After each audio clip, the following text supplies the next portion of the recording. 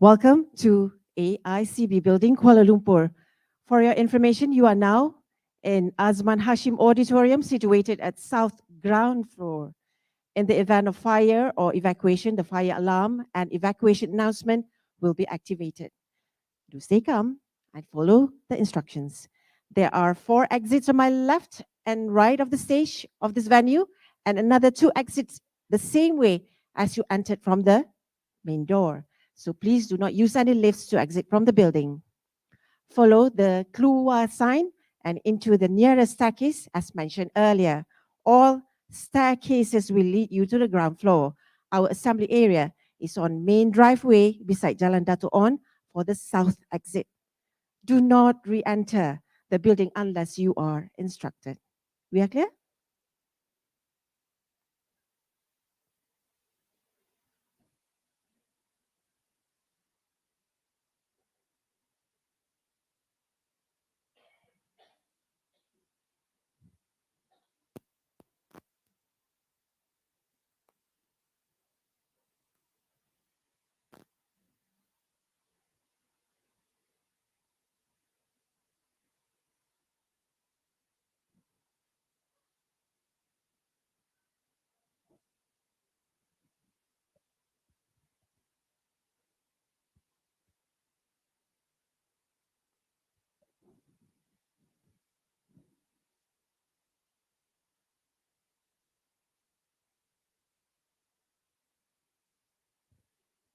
Everyone's good? Everyone's got their breakfast? Great. Amazing. Thank you.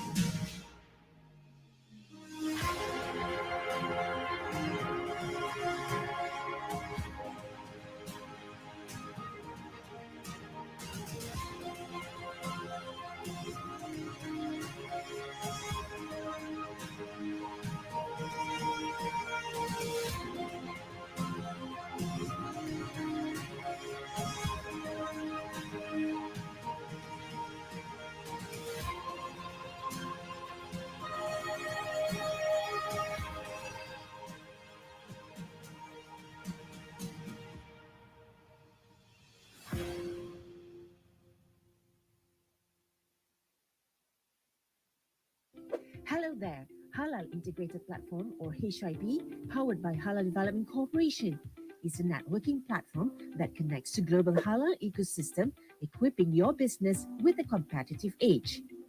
As a HIP member, you can engage internal HDC stakeholders and external strategic partners within the halal industry. So, what do you get as a HIP member? Here you go. You get financial facility, market access, human capital development, business capability development, and halal industry support and facilitation. How does industry players can utilize HIP?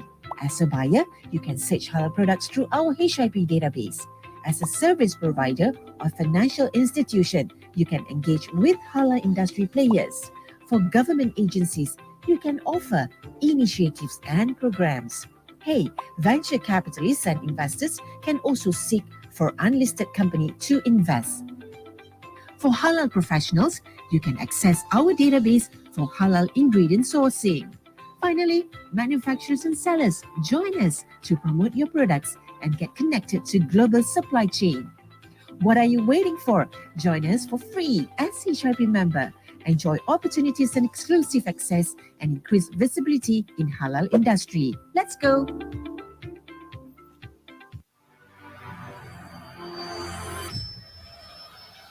HKC 2.0 for halal-related fraternities. HKC encompasses digital library, interactive dashboard, infographics, halal community of practice, and features knowledge management trends in market intelligence, emerging sectors, and impact studies, as well as economic indicators. Sign up at hkc.hdcglobal.com today. Halal Knowledge Center. Explore a new world in halal knowledge.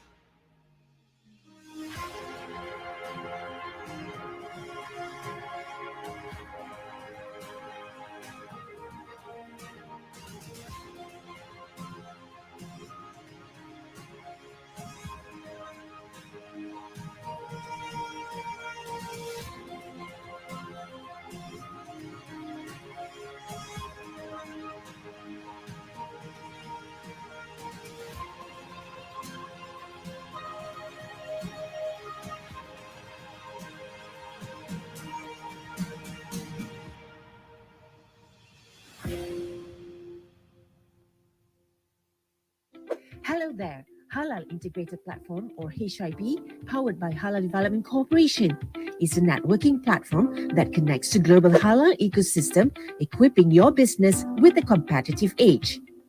As a HIP member, you can engage internal HDC stakeholders and external strategic partners within the halal industry. So, what do you get as a HIP member? Here you go. You get financial facility, market access, human capital development, business capability development, and halal industry support and facilitation. How does industry players can utilize HIP? As a buyer, you can search halal products through our HIP database. As a service provider or financial institution, you can engage with halal industry players. For government agencies, you can offer initiatives and programs. Hey, venture capitalists and investors can also seek for unlisted company to invest. For halal professionals, you can access our database for halal ingredient sourcing. Finally, manufacturers and sellers, join us to promote your products and get connected to global supply chain. What are you waiting for? Join us for free as HIP member. Enjoy opportunities and exclusive access and increase visibility. Assalamualaikum and a very good morning. Before we start, let's smile because it's Sunnah. I would like to invite all the audiences to be seated as the event will begin shortly.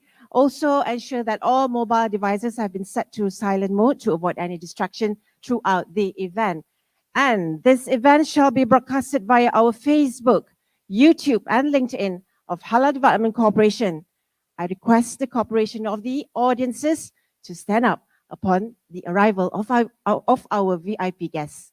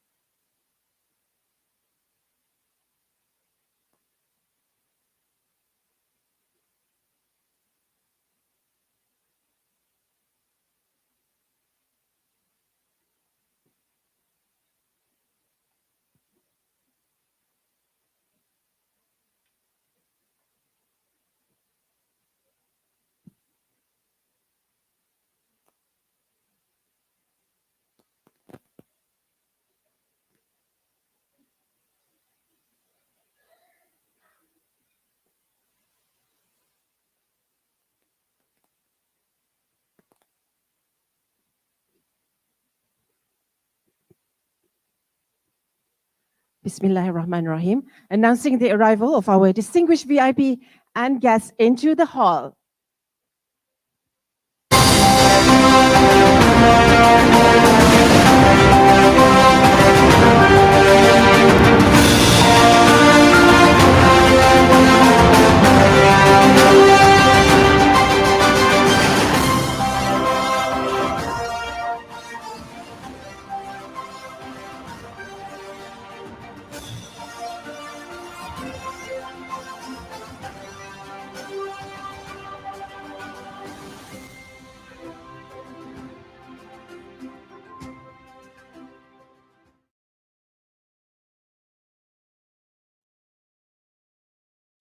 Ladies and gentlemen, selamat datang and welcome to Malaysia Indonesia Halal Forum and Industrial Engagement 2023. To begin our ceremony, we would like to invite Mr. Wan Ali Abbas from Halal Development Corporation Berhad to recite a doa. Mr. Wan Ali, if you please.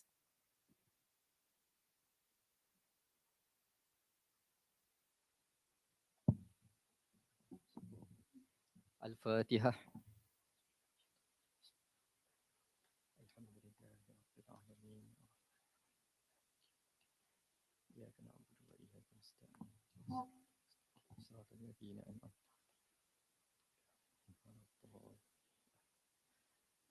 Bismillahirrahmanirrahim. Alhamdulillahi Rabbil Alamin. Wassalatu wassalamu ala ashrafil anbiya'i wal mursalin. Wa ala alihi wa sahbihi ajma'in. Ya Allah, Ya Rahman, Ya Rahim, we express our gratitude to you for allowing us to attend the Malaysia Indonesia Halal Forum and Industry Engagement 2023. On this beautiful day, give us your endless blessing for our ceremony today. Ya Allah, we humbly pray to you, Allah the Almighty, that in this forum, we will be able to gain knowledge, contribute ideas, connect friendship, and provide support in the halal industry. We hope that this initiative will help us position Malaysia as the most competitive country in the global halal industry. Allahumma la sahla illa ma ja'altahu sahla, wa anta taj'al hazna idha syi'ta sahla. Ya Allah, we ask you for the safety of our religion. Kindly give us strength and courage to face the struggle and to gain knowledge. Ya Allah, Ya Rahman, Ya Rahim, you are the one exalted in power, the one full of knowledge, good and evil, between the obvious and the unseen. Protect us from calamity and danger. Guide us to righteousness and to the path of your blessing. We forever seek your blessing toward excellence, glory, and distinction. Allahumma ja'al jam'ana hadha jam'an marhuma wa tafarruqan min ba'dihi tafarruqan ma'suma. Wa la taj'al fina wa la ma'ana syakiyan wa la mahruma. Allahumma inna nas'aluka min fadlika wa rahmatik fa innahu la yamlikuha illa anta. Ya Allah, make our gathering here a blessed one and our dispersion thereafter a guided and protected one, and make easy for us every difficult thing with your special and kindness. For it is easy for us to make every difficult thing and easy. ربنا آتنا في الدنيا حسنة وفي الآخرة حسنة وقنا عذاب النار وصلى الله على سيدنا محمد وعلى آله وصحبه وسلم والحمد لله رب العالمين. تقبل الله منكم. Thank you, Mr. Wan Ali, for the dua recital. Ladies and gentlemen, Yang berbahagia Dato Sri Norazman bin Ayob, Deputy Secretary General, Ministry of International Trade and Industry of Malaysia, His Excellency Hermono, Ambassador Extraordinary and Plenipotentiary, Embassy of the Republic of Indonesia, His Excellency 𝗙𝗢𝗥𝗨𝗠, Ambassador, Embassy of the Republic of Senegal, Yang berbahagia Dato Dr. 𝗚𝗔𝗟𝗔𝗬𝗦𝗜𝗔, Deputy Director General Policy, Jabatan Kemajuan Islam Malaysia, JAKIM, Dr. 𝗘𝗡𝗗𝗨𝗦𝗧𝒐𝗫, Kepala Badan Penyelenggara Jaminan Produk Halal, BPJPH, Kementerian Agama, Republik Indonesia.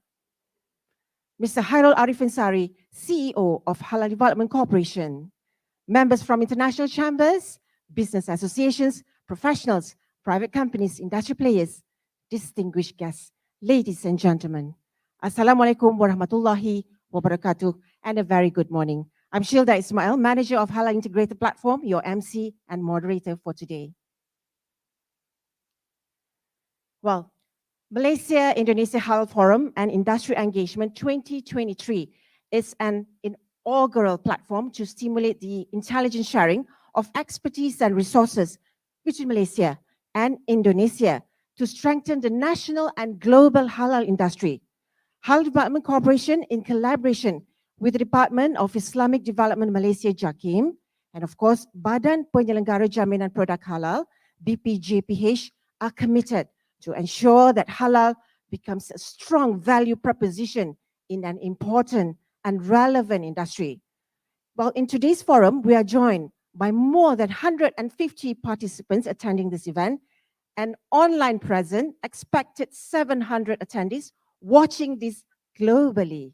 Among the countries present watching this through our virtual platform are Indonesia, Senegal, Canada, Brazil, Azerbaijan, Australia, China, Thailand, Philippines, and many more.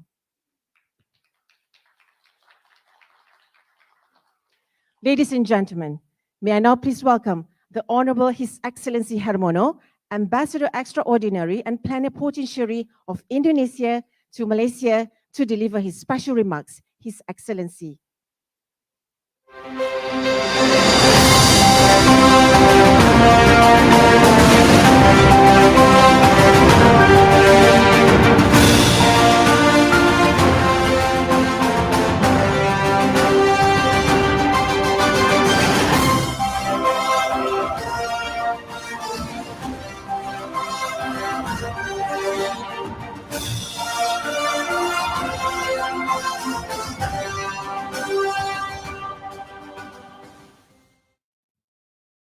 Bismillahirrahmanirrahim.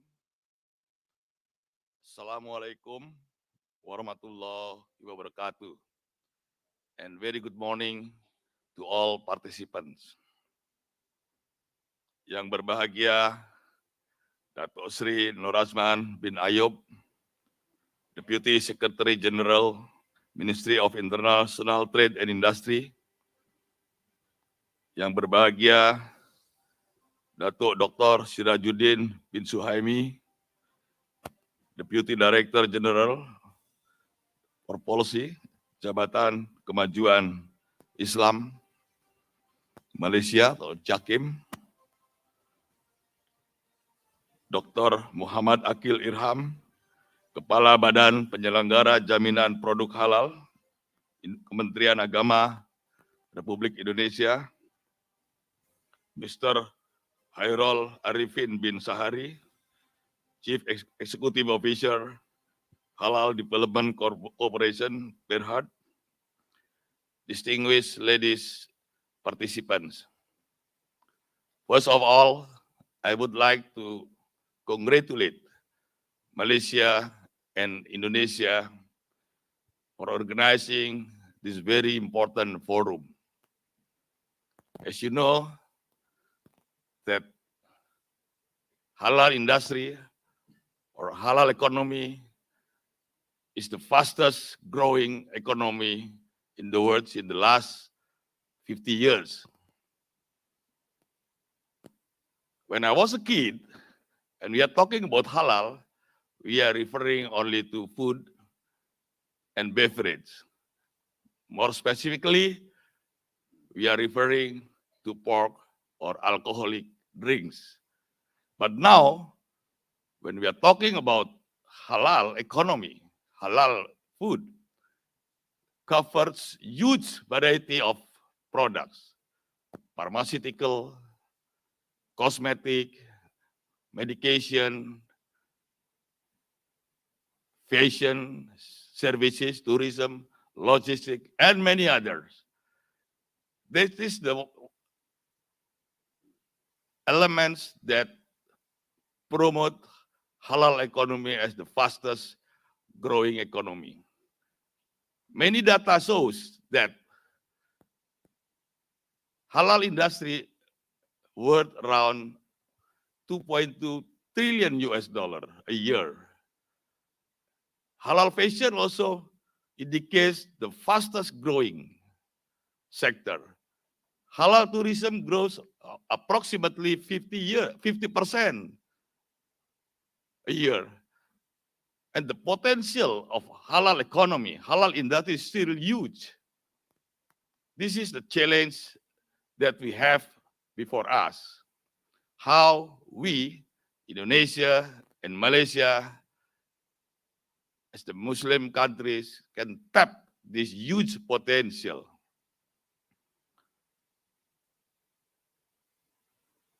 And all data, all predictions shows that the challenge ahead is also very huge. And Indonesia, as the biggest Muslim country, and Malaysia, as the advanced in halal economy or halal industry, can work together in tapping this huge potential for our future generation. When we are talking about halal economy, actually, especially between Indonesia and Malaysia, in many occasions we focus on standardization of halal certificates.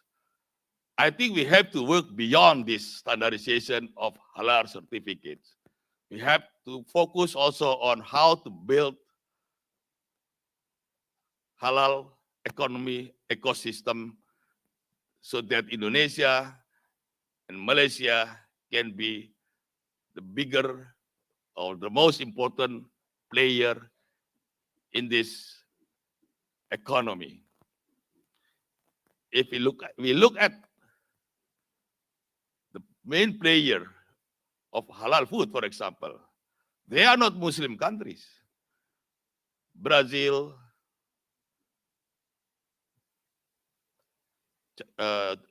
Thailand, Australia, Singapore, all are the main player in the halal food industry.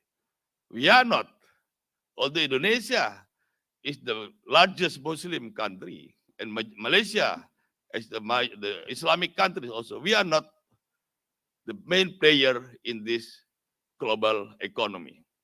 But I believe our two countries can cooperate hand in hand to develop, to tap this huge potential of halal economy.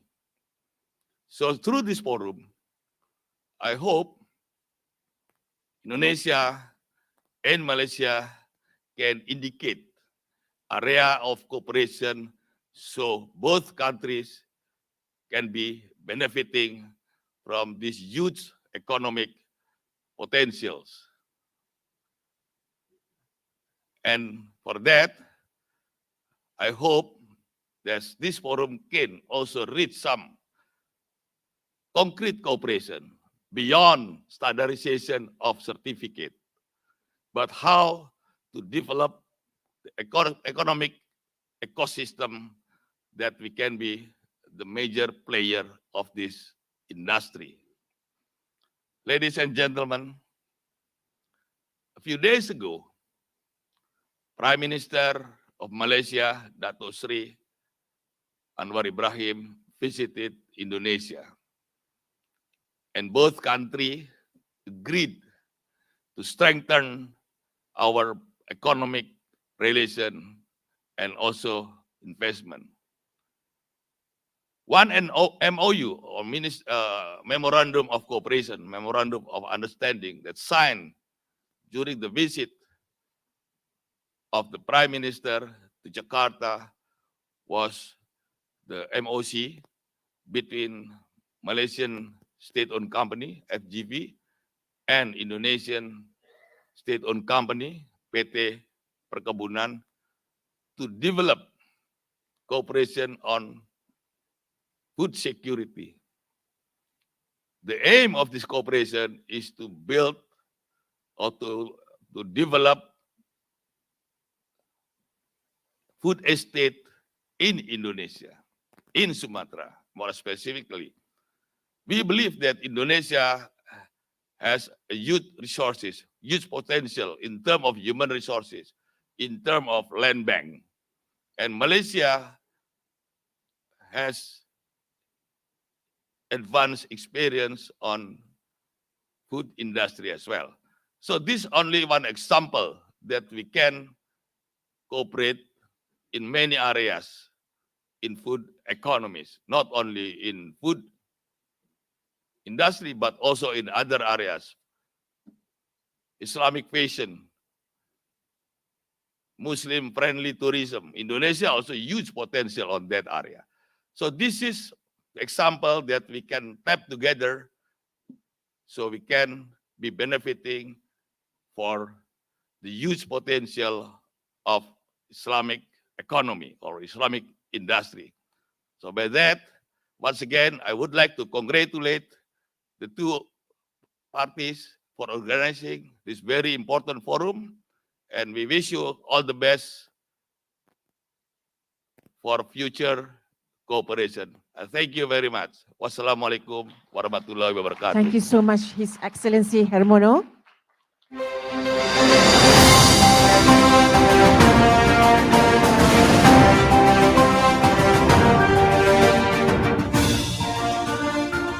Ladies and gentlemen, it is now my pleasure to invite the Honorable Yang Berbahagia Dato Sri Norazman Ayob, Deputy Secretary General of Ministry of International Trade and Industry MITI, to do the honor and deliver his special remarks. Yang Berbahagia Dato Sri.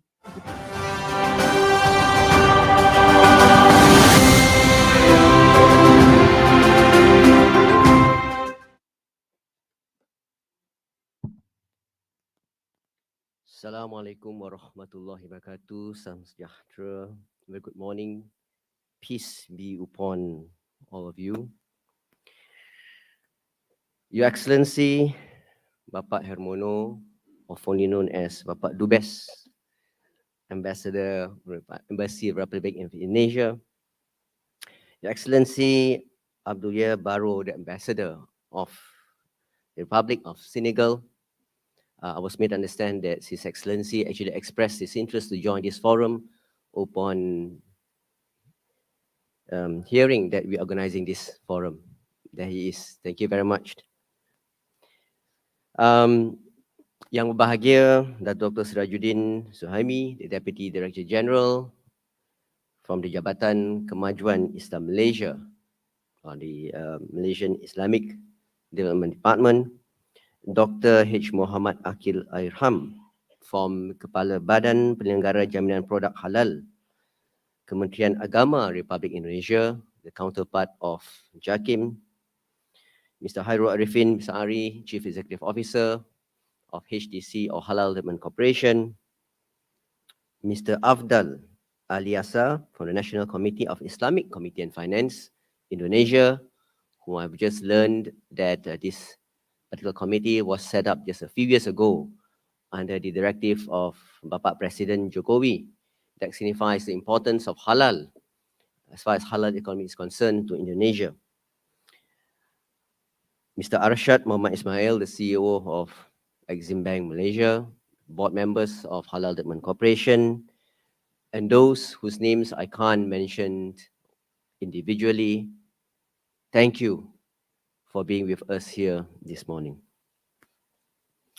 In fact, this morning, if you look at the itinerary of the program, I was given the honor to speak first before the ambassador, Bapak Hermono, but I insisted that Bapak Hermono to be given the honor and privilege to speak before me.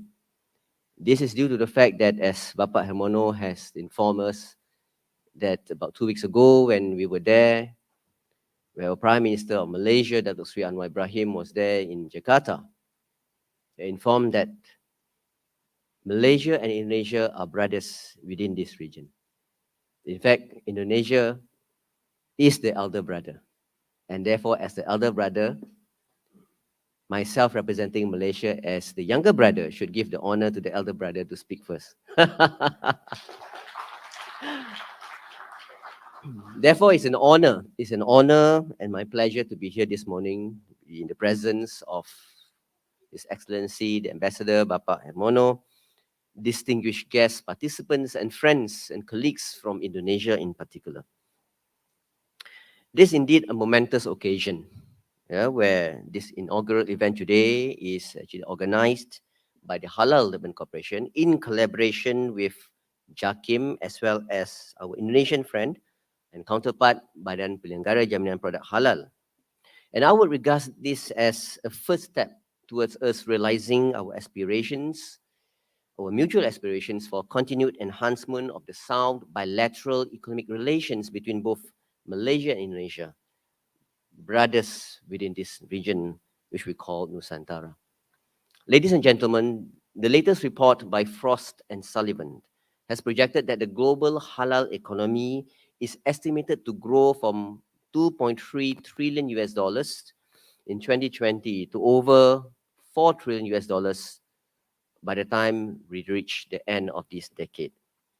The growth projection is, of course, based on rising demand for Muslim products and services from both Muslim and non-Muslim countries alike, as well as enhanced integration of the halal supply chain to the regional as well as global trade and global supply chains.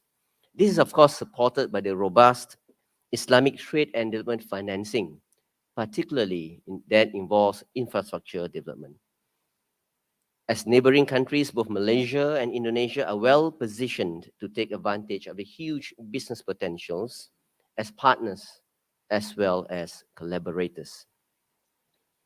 The aim of today's forum is to enable both Malaysian and Indonesian businesses, particularly exporters, to explore how we can address issues and challenges that we faced in our domestic markets, as well as entering markets beyond the ASEAN region. Through this forum, I hope we will be able to understand each other better as far as our respective halal industry ecosystem is concerned, just as Ambassador Hermono has enunciated a while ago, and how we can work towards complementing rather than to compete with each other. Therefore, we are very much pleased with the presence of the government agencies, departments, key stakeholders from Indonesia, which of course include BPJPH, Kementerian Perdagangan Republik Indonesia, Komite Nasional Ekonomi dan Kewangan Syariah, as well as Kamar Dagang dan Industri Indonesia or KADIN. We hope that our agencies, JAKIM, HDC, Exim Bank, and the likes who are here this morning will be able to take this opportunity to gain a better understanding and to enhance our partnership with our friends and colleagues from Indonesia. Malaysia has always viewed Indonesia as an important trading as well as strategic partner in driving growth and development in the global halal industry. Both Malaysia and Indonesia, we enjoy active and multifaceted bilateral relationship that is strongly founded on shared cultural heritage, religious as well as common historical roots. In fact, the recent visit by our Prime Minister to Indonesia has elevated the relations between both Malaysia and Indonesia to a higher level, to a higher strategic partnership level, and therefore we should take advantage of this. Indonesia is our second largest trading partner within ASEAN. And as far as the halal economy is concerned, Indonesia is Malaysia's fifth largest halal trading partner, where halal exports from Malaysia and Indonesia amount to about 10 billion ringgit for the 5-year period from 2017 to 2021. Of course, the food and beverages sector remained the largest halal export sector, followed by halal ingredients, cosmetics, and care. And this is where, as Ambassador Hermono has agreed, that we should go beyond the food and beverages sector.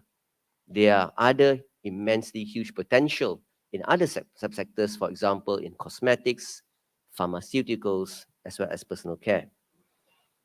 But in order for us to be a powerhouse as far as the global halal economy is concerned, both Malaysia and Indonesia need to work together to identify and overcome existing gaps, strengthen our business environments, integrate our supply chains, as well as harmonized and mutually recognize our respective halal standards.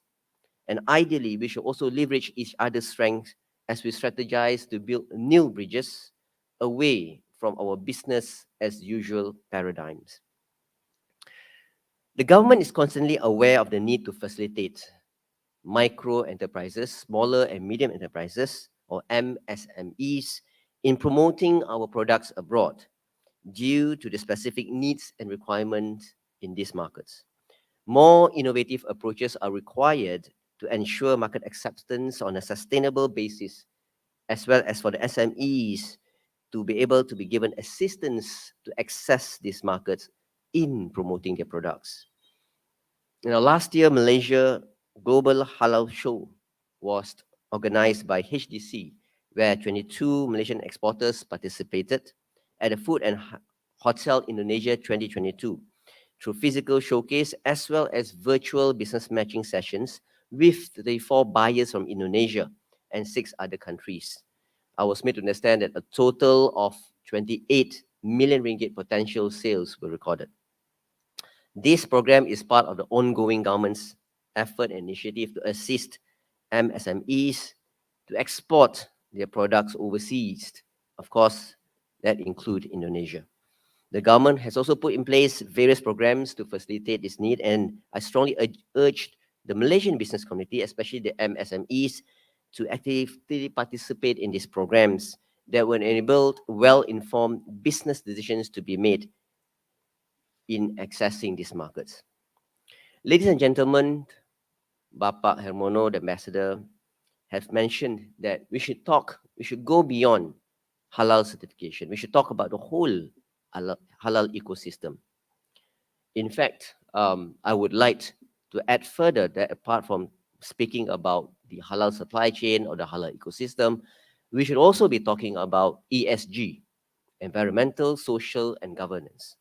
Now, Malaysia, through the Ministry of International Trade and Industry, we have launched our National Investment Policy Framework a few months ago, where this National Investment Policy Framework is anchored on our National Investment Aspirations, or NIA, to ensure that we deliver accelerated and holistic national growth to foreign and domestic investments.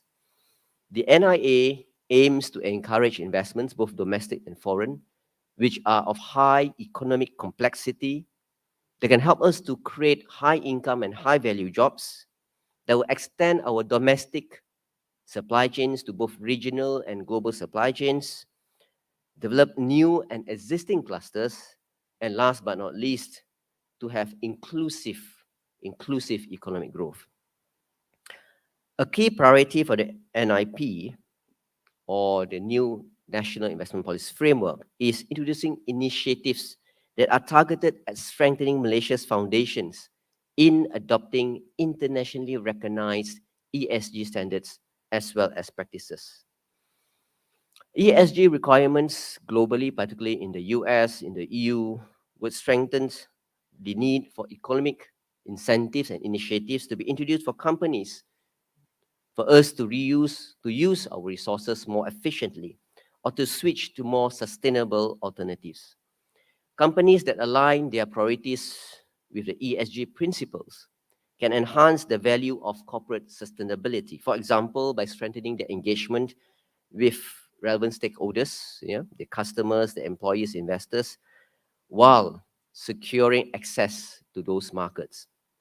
In order to remain relevant in line with global developments, the halal industry will also need to take into consideration two main aspects in terms of ESG, which are ESG compliance in terms of the standards, as well as ESG supply chain resilience. What all these hold for the halal industry and the larger economy is the opportunity for us to develop further the halal supply chain that will meet the highest exacting standards, particularly in relation to environmental sustainability and labor practices. Anas ibn Malik radiallahu anhu narrated that Prophet Muhammad sallallahu alaihi wasallam, peace be upon him, once said, "There is none amongst the Muslims who plant a tree or sow seeds, and then a bird or a person or an animal eats from it, but is regarded as a charitable gift." This hadith signifies the importance that Islam places on conservation of the environment as well as sustainable consumption. And as far as labor rights are concerned, from Sahih al-Bukhari, Prophet Muhammad sallallahu alaihi wasallam, peace be upon him, said, "Your slaves are your brethren, upon whom Allah has given you authority. So if one has one's brethren under one's control, one should feed them with the light of what one eats and clothe them with the light of what one wears. You should not overburden them with what they cannot bear, and if you do so, help them." Hence, the halal economy and industry are expected to adhere to the precepts in Islam in relation to environmental preservation as well as protection of labor rights. And in this respect, Malaysia and Indonesia, we are now brokering new frontiers in terms of labor protection, in terms of how both Malaysia and Indonesia will work towards ensuring that labor mobility between Malaysia and Indonesia are well grounded as far as ESG is concerned. This inaugural forum would represent a very good platform, opportunity for us to communicate and provide high-level insights on the development of the halal industry. The privilege to share collective experiences and expertise as well will lead to a common understanding on the various challenges faced by both our industries, not only in our respective markets, but regionally as well as globally. We will be able to create a more cohesive business environment and transparency in the formulation of halal policies and regulations, as well as requirements. And our goal is to elevate this region into a global halal hub with seamless supply chain connectivity. Inshallah, God willing, I remain hopeful that the deliberations in this forum will effectively address those issues and challenges that both myself and Ambassador have mentioned a while ago, towards greater coherence and solidarity, and to build a new chapter, open a new leaf that will further enhance or advance the strategic partnership between both our nations, Malaysia and Indonesia. With that, I sincerely hope that everyone, all of us here, will have a productive and meaningful sessions during the forum today. With that, I thank you. Thank you, the Honorable Dato Sri Norazman Ayob, for the special remarks.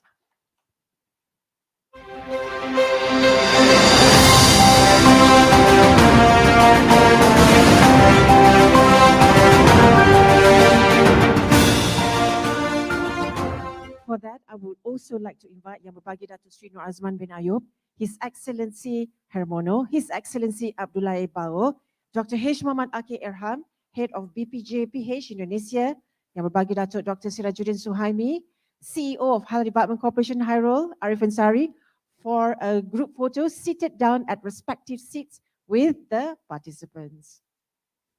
Photographers, do stand by. And 3, 2, 1, smile.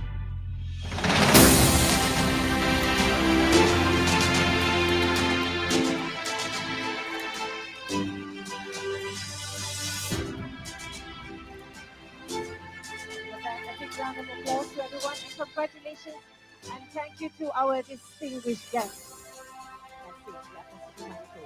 Well, ladies and gentlemen, moving on, we will commence the event session 1, presentation on Malaysia, Indonesia Halal ecosystem and opportunities. For that, I would like to invite speakers, Mr. Hanif Sofyan alias Chief Industry Development Officer, Halal Development Corporation Berhad, HDC, Malaysia. Mr. Afdal Aliasa, Director at National Committee for Islamic Economy and Finance, Committee National Economy dan Keuangan Syariah, KNEKS Indonesia. And I shall be moderating this session 1.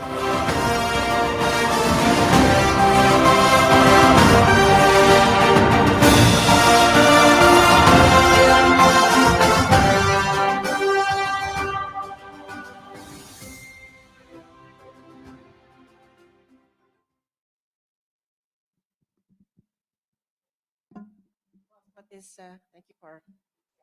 So for section 1, we shall discuss the future of the halal market in Malaysia and Indonesia in terms of products and sectors, the global overview of the halal industry, and highlight the halal business opportunities between Malaysia and Indonesia that can be explored by yes.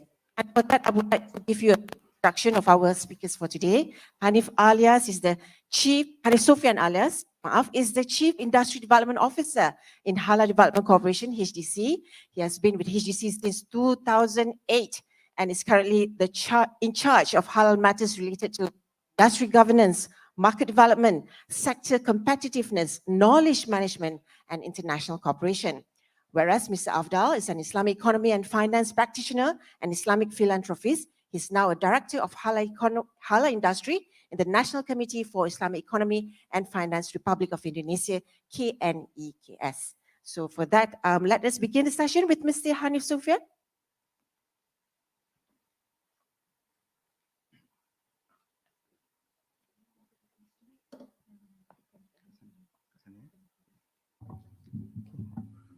Bismillahirrahmanirrahim. Assalamualaikum warahmatullahi wabarakatuh, and a very good morning to everyone here in this room today. His Excellencies, Ambassadors of Indonesia and Senegal, YBhg Dato Sri, all VVIPs, my fellow panelists here, Pak Afdal. So we met last year in Jakarta, June, and we discussed about this forum so many times, and I have visualized for this event in many of my dreams before this, so that this final day come to the time that we are able to share about the cooperations between Malaysia and Indonesia. Ladies and gentlemen, there are so many things that we want to discuss on halal between these two countries, and when I first draft my slides, it was about 100 slides. So MITI was saying that the advice from MITI was saying that you have to cut shorts and just give a few examples of the items that we would like to discuss. So this session is actually about the halal ecosystems. And I will start first by showing the Malaysia halal ecosystem model, which was developed sometime in 2008 by more than 3 institutions. We first gathered to discuss about the development of Halal Industry Master Plan 2030. So this ecosystem is actually a model when we discuss on the important factors, the way forward for Malaysia to move forwards, and the important components on how we want to make sure that the industry players have a good and conducive business environment to grow. So if you look at these diagrams, in my experience, there has been a lot of interpretations on how do we actually describe or understand what this diagram is all about. So the important part is on the middle parts. So if you look at it, I write on the right side here is that in terms of the bottom line, we would like to make sure that the impact that we create to the country when we speak about halal as a value proposition is to accelerate the growth of the sectors and also to elevate the income of our industry players. The outcome of our work should translate into 4 areas. The first one, we discussed yesterday about the integrity. So this has to come first. we have to protect the integrity of halal to our consumers. And then we also need to look into how can we make sure halal as a value propositions provide value in terms of trade, investment, and also employments. And to do this, we have identified in Malaysia 8 areas of interventions or focus areas that we need to work on so that we can provide a conducive business environments to our industry players. So the 8 areas, this is where I think we'd like to discuss today, but I will not go through to all because I think, for example, the first one, the conformity assessments, we have a very interesting sessions this afternoon when we have a representative from JAKIM and also BPJPH to discuss about the standards and certifications between the two countries and what are the current status of how we move forward after this. There are a few areas that I will take examples on these examples, but before that,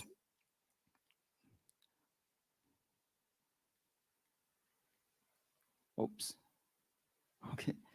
In order for Malaysia to move forward, we need a proper guideline. So Malaysia has developed what we call as Halal Industry Master Plan, HIMP 2030. So this is treated as the national strategic plans to realize the potentials of halal industry in Malaysia. When I first met Pak Afdal in Jakarta, so Indonesia was also in the process of developing their master plan in halal. And this master plan is going to be finalized sometime first quarter of this year. There was a slight, revisions to this document after we had this pandemic, COVID-19 in 2020, which was the initial date for us to release this plan. So between Malaysia and Indonesia, I think as what was mentioned by His Excellency Hermono just now, by YBhg Dato Sri Norazman, is about strengthening cooperations between these two countries. And I think the most important cooperations that the agenda in this cooperation is to actually create opportunities for us to move forward and at the same time to reduce barriers for our industry players to do business. So Malaysia and Indonesia, I think in terms of halal, we have been working for quite some time. There has been many areas that we discuss in terms of certifications, recognitions of standards, cooperation in terms of private sectors. HDC had a MOU with KADIN many years ago to speak about how we can help SMEs to participate in digital economy and so on. There's a lot of discussion has been made. And there are also a lot of challenges that we are facing. These sessions, after these sessions, I think there will be a separate discussion to discuss about the private, private initiatives that has been done to actually improve market access, environment for both countries.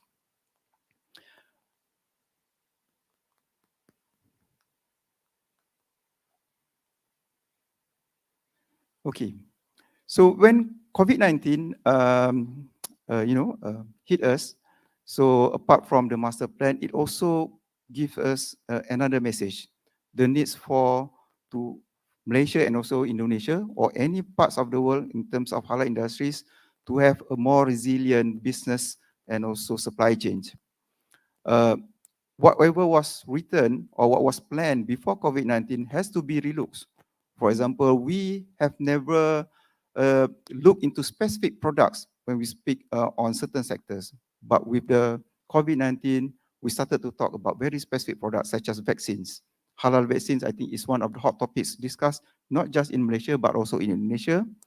And because of the disruption in the supply chain, some businesses has to change their business model.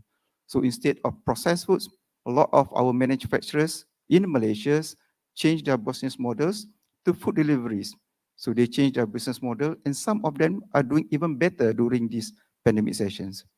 So this key message shows us that even though the pandemic leave us with a lot of negative impacts, but it also provides us new opportunities to look at how we do business even in halal, not just for the business community, but also in terms of the public sectors. How do we support the industries? How do we make more efficient deliveries so that we can provide a conducive business environment to the industries, leading to a better and more sustainable halal ecosystem? So today, I would like to share 3 areas in terms of our halal ecosystem that is very important to Malaysia right now, and hopefully these 3 areas can also be looked by our counterparts in Indonesia, so that there is a mutual or interest of collaborations other than the certification and standards, which will be discussed this afternoon, or even the market access. The first one is about talent development. I think now it's very important to focus on talent, because in whatever that we do, we need people or expertise in each of these fields, not just on the compliance aspects, but also on other aspects. For example, right now, if our talent development programs in Malaysia focus a lot on how do companies comply with the Malaysian regulations, now we also need Malaysian talent to understand about how do we comply to Indonesian requirements, so that they can provide value-added services or advisories to the companies on how do we strategically move into other parts of the world. I suppose similarly goes to Indonesia. That's why we have this forum today, so the talent can understand not just about compliance in certain areas, but also in multiple areas, and can come up with a very a holistic approach in terms of how businesses approach this industry better. So in Malaysia, this diagram shows that this is the framework that we have in Malaysia. Probably we can share or discuss this with the Indonesian counterparts. We even start our talent development right from the primary school and secondary schools. Why? Because we would like to develop, or we would like to have a well-informed community about halal. We want to start from the early stage of their years to understand why halal and what halal means to them. And as they go further, at the industry level or even at university levels, we'll start creating people who are talented in academics, in the skill workforce, and eventually become professionals who can not just service the industry in Malaysia or Indonesia originally, but also service the halal industries globally. So this is what we are looking at. We hope this is something that can create interest with our counterparts in Indonesia.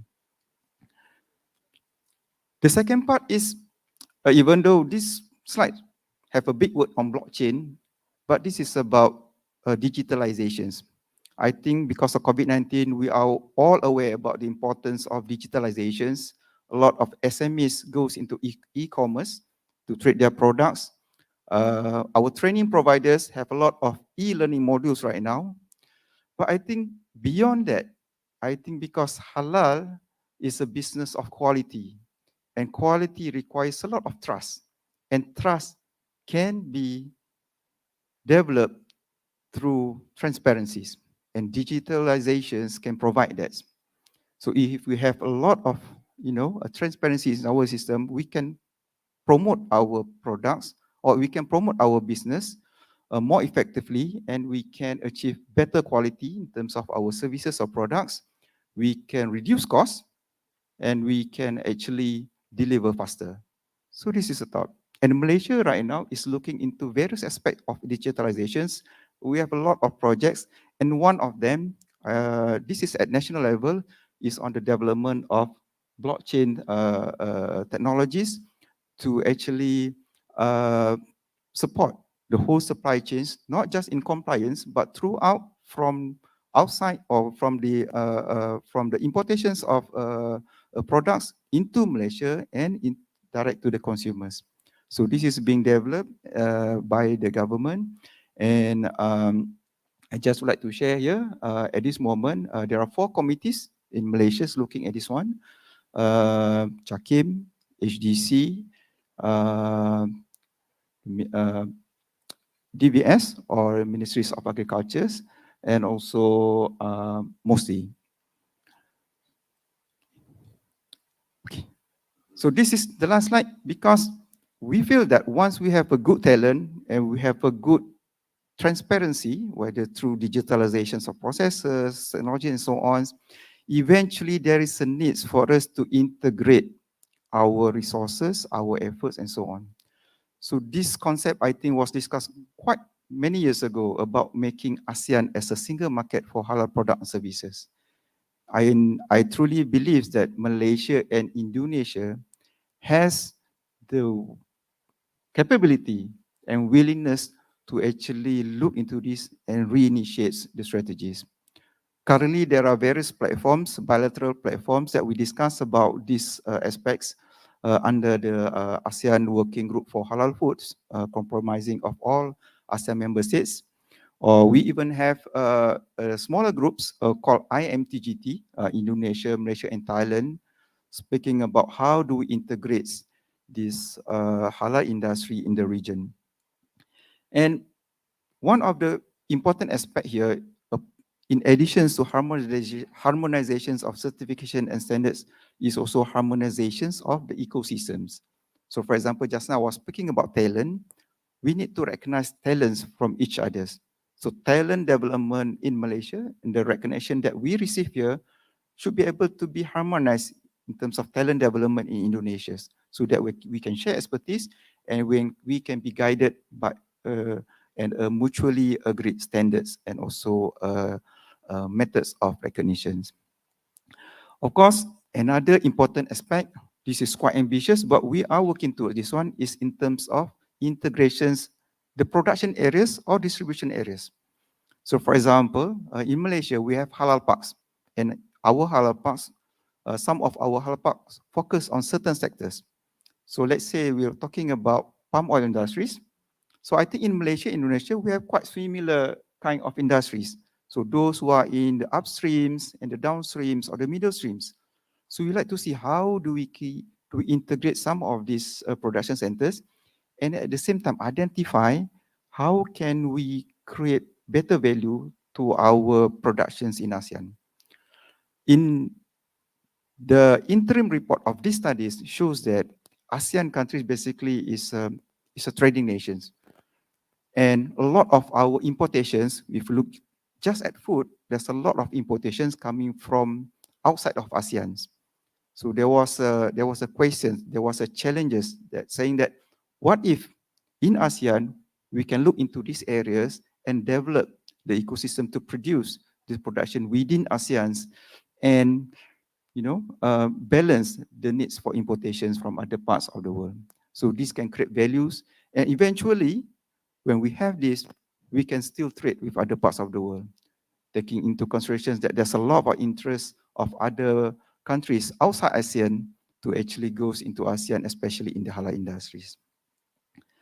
So I think that's all from me today, because not many slides, and we throw some of the examples. So after this, I think we will have a view or perspective from Pak Afdal. And with that, I think I end my presentation here to allow for Pak Afdal to share his thoughts. Thank you. All right, thank you so much, Hani Sofyan Alias. So moving on to Pak Afdal Aliasa, silakan.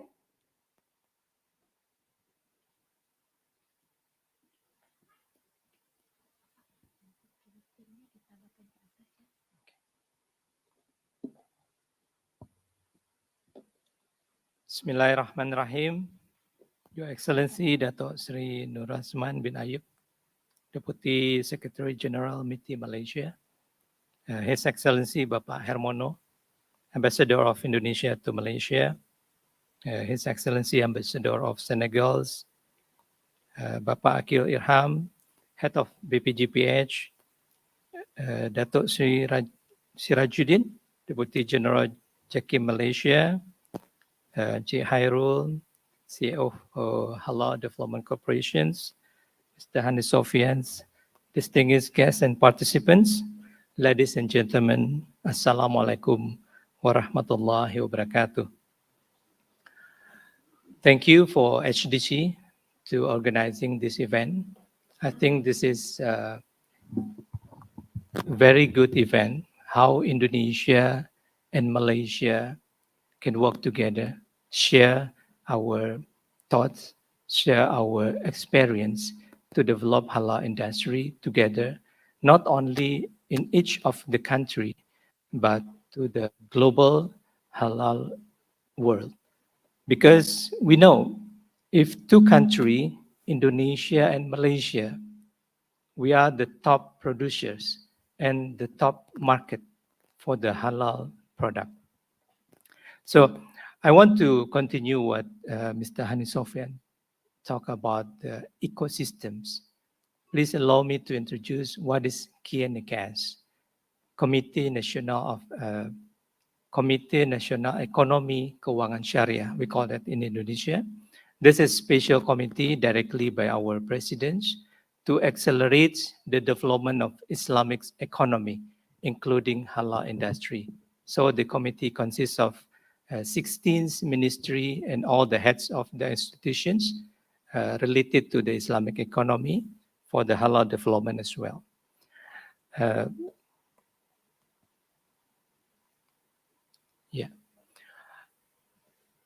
Mr. Hani Sofyan say about the ecosystems. Development of the ecosystems can be done by each the country, but I think we need to see how we can collaborate to develop the ecosystems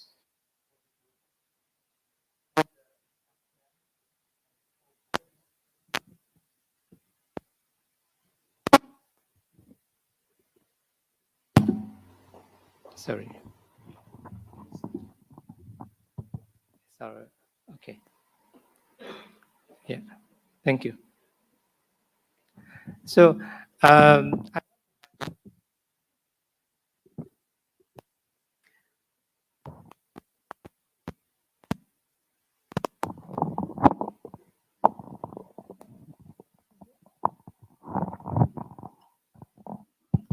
okay. So I want to highlight the initiative from Indonesia to strengthening the global trade of the halal product. We call it codification of halal export and imports.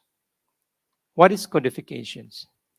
When we talk about the halal ecosystems, halal industry, halal statistic, we maybe don't have exactly numbers. How big the export, how big the import, how to recognize the flow of the product outgoing and incoming to our country, to around the world, to the market. Because the development of the industry need to have more informations. So we want to open the information of the halal to around the world through the codifications mechanisms. So what is it? The purpose of halal codifications is to integrate the halal certified goods data with export and import transactions using harmonized system code. Ladies and gentlemen, the guests, for the industry players, you must know the HS code. We are using HS code for export and import transactions. And when we understand and we have a mapping between HS code and the halal certification data, we'll open our information more. We will know where the halal products coming and where the halal products deliver. So this is to strengthening the integrity of the halal informations. When the exporter and importer exchange the informations of the halal through the mechanism customs, so the integrity, the buyer and seller will not only depend on the paper certificates, but electronic exchange will be benefit for each other. And I think this year is very momentum for us. For Indonesia, this year is our presidency for the Asian group, but we only want to know about not for Indonesia, but for the Malaysia and also our ASEAN members country. The initiative will strengthen the trade between the buyer and seller in Indonesia and also the countries. Okay. What is it? The recent development of the codifications, what we have done in Indonesia. I want to introduce to all the distinguished guests and participants here. We doing the synchronizing data from the BPGPH central data certification number to our customs data and to our, what we call it, national single window.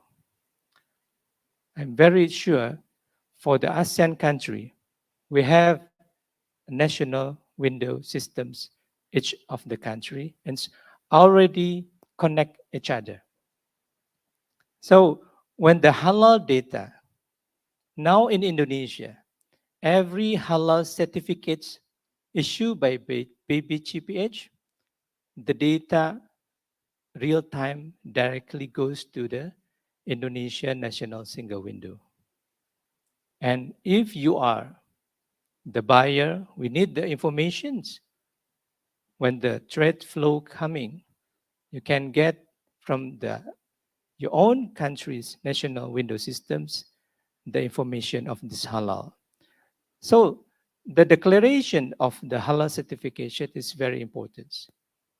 We are doing this just recently, a couple months ago, and now we have a very, very good statistics for the halal trade and halal industry.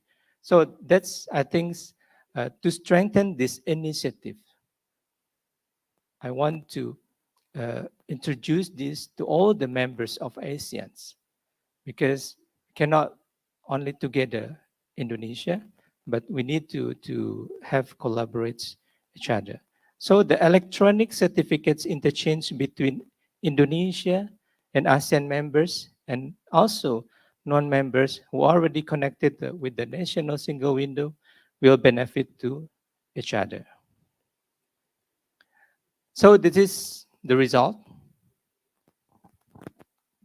Now we can see our Indonesia halal product reach more than 50 countries and even more.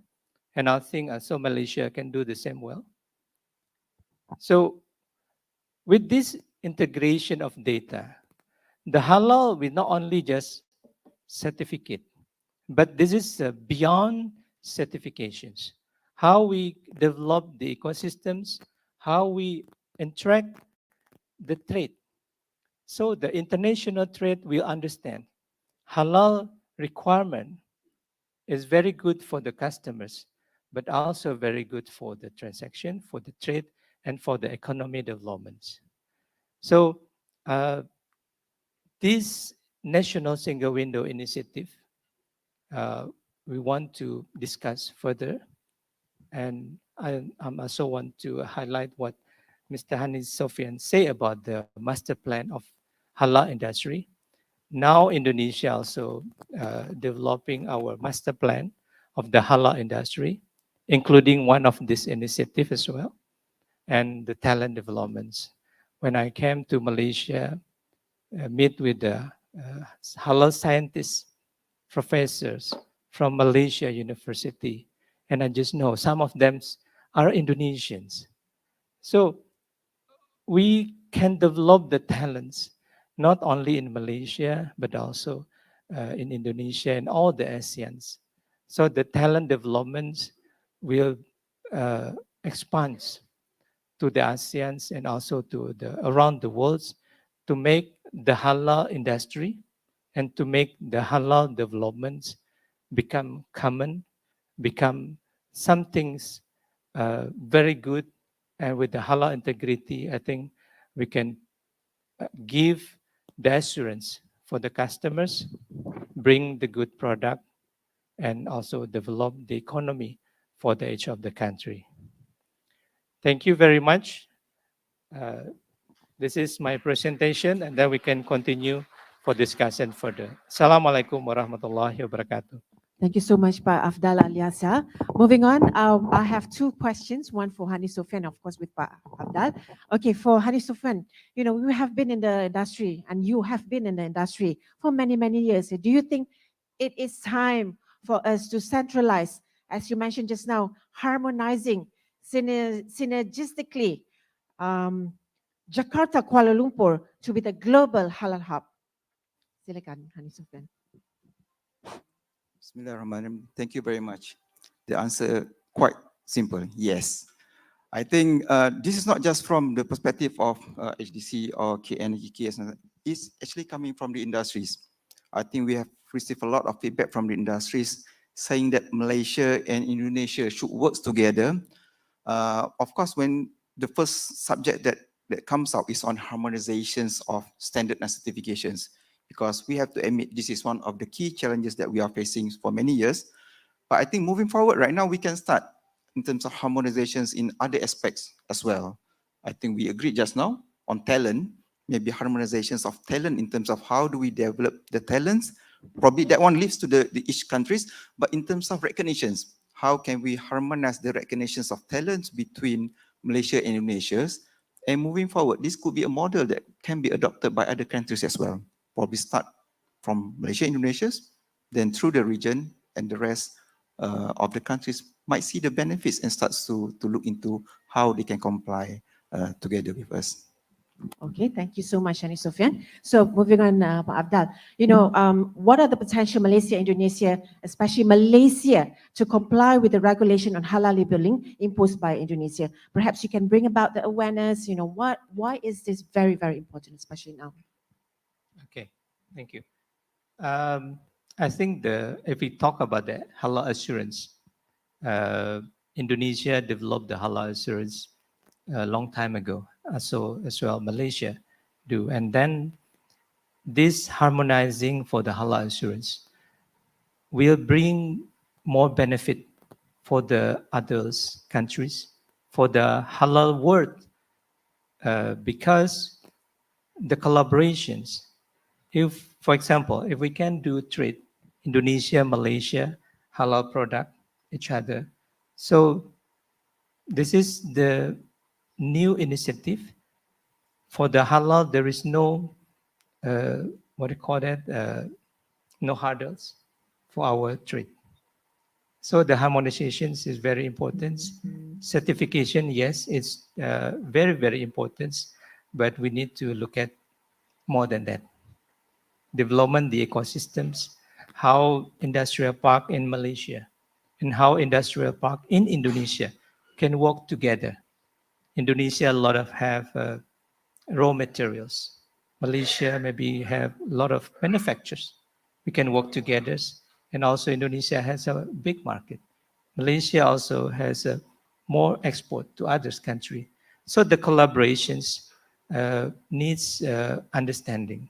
So the mutual collaboration for the halal standard will be started from that. Okay, thank you so much, Pak Afdal. All right, we have come to the end of the session one for today. Thank you so much for your insights and also your valuable information from Hani Sofyan and also Afdal for this session. Ladies and gentlemen, we appreciate your good feedback. Do flash your QR code on screen to give your feedback form. We shall take a short break and do come back at 11:15 for session two. Okay? Thank you.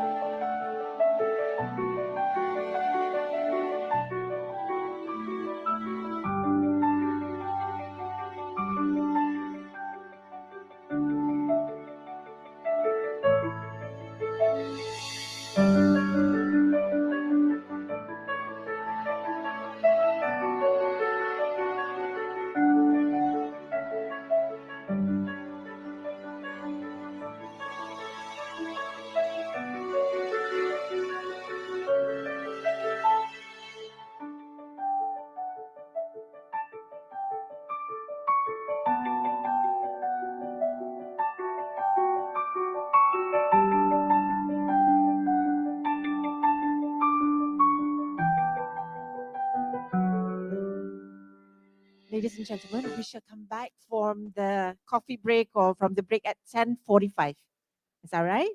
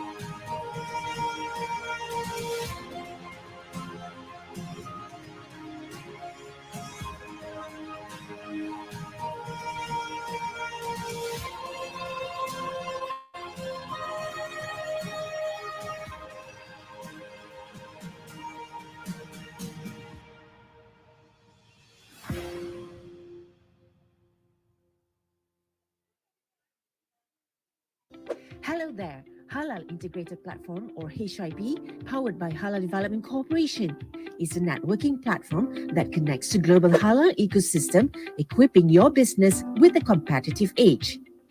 As a HIP member, you can engage internal HDC stakeholders and external strategic partners within the halal industry. So, what do you get as a HIP member? Here you go. You get financial facility, market access, human capital development, business capability development, and halal industry support and facilitation. How does industry players can utilize HIP? As a buyer, you can search halal products through our HIP database. As a service provider or financial institution, you can engage with halal industry players. For government agencies, you can offer initiatives and programs. Hey, venture capitalists and investors can also seek for unlisted company to invest. For halal professionals, you can access our database for halal ingredient sourcing. Finally, manufacturers and sellers join us to promote your products and get connected to global supply chain. What are you waiting for? Join us for free as HIP member. Enjoy opportunities and exclusive access and increase visibility in halal industry. Let's go!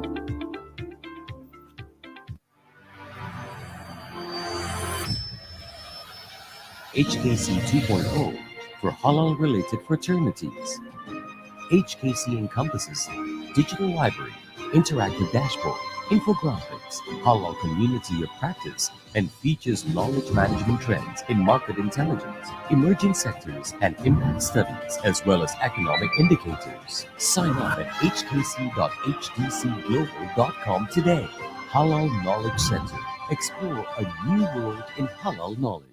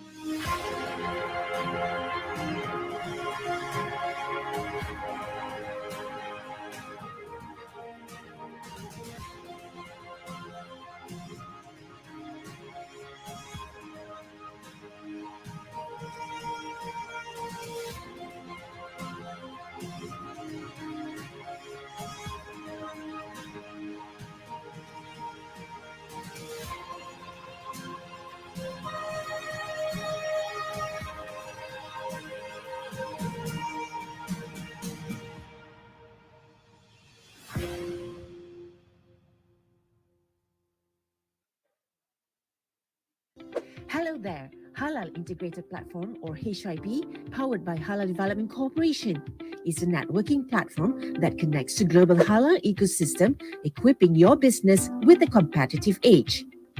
As a HIP member, you can engage internal HDC stakeholders and external strategic partners within the halal industry. So, what do you get as a HIP member? Here you go. You get financial facility, market access, human capital development, business capability development, and halal industry support and facilitation. How does industry players can utilize HIP? As a buyer, you can search halal products through our HIP database. As a service provider or financial institution, you can engage with halal industry players. For government agencies, you can offer initiatives and programs. Hey, venture capitalists and investors can also seek for unlisted company to invest. For halal professionals, you can access our database for halal ingredient sourcing. Finally, manufacturers and sellers join us to promote your products and get connected to global supply chain. What are you waiting for? Join us for free as HIP member. Enjoy opportunities and exclusive access and increase visibility in halal industry. Let's go!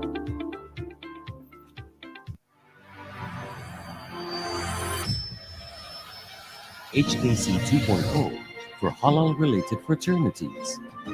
HKC encompasses digital library, interactive dashboard, infographics, halal community of practice, and features knowledge management trends in market intelligence, emerging sectors, and impact studies, as well as economic indicators. Sign up at hkc.hdcglobal.com today.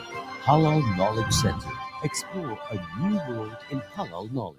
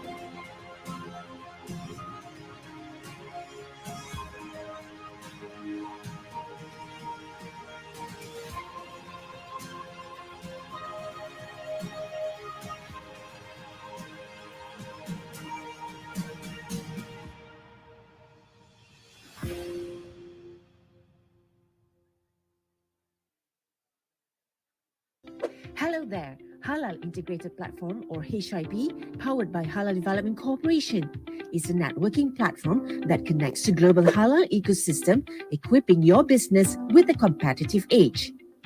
As a HIP member, you can engage internal HDC stakeholders and external strategic partners within the halal industry. So, what do you get as a HIP member? Here you go. You get financial facility, market access, human capital development, business capability development, and halal industry support and facilitation. How does industry players can utilize HIP? As a buyer, you can search halal products through our HIP database. As a service provider or financial institution, you can engage with halal industry players. For government agencies, you can offer initiatives and programs. Hey, venture capitalists and investors can also seek for unlisted company to invest. For halal professionals, you can access our database for halal ingredient sourcing. Finally, manufacturers and sellers join us to promote your products and get connected to global supply chain. What are you waiting for? Join us for free as HIP member. Enjoy opportunities and exclusive access and increase visibility in halal industry. Let's go!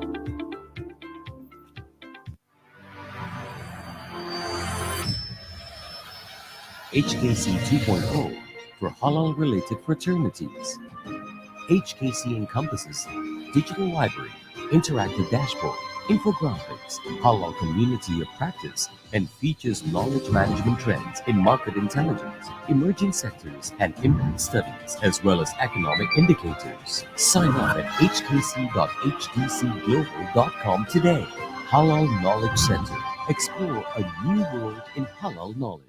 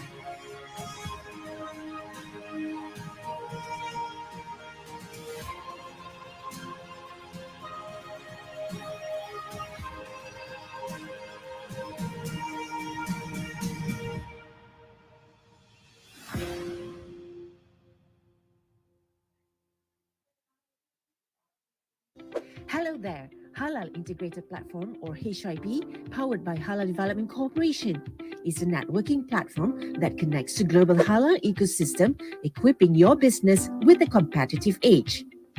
As a HIP member, you can engage internal HDC stakeholders and external strategic partners within the halal industry. So, what do you get as a HIP member? Here you go.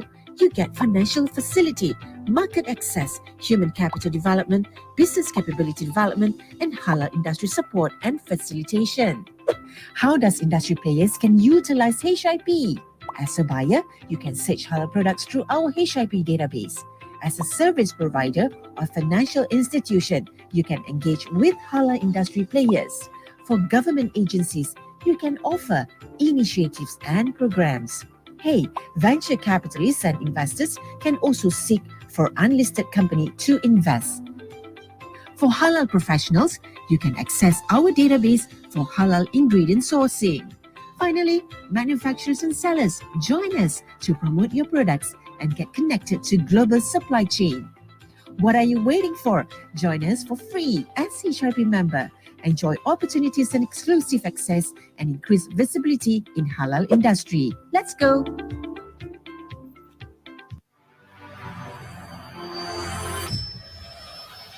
HKC 2.0 for halal-related fraternities. HKC encompasses digital library, interactive dashboard, infographics, halal community of practice, and features knowledge management trends in market intelligence, emerging sectors, and impact studies, as well as economic indicators. Sign up at hkc.hdcglobal.com today. Halal Knowledge Center. Explore a new world in halal knowledge.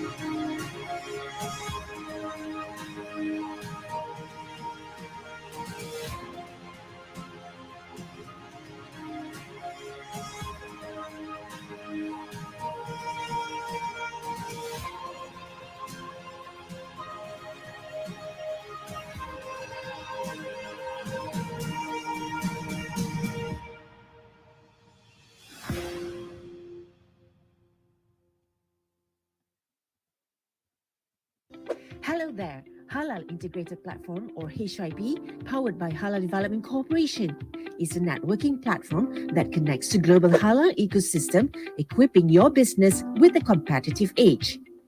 As a HIP member, you can engage internal HDC stakeholders and external strategic partners within the halal industry. So, what do you get as a HIP member? Here you go. You get financial facility, market access, human capital development, business capability development, and halal industry support and facilitation. How does industry players can utilize HIP? As a buyer, you can search halal products through our HIP database. As a service provider or financial institution, you can engage with halal industry players. For government agencies, you can offer initiatives and programs. Hey, venture capitalists and investors can also seek for unlisted company to invest. For halal professionals, you can access our database for halal ingredient sourcing.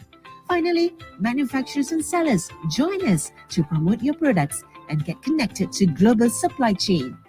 What are you waiting for? Join us for free as HIP member. Enjoy opportunities and exclusive access and increase visibility in halal industry. Let's go!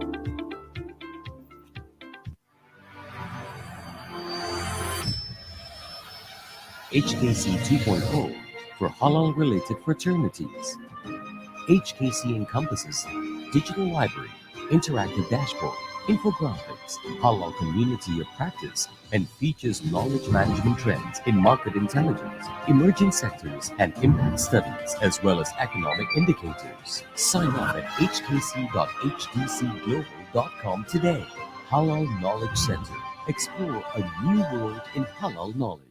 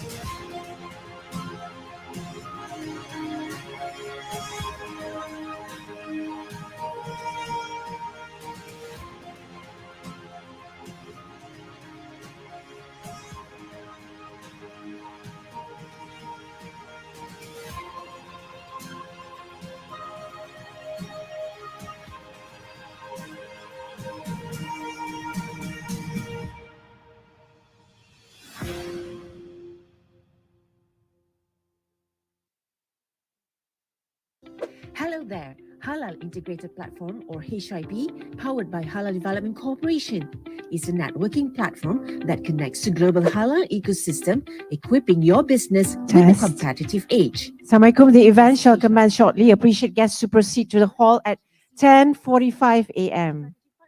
Within the halal industry. So, what do you get as a HIP member? Here you go. You get financial facility, market access, human capital development, business capability development, and halal industry support and facilitation. How does industry players can utilize HIP? As a buyer, you can search halal products through our HIP database. As a service provider or financial institution, you can engage with halal industry players. For government agencies, you can offer initiatives and programs. Hey, venture capitalists and investors can also seek for unlisted company to invest. For halal professionals, you can access our database for halal ingredient sourcing. Finally, manufacturers and sellers, join us to promote your products and get connected to global supply chain. What are you waiting for? Join us for free as HRP member. Enjoy opportunities and exclusive access and increase visibility in halal industry. Let's go!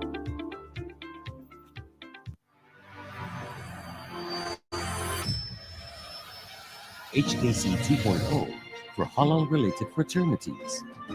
HKC encompasses digital library, interactive dashboard, infographics, halal community of practice, and features knowledge management trends in market intelligence, emerging sectors, and impact studies, as well as economic indicators. Sign up at hkc.hdcglobal.com today.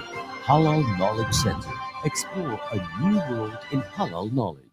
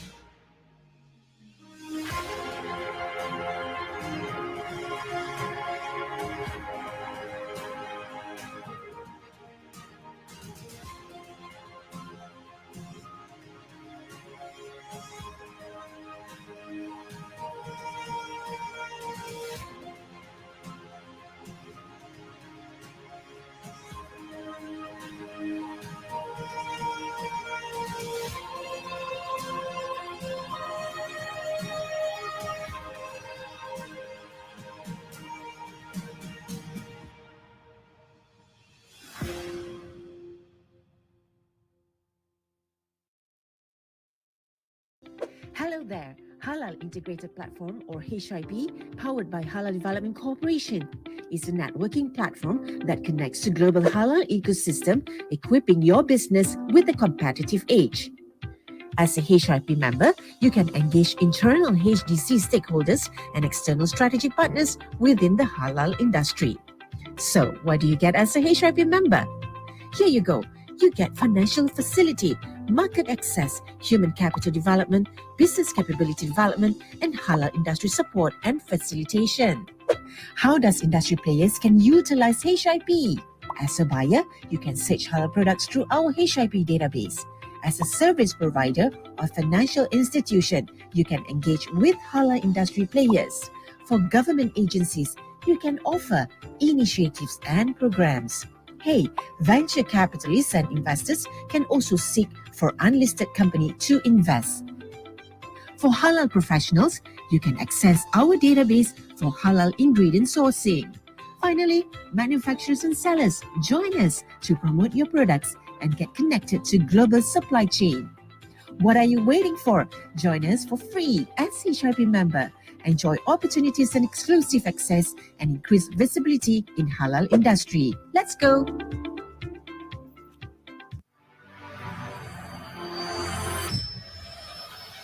HKC 2.0 for halal-related fraternities.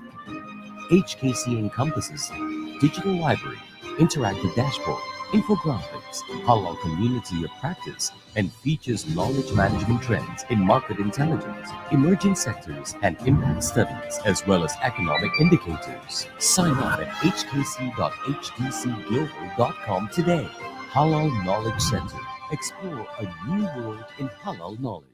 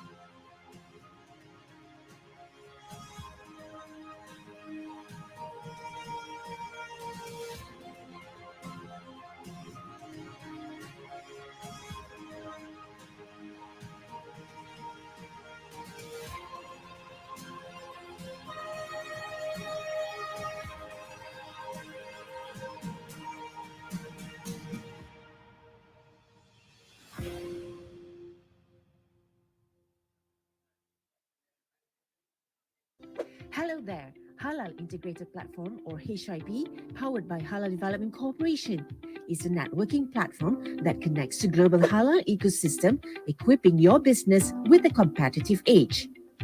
As a HIP member, you can engage internal HDC stakeholders and external strategic partners within the halal industry.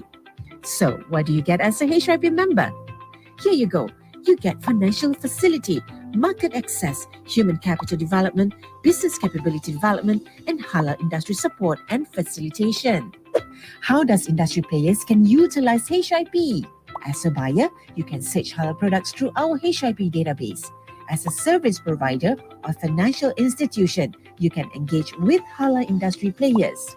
For government agencies, you can offer initiatives and programs. Hey, venture capitalists and investors can also seek for unlisted company to invest. For halal professionals, you can access our database for halal ingredient sourcing. Finally, manufacturers and sellers join us to promote your products and get connected to global supply chain. What are you waiting for? Join us for free as HIP member.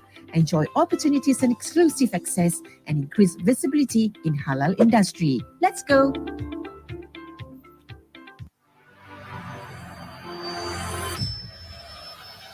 HKC 2.0 for halal-related fraternities. HKC encompasses digital library, interactive dashboard, infographics, halal community of practice, and features knowledge management trends in market intelligence, emerging sectors, and impact studies, as well as economic indicators. Sign up at hkc.hdcglobal.com today. Halal Knowledge Center. Explore a new world in halal knowledge.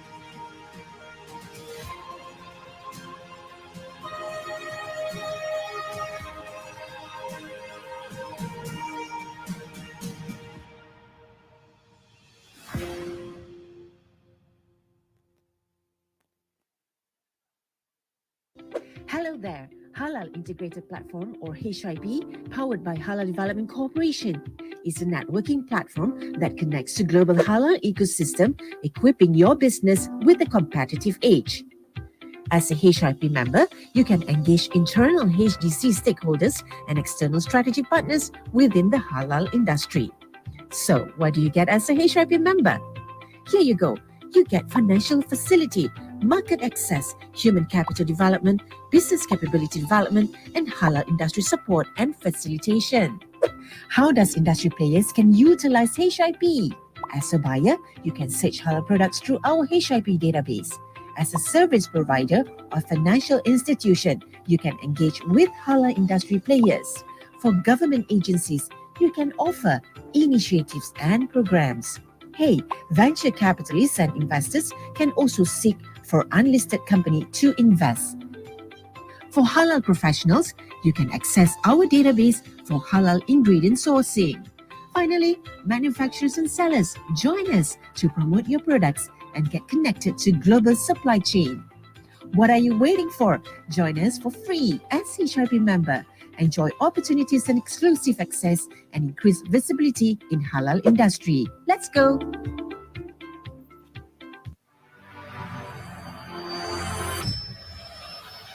HKC 2.0 for halal-related fraternities.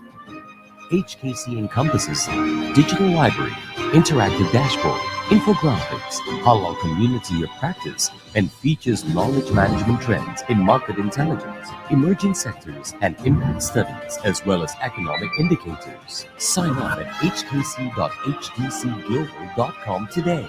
Halal Knowledge Center. Explore a new world in halal knowledge.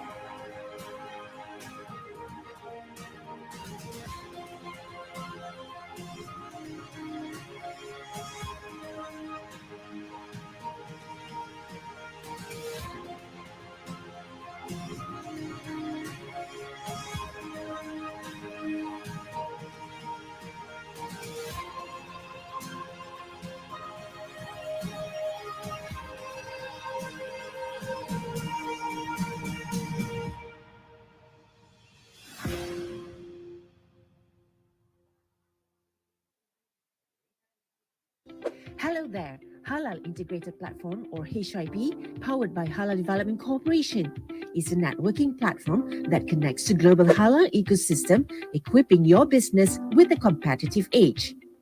As a HIP member, you can engage internal HDC stakeholders and external strategy partners within the halal industry. So, what do you get as a HIP member? Here you go. You get financial facility, market access, human capital development, business capability development, and halal industry support and facilitation. How does industry players can utilize HIP? As a buyer, you can search halal products through our HIP database. As a service provider or financial institution, you can engage with halal industry players. For government agencies, you can offer initiatives and programs.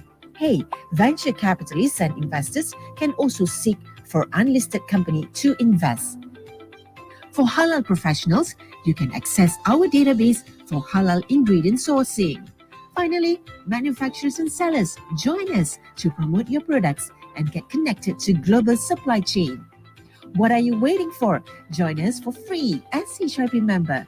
Enjoy opportunities and exclusive access and increase visibility in halal industry. Let's go!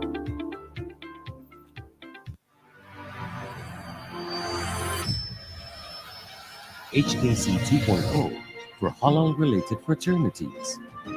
HKC encompasses digital library, interactive dashboard, infographics, halal community of practice, and features knowledge management trends in market intelligence, emerging sectors, and impact studies, as well as economic indicators. Sign up at hkc.hdcglobal.com today. Halal Knowledge Center. Explore a new world in halal knowledge.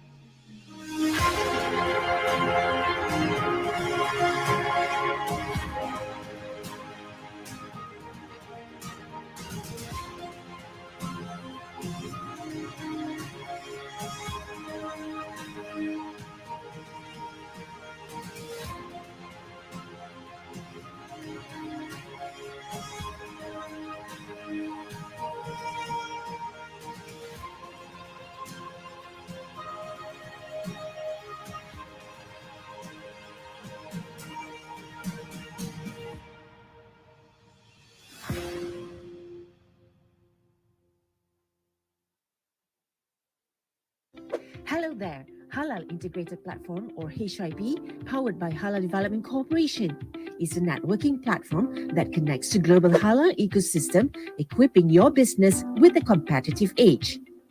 As a HIP member, you can engage internal HDC stakeholders and external strategy partners within the halal industry.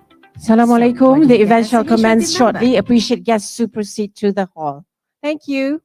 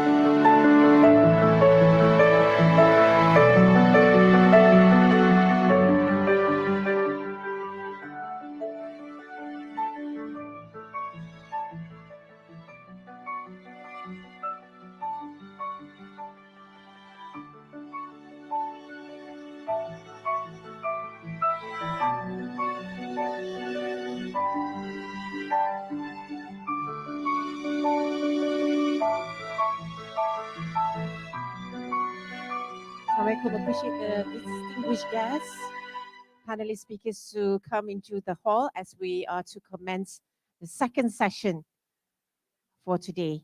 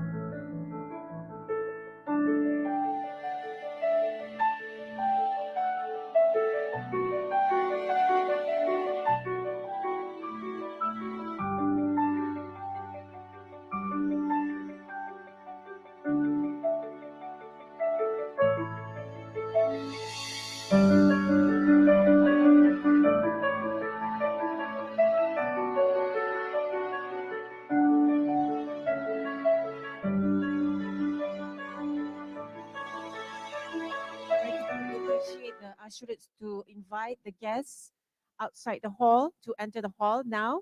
We are commencing the event soon.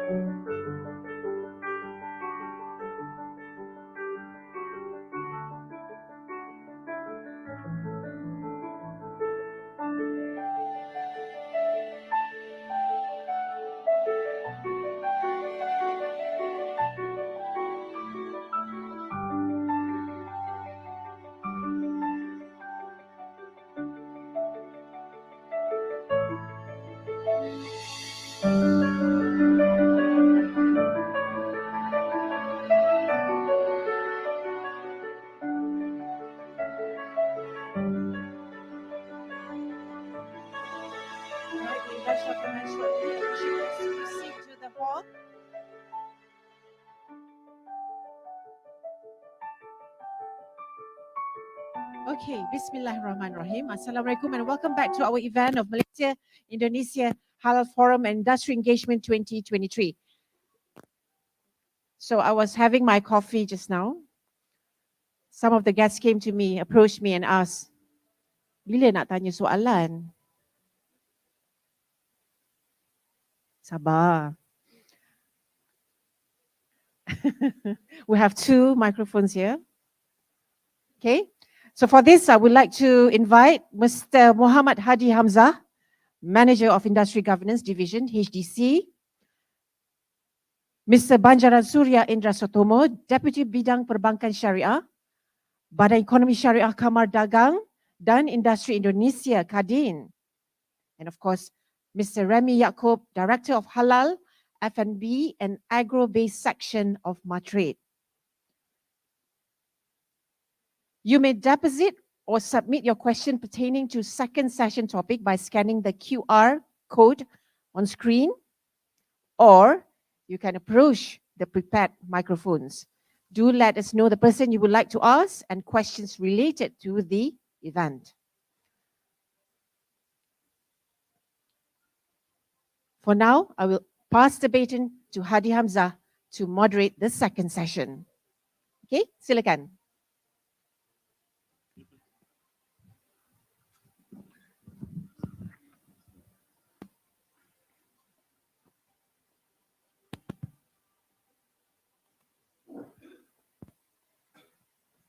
Good morning.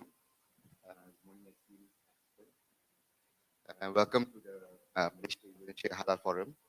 Today, we are delighted to have representatives by both the government, Malaysia and Indonesia. I would say the hardest behind the scene working organizations focusing on halal trade and economy, with the focus today on making Malaysia, Indonesia your global halal supply chain. The session will discuss about how to make Malaysia and Indonesia the gateway to the global halal supply chain through the empowerment of regional relations between Malaysia and Indonesia in the halal sphere. This session can shed light on current challenges and opportunities in trade activities in the halal industry, and therefore questions are welcome. We will have two presentations by the panelists, about 15 minutes each, followed by questions and answer sessions at the end of it for about 30 to 45 minutes. Just to reiterate, at the end of the presentation and the start of the Q&A session, interested participants can deposit questions. QR code flashed later, correct? Yeah, okay. Through the QR code flash at the end of the presentations, and interested participants can also form beelines at the questions at the microphones prepared to the left and right of the aisles.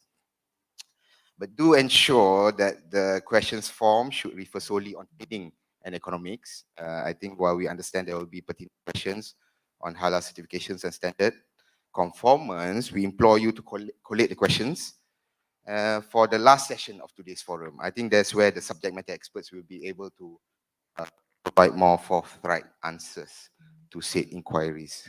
That said, we are good, okay? While we wait for the presentation deck to be uploaded, allow us as host of this forum to introduce our panelists. As representative for HDC and the Ministry of International Trade and Industry, we will first introduce our guests from the Islamic Economy Board, from Indonesia Chamber of Commerce and Industry, fondly known as Kadin, Mr. 𝗠𝗔𝗟𝗔𝗬𝗦𝗧𝗥𝗬𝗔. So Dr. 𝗠𝗔𝗟𝗔 is currently serving as the Senior Vice President, Chief Economist for Bank Syariah Indonesia, while also serving as an academician, having had pursued his Islamic Economy philosophical doctorate and master's degree from Durham University, England, and after reading corporate finance at Australian National University. He also is actively pursuing academic researches and sit-in advisory board to universities and institutes, namely Bandung Institute of Technology Business and Management School and the Center of Sharia Economic Business University of Indonesia. So while actively working, of course, under the Kadin banner as an umbrella body to business entities and entrepreneurs fronting the Indonesian economy. Now the panelists from Malaysia External Trade Development Corporation, an agency under the Ministry of International Trade and Industry, the Director of Halal, F&B and Agro-based sector. Having graduated with a double major degree in accounting, finance and economics from the University of Lancaster, United Kingdom, and having joined Matrade in 2001 and has been given opportunity to gain exposure in key market development fundamentals covering export promotions, development, exporters development, market intelligence and trade advisory, including 3 overseas assignments that was in Dubai, UAE and Mexico. While serving in Dubai and UAE, he's responsible for developing Malaysia's export to GCC countries, including Iran and Iraq. His career in Madrid allowed him to grow his analytical competence, rooted from passion economics, allowing him to soundly document and voice thoughts and views on technical strategic planning surrounding export development. And as his counterpart, Dr. 𝗠𝗔𝗟𝗔𝗬𝗦𝗜𝗔, he is also actively involved in various committees related to relevant sectors, frequently contributing thoughts and views in many conferences, seminars, and talks. Very impressive curriculum vitae, gentlemen. Welcome, and thank you for making time this morning. So I believe it's perhaps it's time for our panelists to run through their presentations. So maybe perhaps without further ado, I would like to invite Dr. 𝗠𝗔𝗟𝗔𝗬𝗦𝗜𝗔 to proceed with his presentation. Whenever you're ready, the floor is yours. The click.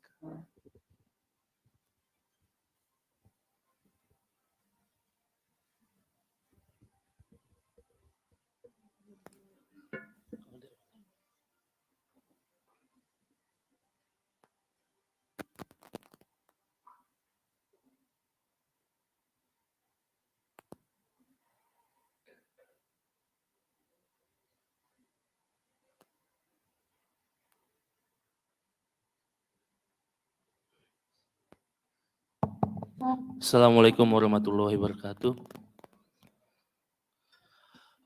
Bismillah, alhamdulillah, wassalatu wassalamu ala rasulillah wa ala alihi wa sahbihi wa man walah. His Excellency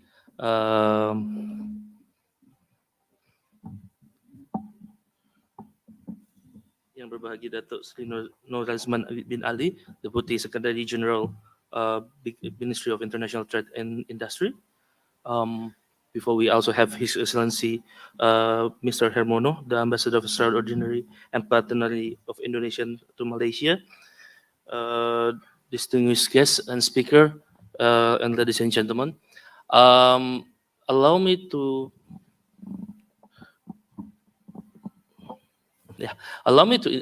give a bit of introduction of what 𝗡𝗏𝗏 is. 𝗡𝗏𝗏 is the only representing body for all entrepreneurs and business in Indonesia. It has a legal umbrella, regulatory umbrella. Well, it was Act number 1 in 1967, as well as other relevant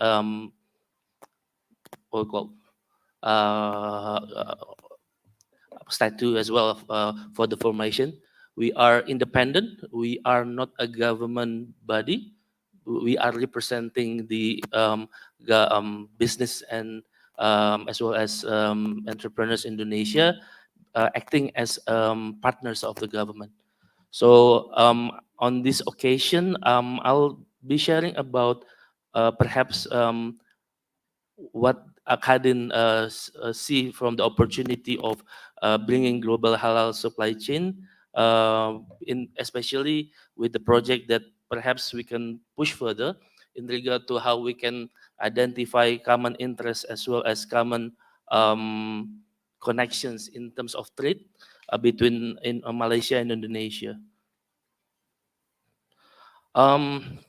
As was mentioned before, my professional background is an economist, but other than that, I've been dealing personally on how we can push further trade and investment in between Indonesia and our trading partners. But so far, the way we see it, Malaysia is one of Indonesia's biggest partners for foreign trade. It amongst top 5 destinations for export and top 9 top exporter countries for Indonesia. So we already had a very strong background as well as a good relationship. But of course, it can be pushed further, to be honest. If you look into Malaysian import based on commodities, we see that top Indonesian exported commodities to Malaysia are not Malaysia's main important commodities. If you look into the figure on the top left, the top 5 Indonesian non-gas and oil exported commodities to Malaysia, we see that we had things regard to like mostly palm oils, a bit of as well as chemical and many other things that for business Indonesia is not considered to be its top product. And at the same time, the way we see Malaysian import commodities in between 2008 and 2020, we see that again, it's focused on particular product only, while the rest like woods, transportation, chemical, as well as machine and everything, there are still room to improve that kind of relationship between Indonesia and Malaysia. Oops, has it moved? And if you look into top Indonesian imported commodities from Malaysia, again, Malaysian exporter sending goods to Indonesia not yet reach or become one of the the best players on Indonesian main imported commodities. Again, as I mentioned, chemical product, anything manufactured might be potential since it categorized as critical for halal commodity. So again, the way we see it within the Kadin now, we try to push forward. I mean, if you hear about Indonesian industry development and the policy in last recent years, we try to focus on pushing for investment and trade in things that we are good at. And if you look into Indonesian industrial plan, what we've been trying to, other than perhaps if you hear of what our businesses in EVs and semiconductor, we try to be the top of that. And one of the reason is because we have abundant of resource related to those materials that can be turned into high value commodities. And at the same time, if you look into the relationship between Indonesia and Malaysia, in the last 5 years, the development has been on investment. Malaysia is now number 5 on investment into Indonesia, and mostly it's related to some of the industries that become part of current downstreaming strategy that we had with the business that we had. I mean, if you look into, like, for instance, EVs battery, as I mentioned, we do have nickel, we have copper, we have bauxite, and those items now with the government try to prioritize on these matters. First, there is minimum mix of local commodities being used for developing kind of like industry in Indonesia. So in terms of creating a product, we try to focus on that banners. Now, if you look into that again, I think this is also what happens with Malaysia and Indonesia. Both of our trading partners mainly are still China and Singapore, with Japan and United States coming, within top 10. And if you look into how much we are engaged within the Southeast Asia, I think there are still room to be done, things that we can push further, especially if you look at the numbers in terms of intra-ASEAN trade, leave alone within the OICs. I will say we can actually push it further. And one of the idea that we can see is pretty much toward putting halal commodity halal product as one of the main value-added industries. I guess Indonesia and Malaysia are still trying to crack on the potential that we try to push on these matters. Again, as I mentioned, between 2020 2022, Malaysia investment to Indonesia reached 4.6 billion, making Malaysia at this point 7th largest. That's before the 2020 exact real numbers. So we see that in terms of long-term commitment on how we can develop industry is already there, and it's actually experience that can be extend further in order for us to. I think I was mentioning this. Perhaps we have to think about creating Southeast Asia halal brand, halal product, and with we'll go, value chain and supply chain that interconnected between countries. And again, as I already mentioned, we are good at FDI, and in between Malaysia and Indonesia, if we can push that further, especially on putting together halal supply chain as a value addition kind of a strategy, it can bring additional value. Just an example of what we did and what brings us into what we have today with the downstreaming of the industry. So in 2015 or no, beforehand, before 2014, there was this time for Indonesia to develop an industries. At that time is still industries. So within 5-7 years, Indonesia, who was not the top exporter of steel, it was iron ore before, and now we are top 3. Within which we are talking about values of export. Monthly values is equivalent to the export values for palm oil, and that's where we see, and at the same time value added that we gain in terms of how we develop that industry. So I guess aligned to that, we can see that halal can be a new source of growth, but of course we try to focus on something related to items that we had common we'll call common potential to be expedite further for industrialization. And so far, the way we see how things work, Malaysia had a lot of investment, to be honest, Indonesia, poultry, as well as some other commodity base. We've been working together for palm oil. And now with what happened with Indonesia with downstreaming, we see many of these new industry partnership where Indonesian raw material is being exported, like cocoa and coffee, to support Malaysian factories. So perhaps at the same time, and again exported to global market. The way we see it in this regard, we see that there is an existing supply chain being present, but of course we see that we can actually derive more of the product beyond our current traditional or perhaps existing partnership. And of course, as I mentioned, we are now within the halal industry. I think later it was Abdul can help further in elaborating this. There are several strategies that we try to push. One of it is industrial estate. Another is related to what we call it zona khas.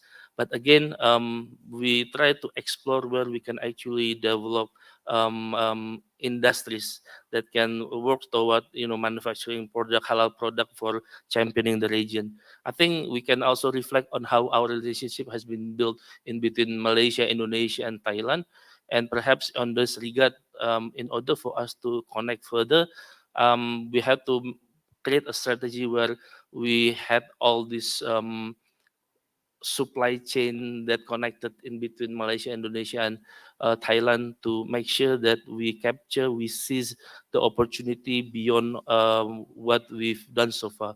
So I guess to conclude, us from the Indonesian Chamber of Commerce, we are open to explore any potential collaboration, assistance, as well as anything related to I think I remember it was trade facilitation. At this point, Indonesian in the chambers of commerce worked closely with our UAE counterpart in making sure that, because we are signing CEPA, Comprehensive Economic Partnership Agreement, and we had a task force, especially along with the Islamic Economic Board as well as KNIKS to work toward enhancing trade. And of course, now knowing that Malaysia, Indonesia is brother in many different forms, I think it would be good that in this year we can actually extend further our collaboration to make sure that we go beyond our traditional way of doing stuff and push forward a more integrated supply chain. To that, I conclude. Thank you. Assalamualaikum warahmatullahi wabarakatuh.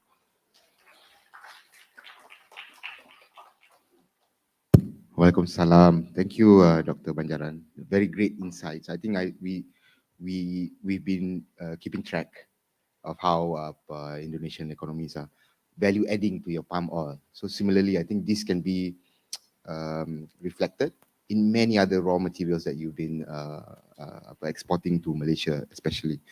So and also especially like the portion of networking, strategizing the networking between both our economies. I think this friendly brotherly ties has to grow even further. So now I think without further ado, I think we are waiting for Mr. Remy Yaacob to have his time off the floor. So allow us to invite Mr. Remy Yaacob to present his views on the halal economy. Anytime you're ready, Mr. Remy.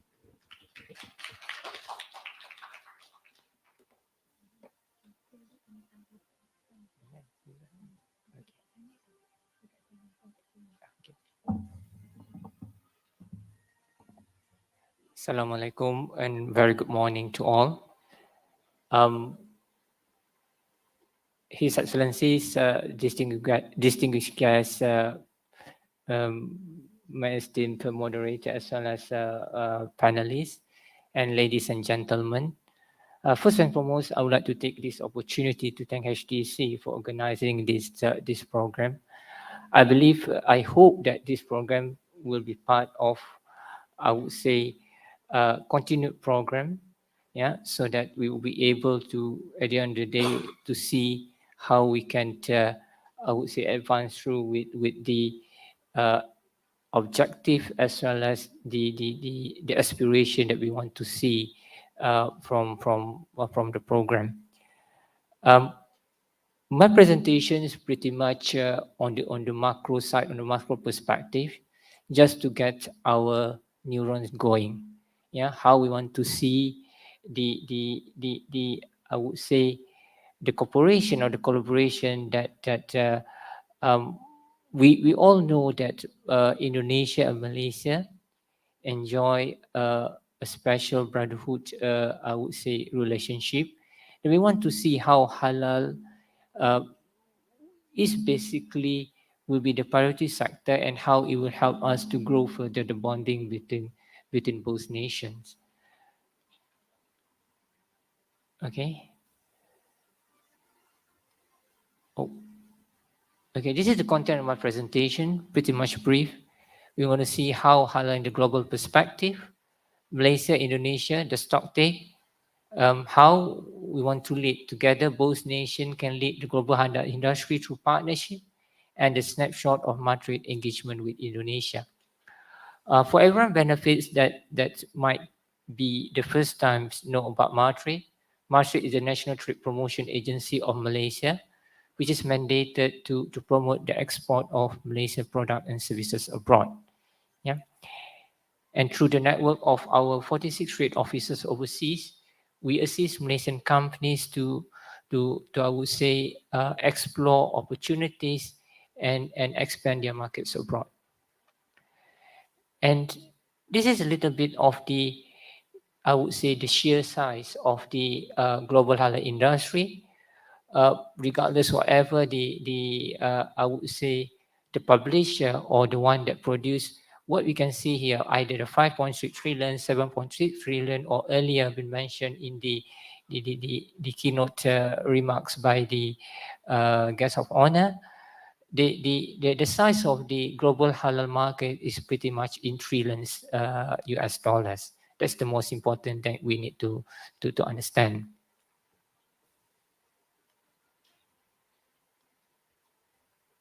Okay, and you talk about here across all identified sectors, the anticipation is that each of the sector is growing in number, ranging from Islamic finance, halal food, modest fashion, so on and so forth.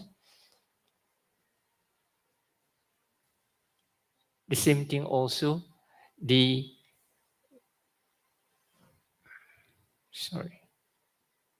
okay. You can see here,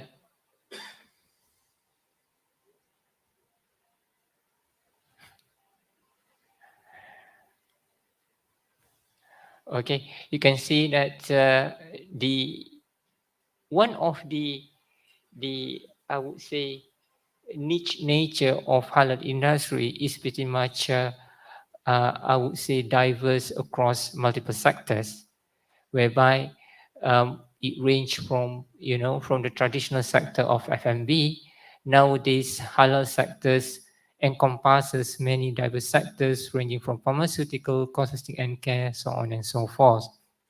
And it also comprises the services sector, a part of Islamic finance, now going to media integration, education, franchise, as well as Muslim-friendly travel.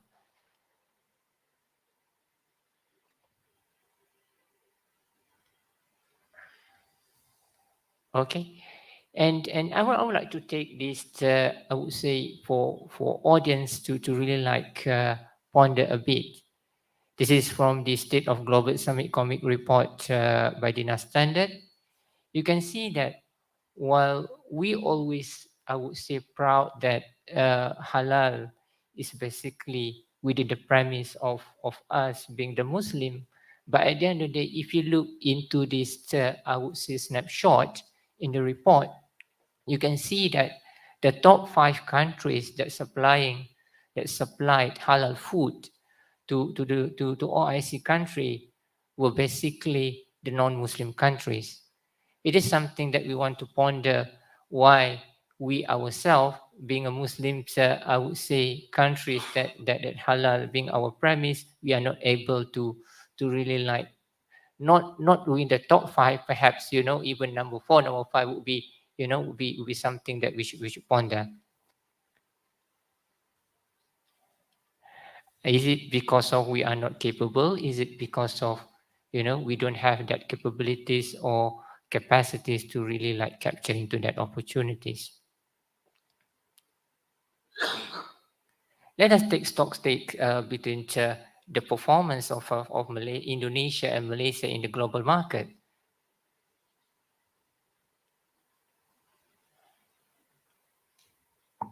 Okay, you can see that from the World Trade Organization report, yeah, Malaysia and Indonesia, we enjoy as the top 30 trading partners in the world. So it means that it's a manifestation that we basically are capable nations, yeah, that we are basically, I would say, a leading country that supply to the world.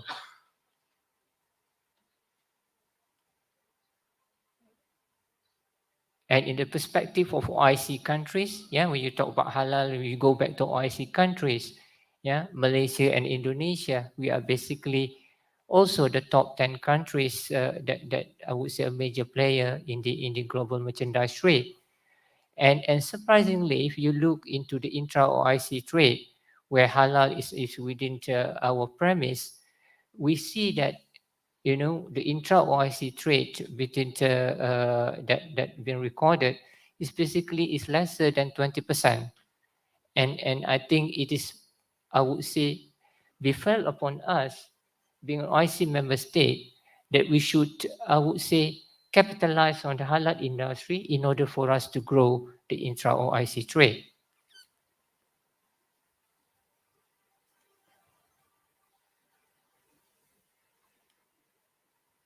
And you can see that on the OIC interest rate as well. Again, Indonesia and Malaysia pretty much a top, I would say, major exporter as well importer in terms of intra-OIC export and import. This is, you can see, I just take an example, a very simple example, data from ITC trade map. I just take one example on the export of, I would say, importing, where OIC country imported poultry products from all over the world. And you can see that all of these countries are pretty much, apart from a little bit of Turkey there, several, the bigger proportion of OIC country imported poultry products basically pretty much coming from the non-Muslim countries.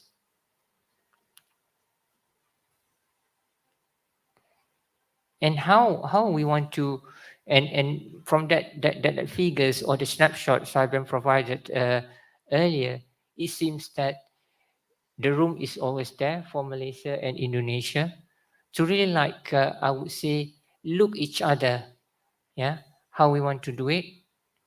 Well, the notion is that, okay, Indonesia and Malaysia, most of the time we produced a similarity kind of products, but at the end of the day, we need to shift our mindset, our perspective, to turn ourselves from being competitor to a partner and collaborator. It is very important, so that by doing that, being I would say, shifting our mindset from competitor to partner, we would be able to cater the demand in the domestic forefront, which is each other markets, whereby Indonesia, yeah, because in view of the large population, as well as Malaysia, with the I would say the affluent market that we have. Similarly, also to cater the global forefront, the tremendous halal potential, and in order to do that, we need the, I would say, partnership. I would say the build partnership between the governments, between our government as well as the private sector has to assume a role. At the same time, for example, in the case of the governments, like I believe it has been highlighted for quite several times earlier, that we need to look into harmonization. Yeah, when you talk about harmonization, like earlier mentioned by our earlier panelists, that you talk about harmonization of standards, and at the same time you look into harmonization of talents. That's another areas that we can look at. And similarly, also we need to look on advocacy, whereby I believe that the benchmark we can use, perhaps in terms of the CPOC, in terms of the cooperation between Indonesia and Malaysia in the perspective of palm oil, where a lot of our, I would say, understanding, mutual understanding, as well as the, I would say, cooperation in I would say correcting the perspective of palm oil in the global market. Perhaps in the case of advocacy in this perspective, perhaps halal, actually we should, I would say, rebrand or shift the mindset of beyond the religious boundary, yeah, whereby halal itself should be, I would say, rebrand into a sustainability kind of or ethical consumption, that once we are able to shift that mindset, then the whole world will be our market. Yeah, and I think we have, I would say, Malaysia, Indonesia and Malaysia, we enjoy several, I would say, regional or international fora together. You talk about ASEAN, you talk about IMTGT, you talk about D8, you talk about OIC. These are some of the or regional or international fora that we can work closely together in order to pursue the agenda. At the same time, also the private sector, while government being the facilitator, the private sector need to drive the efforts. It's very important, whereby continuous engagement by the virtue of our closer proximity between one another. I think we need to continue, I would say, encouraging or promoting continuous engagement among our private sectors. At the same time, also we need to encourage the private sector and the government need to open up opportunities to expand the scope as well as the sectors of our collaboration and cooperation. And this is a short trade engagement with Indonesia. And we basically, for a number of years, and in recent MIHAS 2022, we have, I would say, participation from Indonesia. We look forward, we welcome the participation of Indonesian delegation in MIHAS, and we hope that participation of Indonesia in the event will continue in more years to come. Yeah. And at the same time, also, we receive a strong support from 𝗓𝗏𝗏, yeah, whereby from time to time when we have delegation from Malaysia going to Indonesia, we have received support from 𝗓𝗏𝗏 through our Madrid office in Jakarta to really ensure the program that we have in the country runs successfully. Thank you.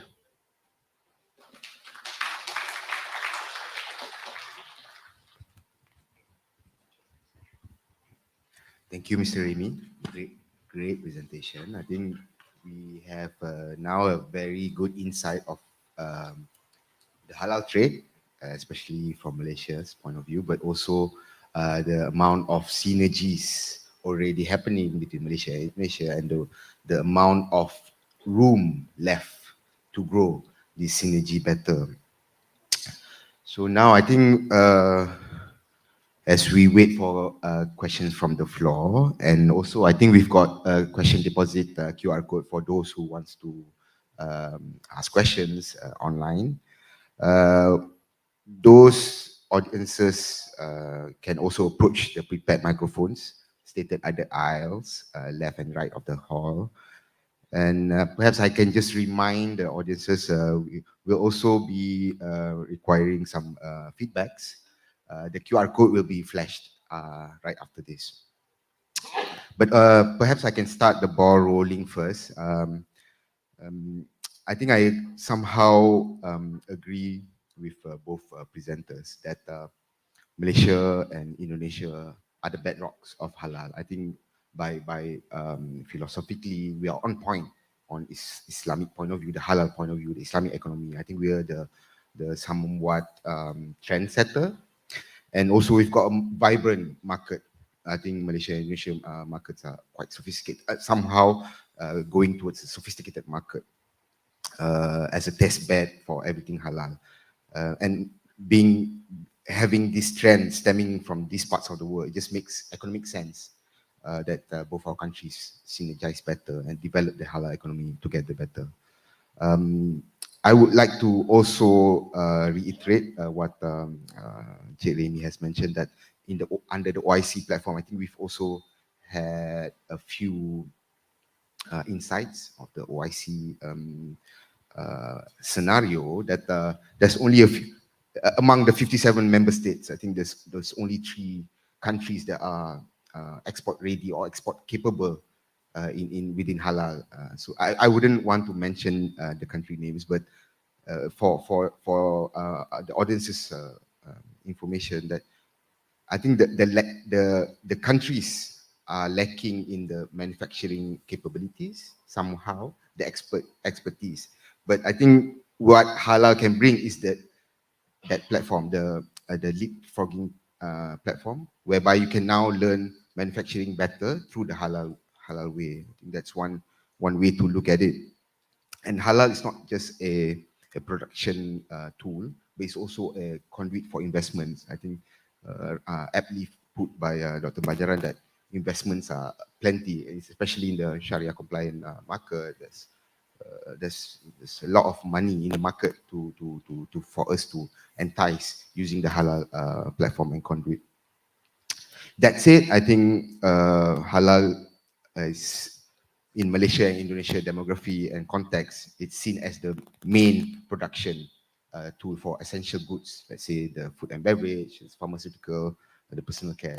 Those are the very essential items that we, as Muslims, we would like to have first and foremost, but also for the non-Muslim market, I think this is quite also a value add for these other markets.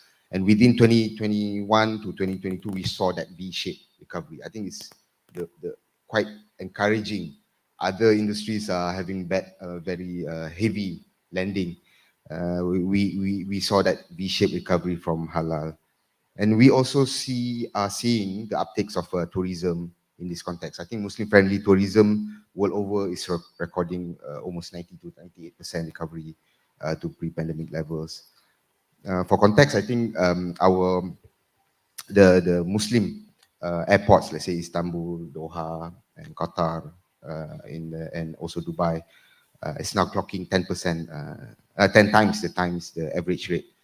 Whereby previously, pre-pandemic or during pandemic, Turkey lost about 68% of the airline traffic. So my questions to perhaps Dr. Banjaran first. Indonesia and Malaysia, we look at halal manufacturing of goods and services, like aptly mentioned by Encik Remy, as a potential and opportunity. And Muslim-friendly tourism is also that platform for us to uptake the usage of these goods. How is Indonesian businesses preparing itself to offer halal good production? Let's say we read stories about the organizations, the government bodies trying to increase the halal certification of ultra micros, micro companies and SMEs in providing these Muslim-friendly services. But also, is it a form of opportunity for Muslim-friendly tourism? Because seemingly Indonesia is it's not so much focused on Muslim-friendly tourism, but tourism in general in other parts of your country. So how receptive is the Indonesian service providers and industry players, which currently been only adopted by non-Muslim countries worldwide? Yeah, thank you for the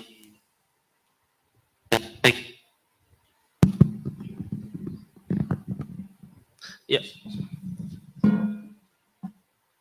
Yeah, I think I'll start by explaining what has been developed in the last couple of years, especially now since we have BPJPH or BPJPH in English. They've been working so hard to push the coverage that not only Indonesia struggling, but as I'm made aware as well, most of this halal certification used to be focused on the ingredients as well as something related to industry. Now, the underlying, I think, it's been halfly mentioned, the Act number 33, 2014, if not second. They made it mandatory for any consumer-based product, something that we consider as making sure that the prudence as well as market conduct in regard to halal goods and services are registered as well as certified properly. And I think the consequence of the timeline on the implementation is important. By 2024, anything that produce consumer good, especially foods, beverage, and its derivation, any product circulated even within small medium enterprise, it has to be halal. 2024. By 2026 is the pharmaceutical, cosmetic. So government in these recent years has been taking a different approach. We are now market-based approach, try to bring try to make it attractive. Even if it's by 24, it's mandatory, so they have to catch up, right? Imagine if we had a mechanism that allow the government to put a non-halal label on the industry, small, medium enterprise. That is, in my opinion, scary. Hopefully, we do not end up in that kind of situation.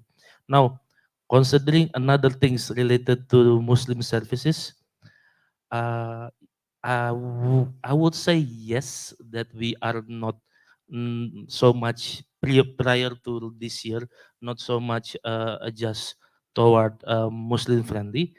It doesn't mean that we are only offering Bahlul tourism services, but importantly, the way we see it, um, any services that is deemed to be Muslim friendly and halal, it does have market value and attractiveness.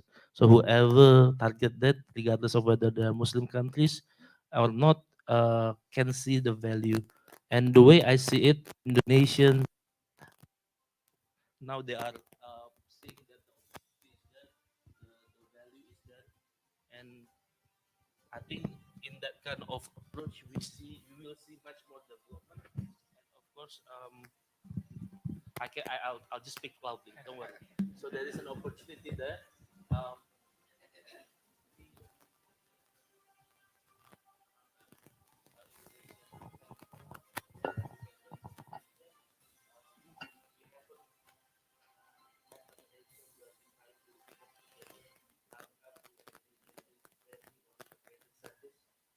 Something that we've been discussing, but of course, it's not only about goods being produced, but it's also about the service provided. Coming up with a standard, common ground, common understanding, and common approach for this matter, also have much more potential market added. What we haven't much touched upon on our discussion here is the potential that we haven't explore much of the potential of the statistics. I guess with villages, we can go further to a different approach that grow the market together, not only by pushing for maritime countries, but also something related to. I think that's for me. Perhaps there is another response from our brother.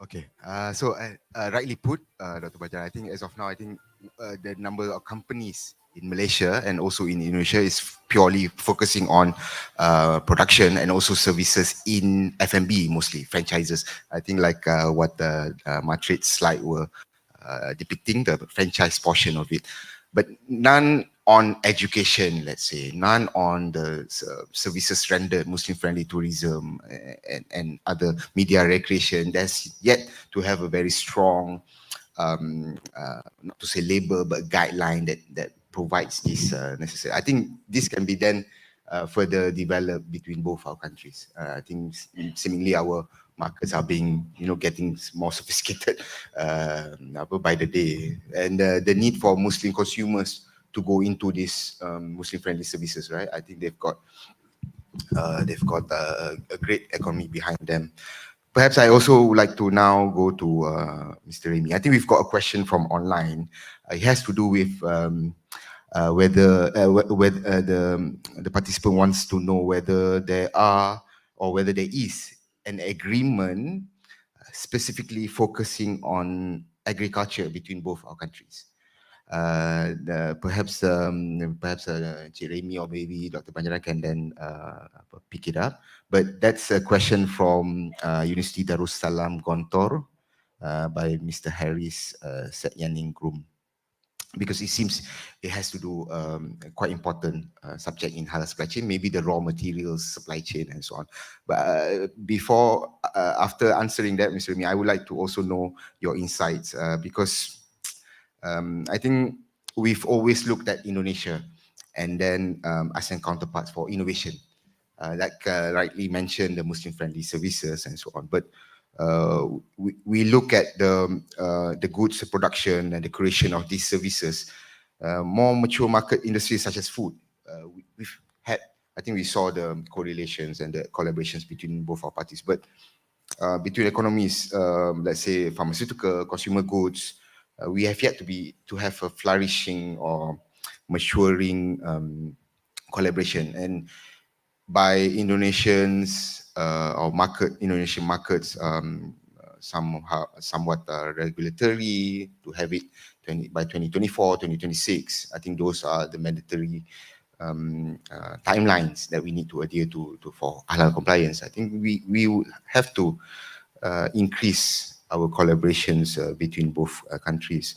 But from your foresight, depending on this, I would say positive current rate for halal, how well are Malaysian-based businesses able to collaborate with our Indonesian counterparts to be able to ready themselves for this domestic market demand, which is accelerating lah. I think I would say. I think from the numbers, from the DINA standard numbers, about 7 trillion or so by 2035. How are we between both countries can synergize for both our positive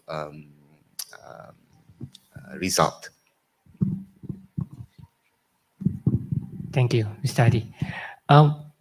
I think at the outset, perhaps we want to really get our perspective right first, whereby halal itself, it is not an industry by itself. It is basically an assurance system of I would say, ensuring the cleanliness, the hygienic, the safety, environmental friendly of a particular product or service. Yeah. And at the end of the day, if we recall back one slide of my presentation on the halal food, we need to go back again to the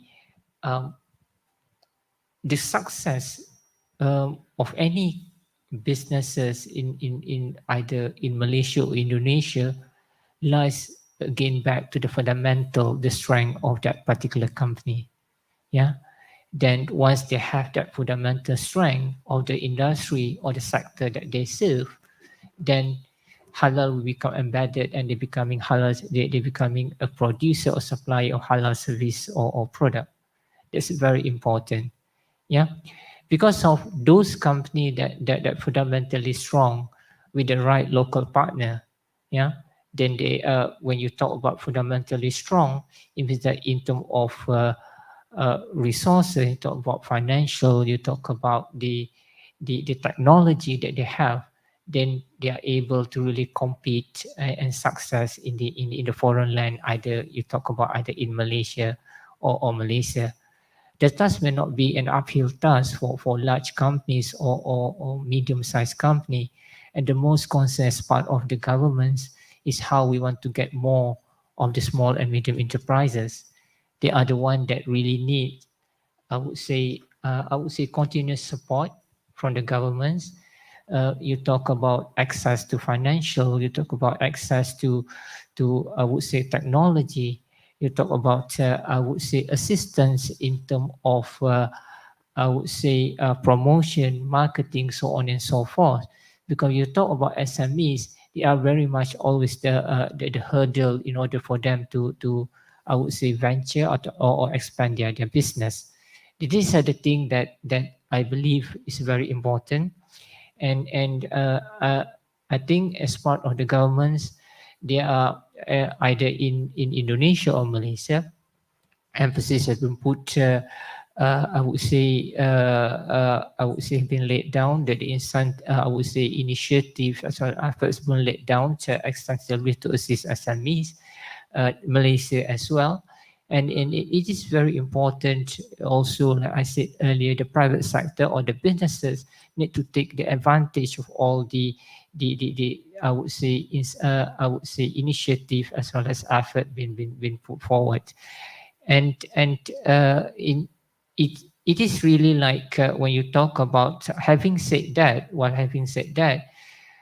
definitely we do have I would say in the meantime, while we have the mass of SME ready, there are, I would say, those SMEs with niche as a niche product or service, the one that I would say by the virtue of intrinsic strength that they have, they can really, like I would say, continue engaging the market through various I would say individual visits, participation in fora which is available in the market, undertaking I would say promotional activities through available trade fairs, trade events in the market, to really I would say look into possible expanding through the I would say locating the right partners.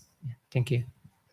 The other question, Encik Remy, well, on whether there's a bilateral agreement between Indonesia and Malaysia, specifically on agriculture products. As far as my knowledge, I'm not aware of any specific on bilateral perspective, but I believe that in the I would say the framework of ASEAN or in the framework of international multilateral trading system, definitely there is the, I would say you talk about the SPS kind of agreement, but I believe that in case there is a need for in the perspective of I would say ensuring I would say the element into the halal supply chain, if there is a need to have a specific I would say priority or urgency to cater that, I believe there is no harm for the competent authority in both countries to look and see the best way how to move forward with the request. Okay. Dr. Banjaran, any takes on the... Yeah, luckily I prepared for some answer for this. So basically, I mean, so basically, in terms of conditioning, up to this point, there are certain conditions that hasn't been able to repented. At this point, we have a tariff barrier and non-tariff barrier. The tariff barrier for agriculture product set by Minister of Finance under the Minister of Finance Rule of Engagement 26 PMK 010. There is a tariff barrier in between 5 to 8.7%. For non-agriculture product, it is 8%, and for specifically non-agriculture product like automotive, iron, steel, the tariff barrier is much higher. As an economist, I always try to advocate for minimum tariff barrier, minimum barrier to trade, because that is something that reduce the possibility for further engagement. Luckily, if you are following the recent development within Indonesia, the introduction is what we call with omnibus law.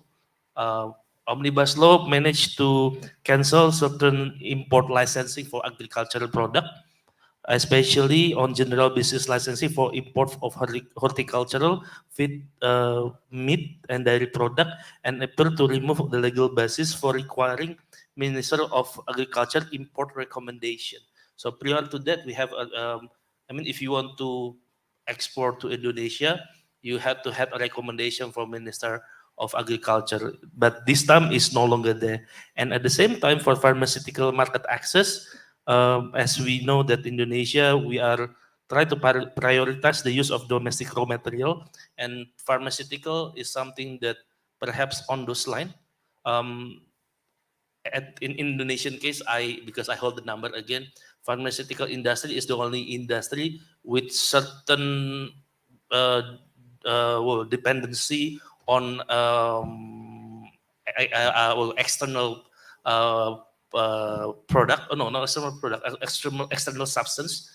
Most of pharmaceutical Indonesia, it depends on mostly 90% of imported product to manufacture those kind of line. But at the same time, we realize, I think in Malaysian case as well, during pre-pandemic, we are somehow dependent on either China and Indian raw material for pharmacy. If we can push further for diversification on those, I see that the pharmaceutical pharmacy and especially cosmetic, we are providing all the material of collagen to the South Korea, and it happened also in Indonesian case. If we can reclaim the production capacity as well as something to work on this issue as well, I believe that at least in the future we can reduce the dependency on external material. Other than that, oh yeah, there is an import bans and restriction on feed corn import, especially to those the rights to improve the Bureau of Logistics. It becomes it's no longer on process. So there are many development in Indonesia, and we are actually open for businesses.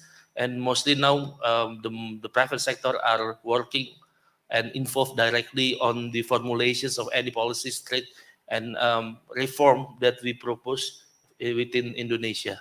I hope that answer some of the inquiries that we had. Specific, Yes. if you want to know about regulation. I agree. I think all countries have their own domestic producers protection methodologies. I think the only way is for us to offshoot negotiations country to country, having reference to multilateral, bilateral, cooperative commercial agreements.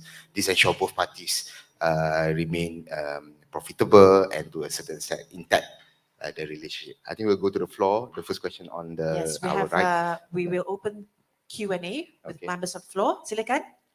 Assalamualaikum warahmatullahi wabarakatuh. My name is Osman bin Muhammad Yusuf. I'm representing the Federation of Malaysian Manufacturers.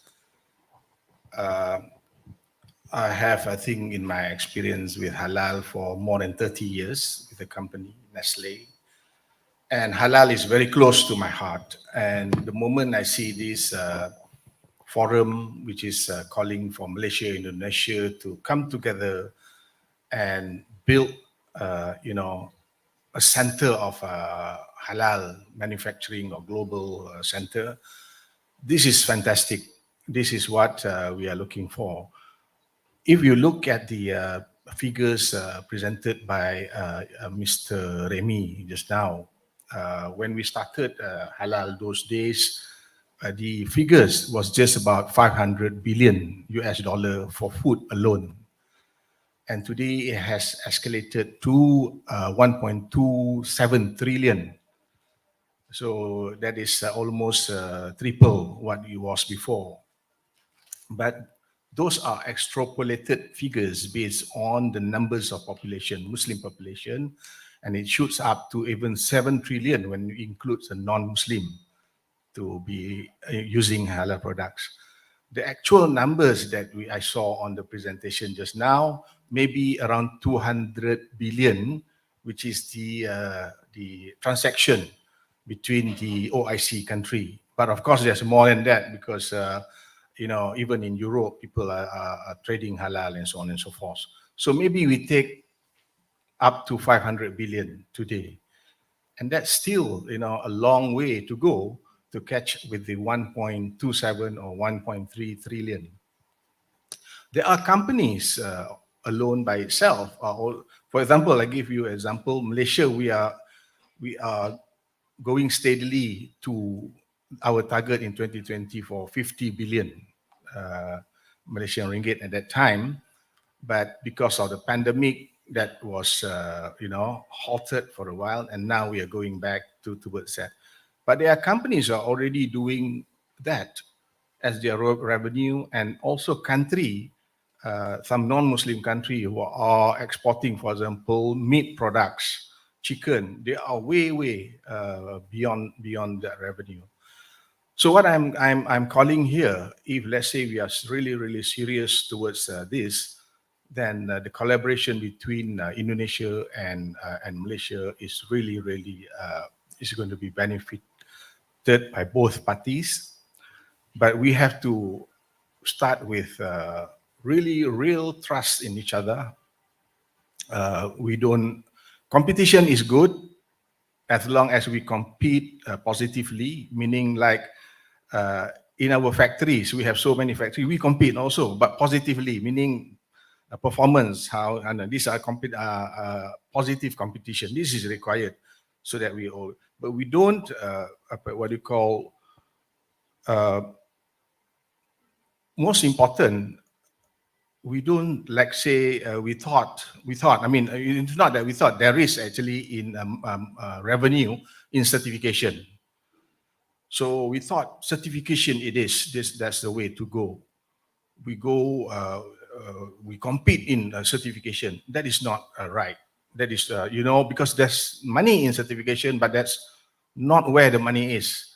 The money for the business, the money in halal is more in the production, trading and selling these products. And also as a country, as a government, tax is much more than the revenue of certification. So you can bring investors into the country, what they make, you tax them, is much more than you gain from the certification. So not that I said certification is very important to reassure that that thing is halal, but the authority, for example, has to work together. And then authority also have to, I mean, I've been in the industry for so long that I have good relationship with the authority as well. But there are times that because of flaws done by some industry, the way to do is you go back and tighten the whole thing. That I think is not quite right, because then everybody will face the consequence. But penalizing that fellow who make the flaws that is the way to go. Then authority also have to work together with the industry, which I think in Malaysia we did quite well to a certain extent. But sometimes things like, I give you an example, a real example here. For example, things like, if you want to add ingredients, for example, you have to reapply the whole thing. That is to me, you know, or you want to, because you want to export to certain other country, they don't want to call that name, they want to call another name, you have to reapply again. So this really hinders the efficiency of the industry, halal industry, and this shouldn't be the case. It should be, there should be, the authority should also, without fear, to facilitate the industry. Without fear, meaning sometimes they say, hey, if I facilitate, then it's already a conflict of interest. That's not it. If they are not fulfilling, punish them. Don't worry about that. Then I think only we can, like we talk about halal parks. Halal park must give benefits to the industry. Otherwise, why they want to go into the halal park when they don't see any benefits? So it's more of a suggestion just now. But I want to ask Pak Banjaran, because you are representing Indonesia here, what does it take for Indonesia, YBhg, to accept Malaysian halal products as what Malaysian accept Indonesian products? Meaning, our halal products certified by JAKIM can go into Indonesia, as what Indonesian products certified by MUI can come to Malaysia. Because this is a very long debate, the long industry is debate waiting for this, and I have in the past asked through, but this time today I have the opportunity to ask direct on this. Because I'm puzzled also, because if you say the certification of JAKIM, well, it's not so new, but this is only applies on finished product, which means other than that you can come, no problem. Raw material, ingredient can come. But when it comes to finished product, so this is what I meant on competition. So if you are not worried about this kind of competition, let's open up the market. Instead of Malaysia, Indonesia, it become one market.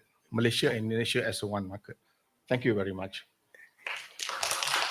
if I may, Pak Banjar, before you answer, I think the technicalities of it will leave it to the last session, whereby maybe later section of the day of the forum. But I think perhaps you can answer on whether market entry, market regulations, and depending on countries, they set forth a certain regulation for their markets. I think in compliance to that, perhaps harmonization of all these regulations can be done to a certain extent. I think all markets have their own dynamics. I think like Cik Osman mentioned, Cik Osman is very pivotal under the Nestle Malaysia banner. I think he's been there for a very long time. But firefighting regulations is, I think, his domain lah, again, somewhat. But in any market, I think while we wait for the market to correct itself, certain interventions are needed. I think that's what I think Cik Osman wants to know. From your point of view, what are the interventions necessary in order for us to be more harmonious lah in trade relations somewhat? I think on the harmonization in terms of halal certification, I would leave it to the last because they are the authority. But as far as I understand, there will be a good news. So I think just wait until the end of this session. I think because they are working on something. Stay longer. But overall, it will be a good news. And in terms of Indonesia right now, we are quite open toward businesses. We receive hit at WTO on many different grounds. Palm oil, even halal as well is being questioned.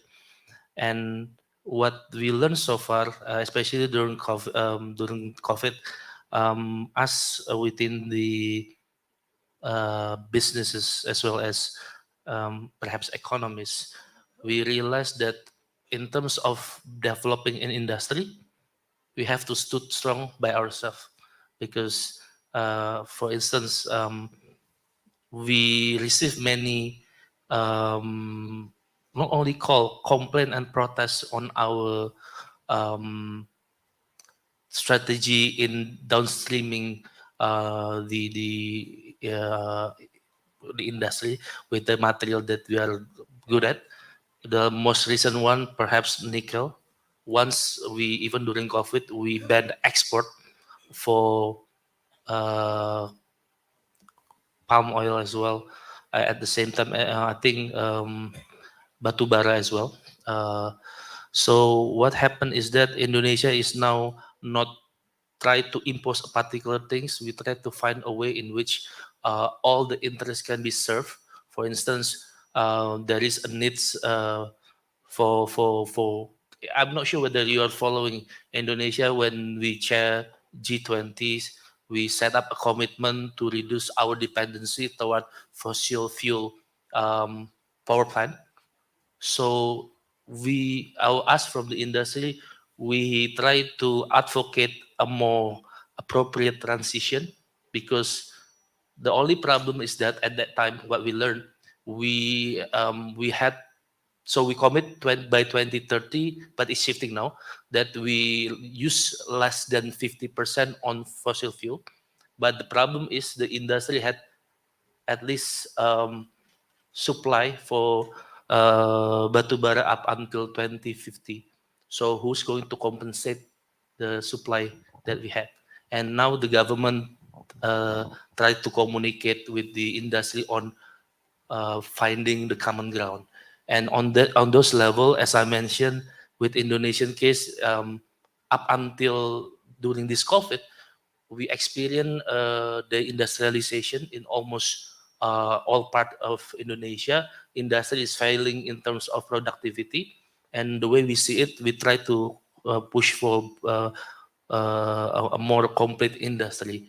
And we really appreciate the fact that even the Malaysian government and the Malaysian business are now also supporting for our project to shift out to move the capital city. So as I think what can be done so far is aligning from each other priority, because of course as a nation we had a priority of policy and change that we try to push. For instance, during COVID, we are the only country in the world that reformed its taxation. We increased tax rate by 1% from 10 to 11%. And it happened during the pandemic. Never in the entire world that it happens. But overall, thank you for the insight. I guess it's now collaboration time. We wouldn't say that we can swiftly introduce a solution, but of course, knowing that Nestle is a global player which can connect a supply chain in different part of the world.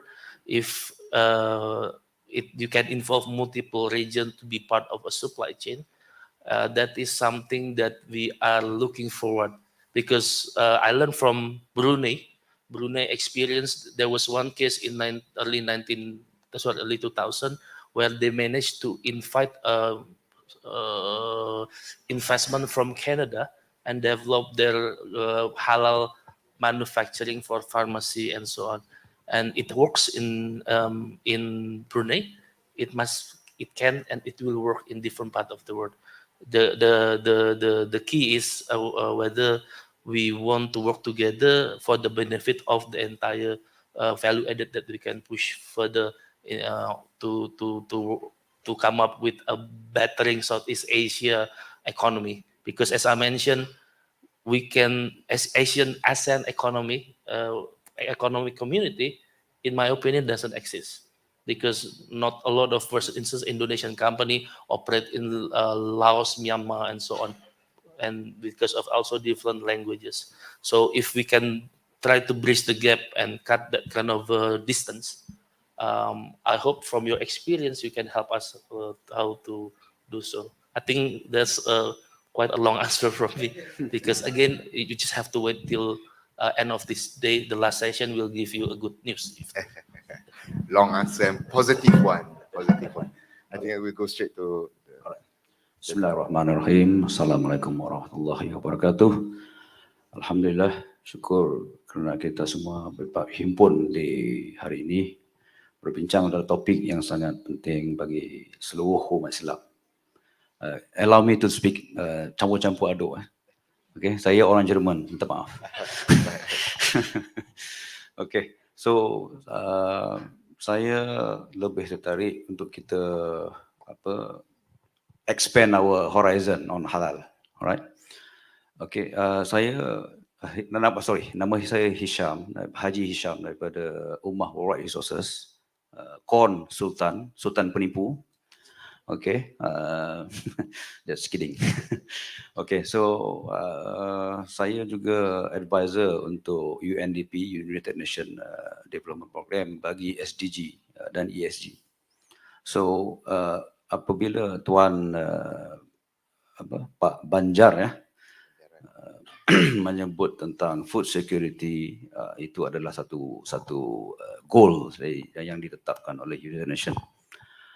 Jadi apabila bercakap tentang halal, when we talk about halal, of course, I think Pak Jokowi pun had mentioned about our food security issues this year and onwards will be very serious, right? So when we talk about halal, of course, we produce what they call that, makanan and all that. And I want to relate this into the waste, right? When we talk about food, we always produce waste. Okay, so in terms of that, in your perspective, your point of view in Indonesia, what kind of what do you call that? Apakah langkah-langkah yang telah direncanakan ataupun sudah dilaksanakan untuk mengatasi to overcome the food security issues? Okay, sebab kenapa saya nak cuba relatekan with the waste management? So every single time we always consume food, and most of the time in Malaysian context, dalam Malaysia konteks, saya fikir Flo mungkin setuju, kita banyak membazir. Kan? Kita makan nasi, makan itu, makan ambilnya ikut nafsu. Maaf cakap, ini benar fakta. Okay? hard fact, right? So makanan itu membazir, dibuang begitu sahaja, right? So the other side of this, the world, people suffering, makanan tak cukup. And yet we talk about halal, we talk about produce thing. Even in Malaysia pun ada yang tak cukup makan. In last year when we hit by the disaster flood, banjir kan, di Selangor, di Setia Alam ke, wallahu alam saya tak ingat. Terselah kezombian masing-masing. Okay? Unleash the beast in ourselves. Sebabnya kita terkurung akses kepada makanan tu tak dapat. Jadi zombie itu masing-masing di unleashkan apabila merempuh, mencuri dan merompak hak orang lain. Itu isu makanan. So apabila I want to relate to the waste management, I wanted to share the context in Selangor, alright? The Selangor itself, according to the state finding that I'm yang saya hadir, Selangor sahaja membelanjakan, they spend around 3.5 billion a year to manage this waste. You see, Malaysia we have 14 states, including the wilayah. All right. So if imagine satu state saja we spend around $1 billion almost. Right? I don't think this number is small. Okay? Itu is a waste, pembaziran. Yang mana kita Islam ni, we supposed to not to be waste. Alright? Kerana membazir itu amalan siapa tuan-tuan? 𝗘𝗡𝗚𝗔𝗬𝗦𝗧𝗥𝗬. Na'udzubillah min zalik. Janganlah kita menjadi syaitan.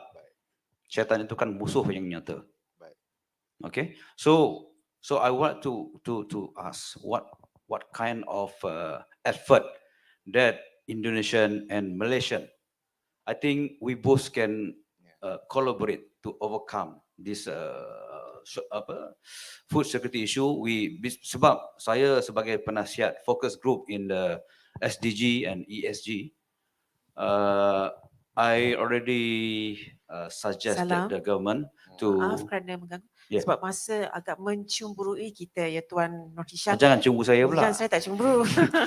Jadi cuma I think if I may, yes, silakan. Tuan, I think you nak tahu tentang how halal can macam streamline into ESG dengan SDG dan sebagainya. We manage to overcome the waste. Okay. Right? Thank you. Terima kasih sangat. Itu dia Tuan Nur Hisham bin Yaakob, Ummah Worldwide Resources. Terima kasih di atas soalan itu. Silakan. Anyone wants to, I think if I may answer on behalf of HTC lah, first and foremost, I think we have looked into ESG, SDG, siapa semua. I think halal is fairly compliant, satu. It's just a matter of menentukan whether the producers or consumers tu are applying, say, good criteria lah. Cumanya I think halal in itself memang fairly ESG centric, SDG centric dan sebagainya. But on the maybe food security, Cik Rimi, you have any insights ke apa from your many seminars or whatsoever? What's the current food security? Your view. I believe that what you have highlighted at the end of the day,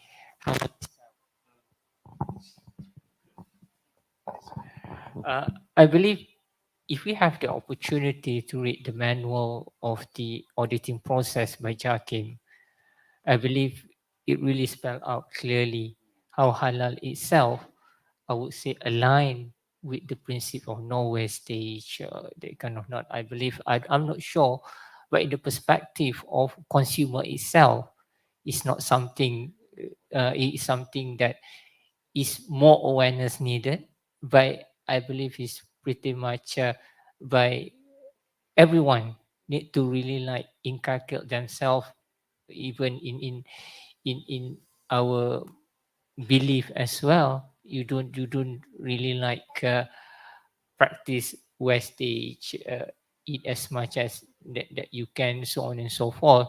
But in the perspective of the industry itself, whereby we have the procedure to really audit in terms of halal, yes, it has been clearly spelled out that halal itself, this auditing process itself, really mandated the need to I would say take care of the wastage and how do you comply to the ESG requirement. Thank you. Thank you. I think we're going to go for the online question. Is it? Yeah, anyone else from here? Okay, a quick one. Because we have our lunch at 12:30, so kita tak nak, again, the word cemburu. Yeah, I'm the next to the question. I'm Fahmi from 𝗚𝗏𝗧𝗍𝗍. Yes. How do Kuala Lumpur and Jakarta want to attract producer from Euro to sell direct to the buyer in Kuala Lumpur and Jakarta? As you already know, many ingredients from Europe are held by companies in Singapore. This situation is different for the China market, where we don't need to go through to Singapore for everything. I hope Kuala Lumpur and Jakarta can think about this. I don't think I need to specify the name, the brands from the Euro, because as a player, we already know, supposed to be know. Because from 40 years ago, all these Euro brands are opening their branches in Singapore. I think this is the time for Kuala Lumpur and Jakarta to give a chance to take direct from Euro. Somehow Indonesia now is one of the G20 countries, so congratulations. Okay, silakan. If I may, okay, Pak Bajaran, you want to go? Yeah, I think we have to, if we are serious on these issues, one of the things that I saw on the development within this region, especially within Malaysia, Indonesia, pretty much it was government driven. And of course, there is a point where it is effective in terms of consolidating the issues, but sustainability comes from a market itself. I'm someone who believes that a business model works, especially if you are producing something and selling stuff.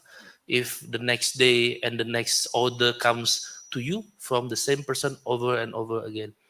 And many of these issues in terms of building market, building industries, is that we only think about creating a short way, like low-hanging fruit, short-term solution. But we rarely think and look at it from a more integrative perspective. And that is where we are lacking. And Malaysia at least has been successful in developing palm oil market, claiming it is where the market and price mechanism works. We are not in that level yet. We are trying to work with nickel and so on, still within the same ideas of how we can, at least in order for us to control the market, we have to establish a reference for the market itself. And coming back, if I try to correlate into the idea of where waste is an issue, there are many ways in which we have been discussing on how we solve the problem, but again, none of them sustained yet. There are solutions of like circular economy, green economy. If you are aware of those who are writing SDGs are, to be honest, a specialist in Islamic economic. His name is Professor Mahmud Muhyiddin. So when I had a chat with him, and he's coming to Jakarta, inshallah, next month, we try to invite him. They try to find a way in which they can come with not only intervention, but something sustainable.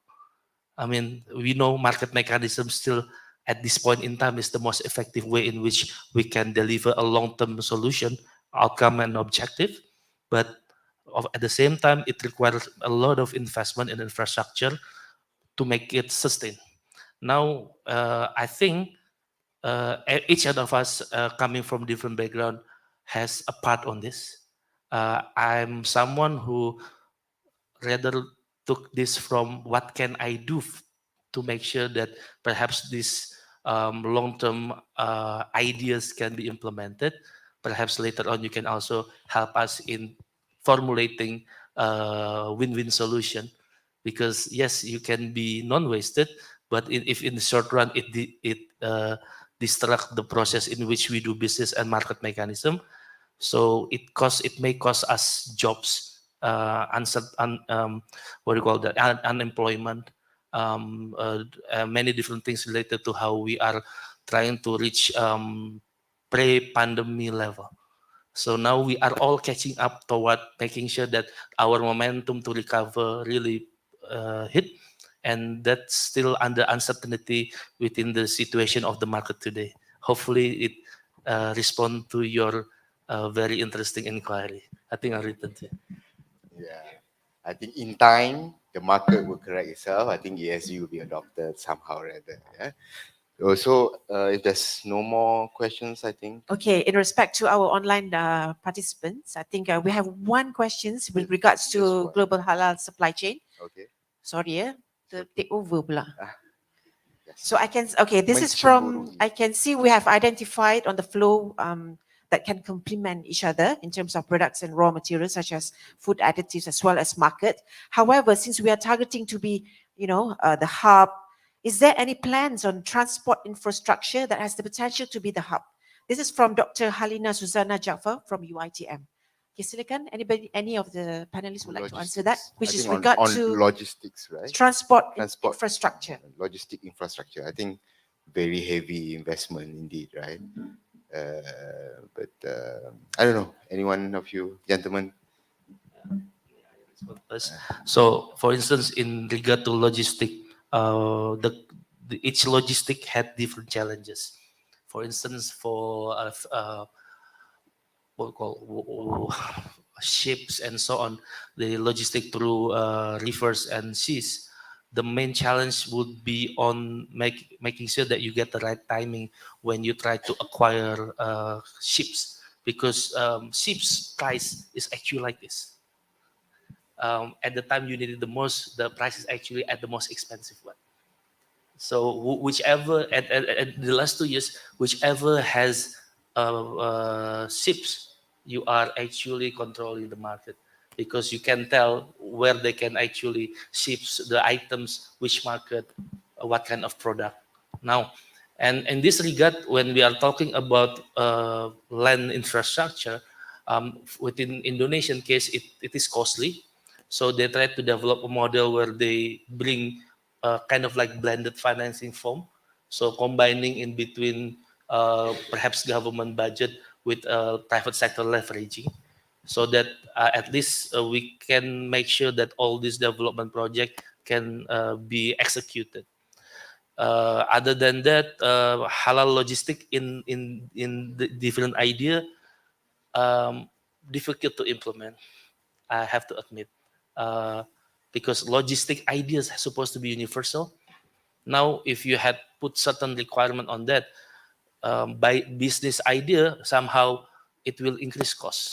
Now, how we can develop a halal logistic mechanism and system that is efficient, effective, without perhaps in certain manners we can put them into what we call business-friendly kind of mechanism by converting what is existing. In Indonesian case, we are still stuck with, I'm so sorry, I have to admit it. We are still stuck in trying to alleviate our halal parks. We had several investment regardless to cold storage, but moving the business into that kind of mechanism, it's not yet been successful.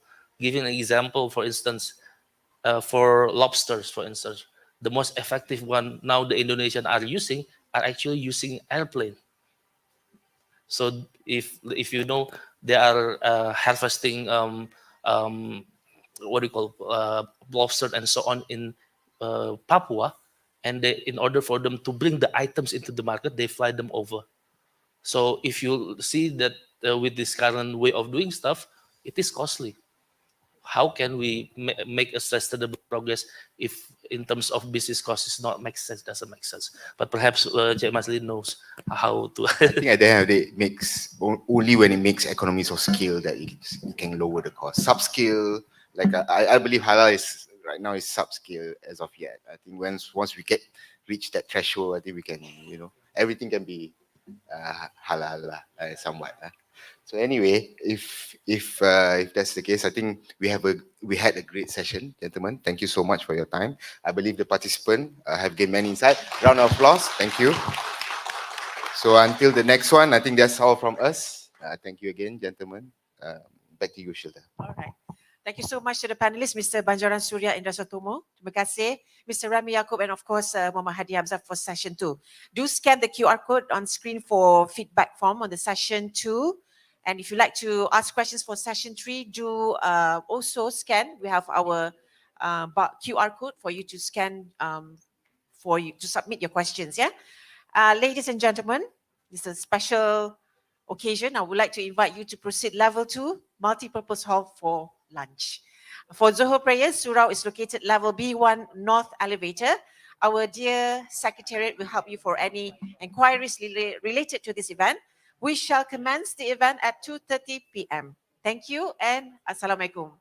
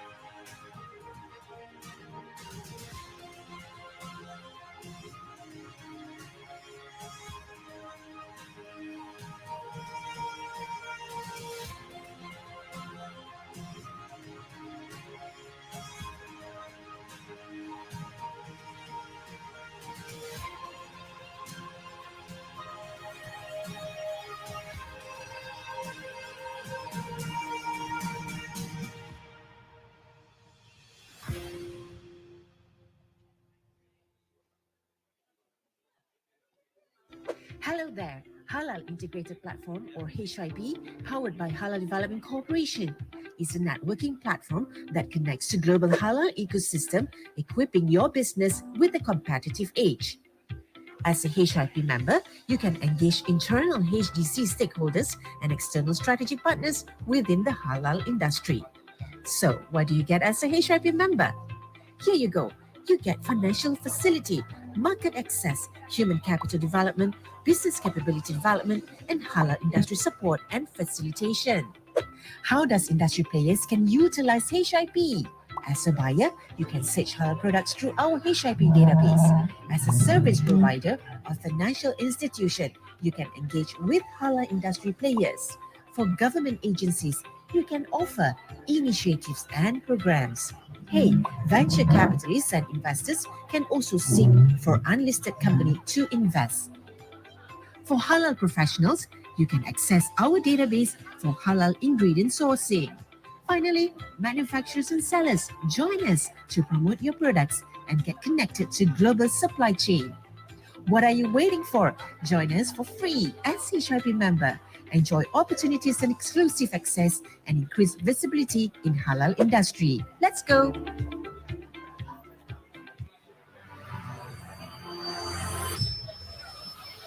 HKC 2.0 for halal-related fraternities. HKC encompasses digital library, interactive dashboard, infographics, halal community of practice, and features knowledge management trends in market intelligence, emerging sectors, and impact studies, as well as economic indicators. Sign up at hkc.hdcglobal.com today. Halal Knowledge Center. Explore a new world in halal knowledge.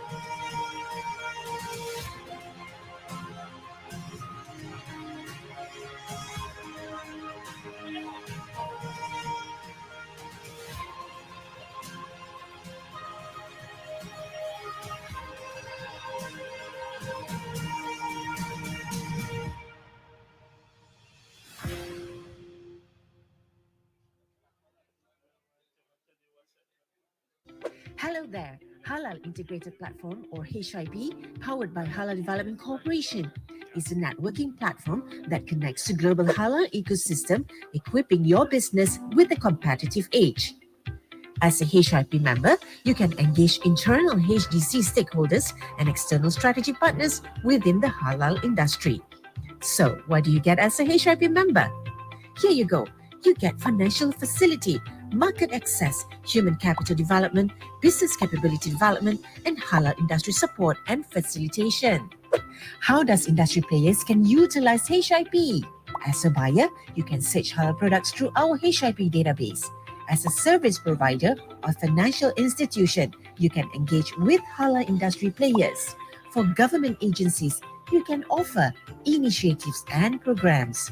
Hey, venture capitalists and investors can also seek for unlisted company to invest. For halal professionals, you can access our database for halal ingredient sourcing. Finally, manufacturers and sellers, join us to promote your products and get connected to global supply chain. What are you waiting for? Join us for free as a HIP member. Enjoy opportunities and exclusive access and increase visibility in halal industry. Let's go!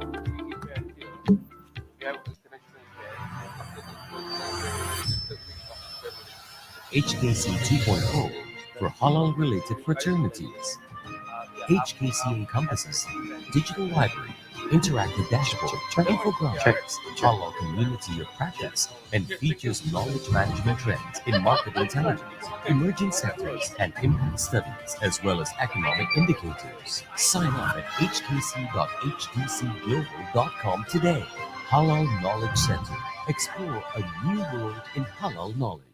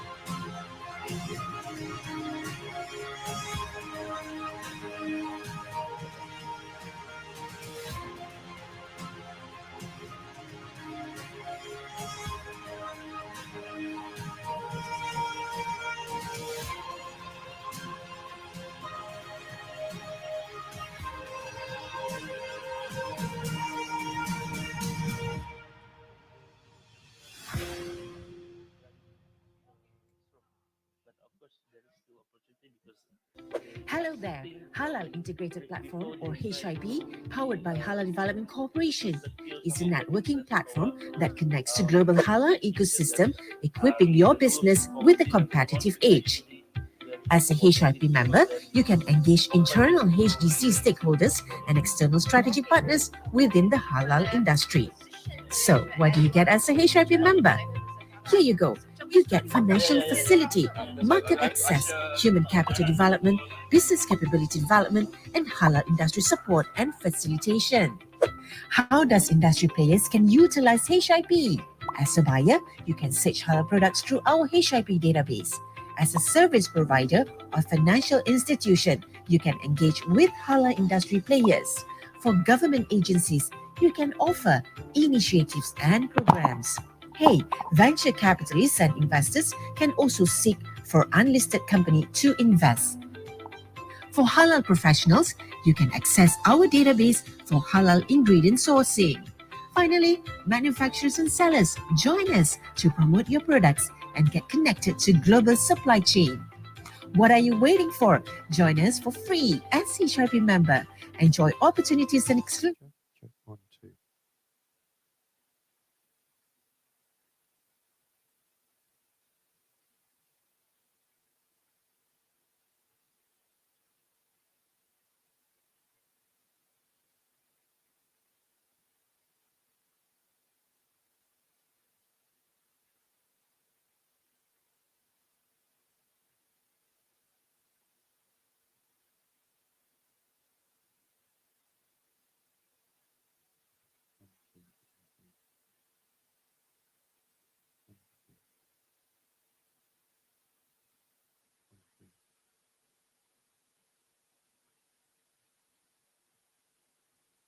Check 1, 2. Check 1, 2.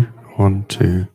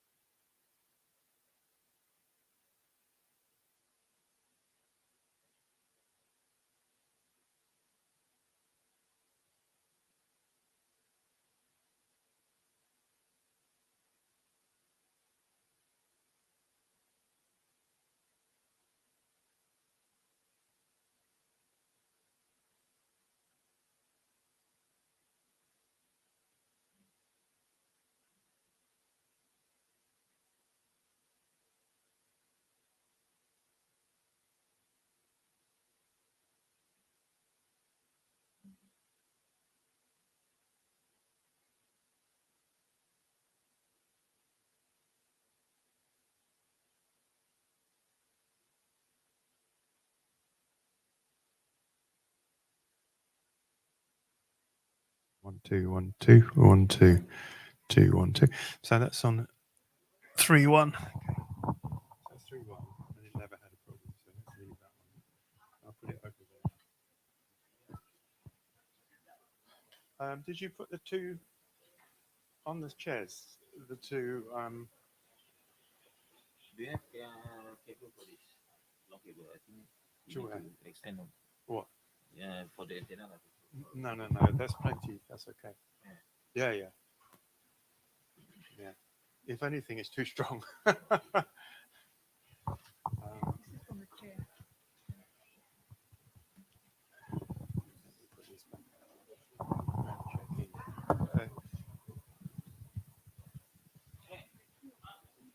1, 2, 1, 2. 1, 2, 1, 2. 1, 2, 1, 2. 1, 2, 1, 2. 1, 2, 1, 2. 1, 2, 3. 1, 2, 3. 1, 2, 3.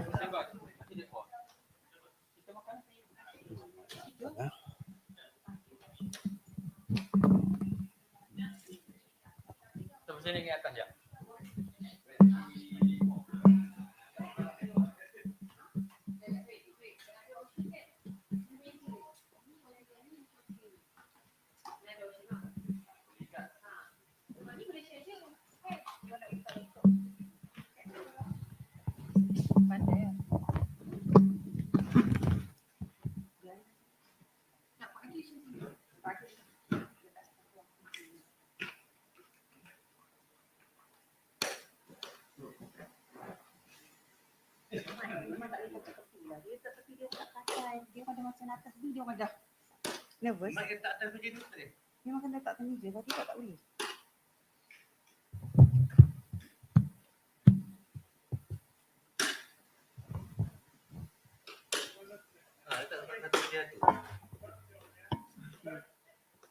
Tak boleh. Ni letak sini juga. Oh.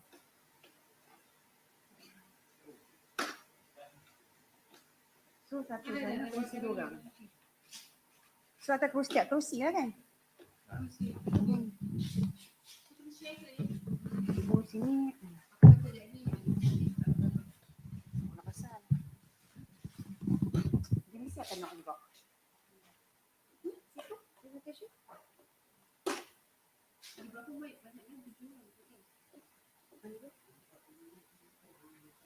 Three. Check 1, 3. One more mic for the roster. See, it's huh? Yeah, it's fine here.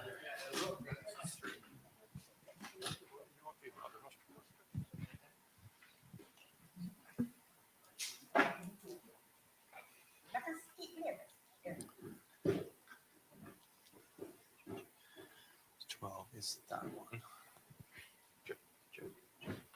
Check. 1, 2, 1, 2. Cuma kat atas tu macam jauh sikit, nampak tapi okey je kot. Check 1, 2. Check 1, 2.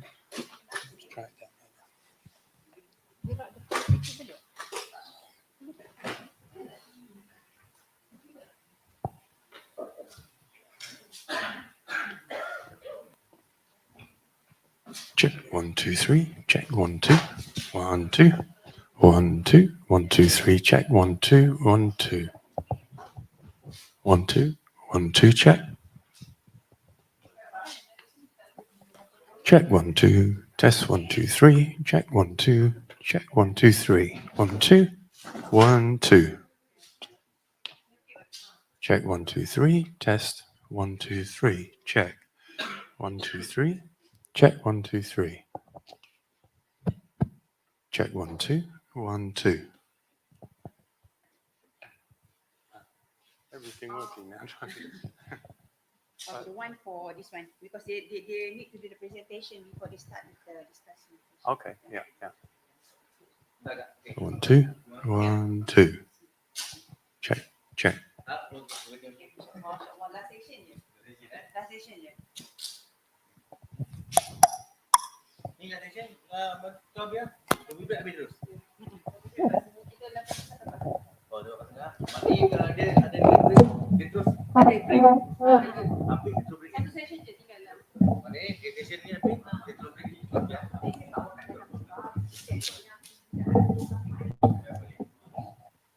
Check 1, 2. Check 1, 2. 2.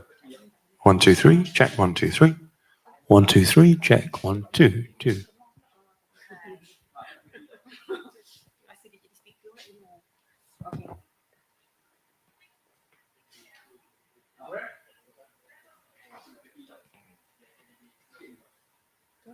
Okay. Saya bila semua pakai. MC.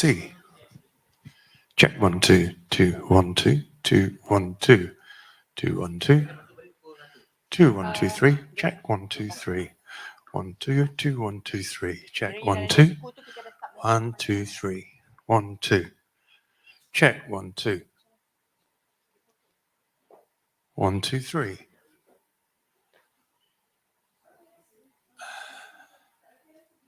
1, 2.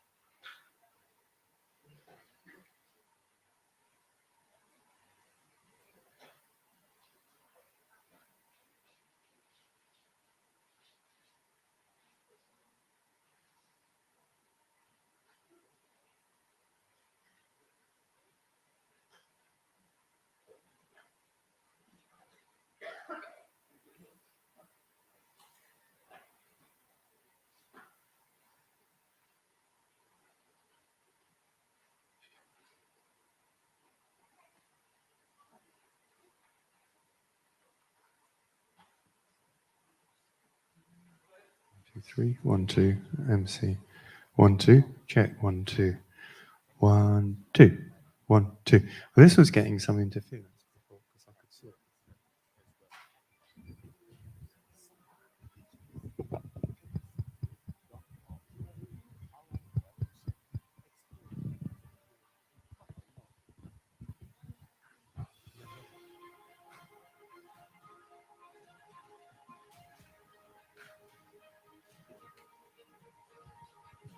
Check 1 2.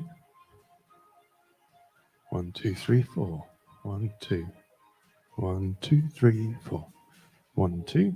1 2 3 4. 1 2 3 4. Check 1 2. 1 2 3 4. 1 2 3 4. Check 1 2 3 4. 1 2. This one here, is it the? If you look at the mixer, you probably can't tell. Can you tell what channel this is?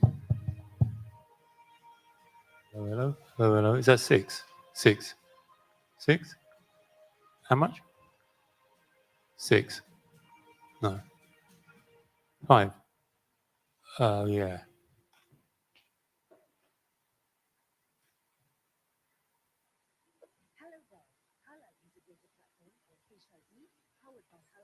Well, there's the one that's marked L and R. Yeah, there is. There's something marked L and R on the piece of paper, the strip that's written on. Okay, which is 6? 6. 6. Which is 6? Not this one. Check. Huh? Turn 6 down. Turn 6 down. Oh. Oh.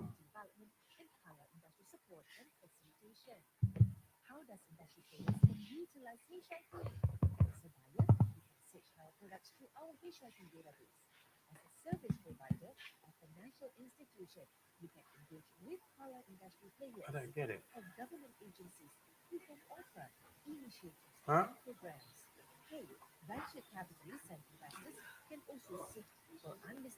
There's an L and R, isn't there? All right. What one of these, right, should be, that should be R, I think. Not yet. So one of these should be L. Do you know which one it is? If you turn down L. Yeah?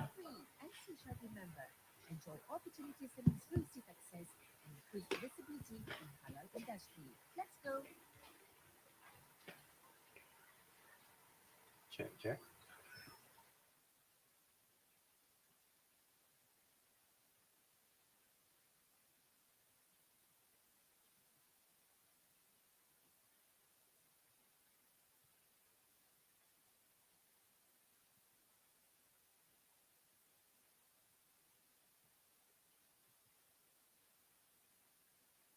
One.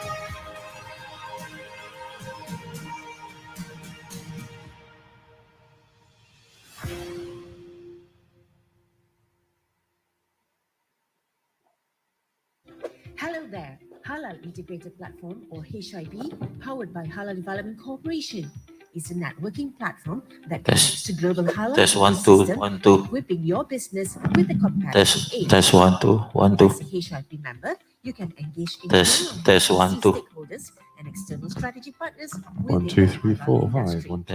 Test What do you 1 get as a test HIP member? test Here you test go. 1 2 You 1 get financial test facility, market access, Test. human capital development, business capability development, and halal industry support and test facilitation. 1. How does industry players can utilize HIP?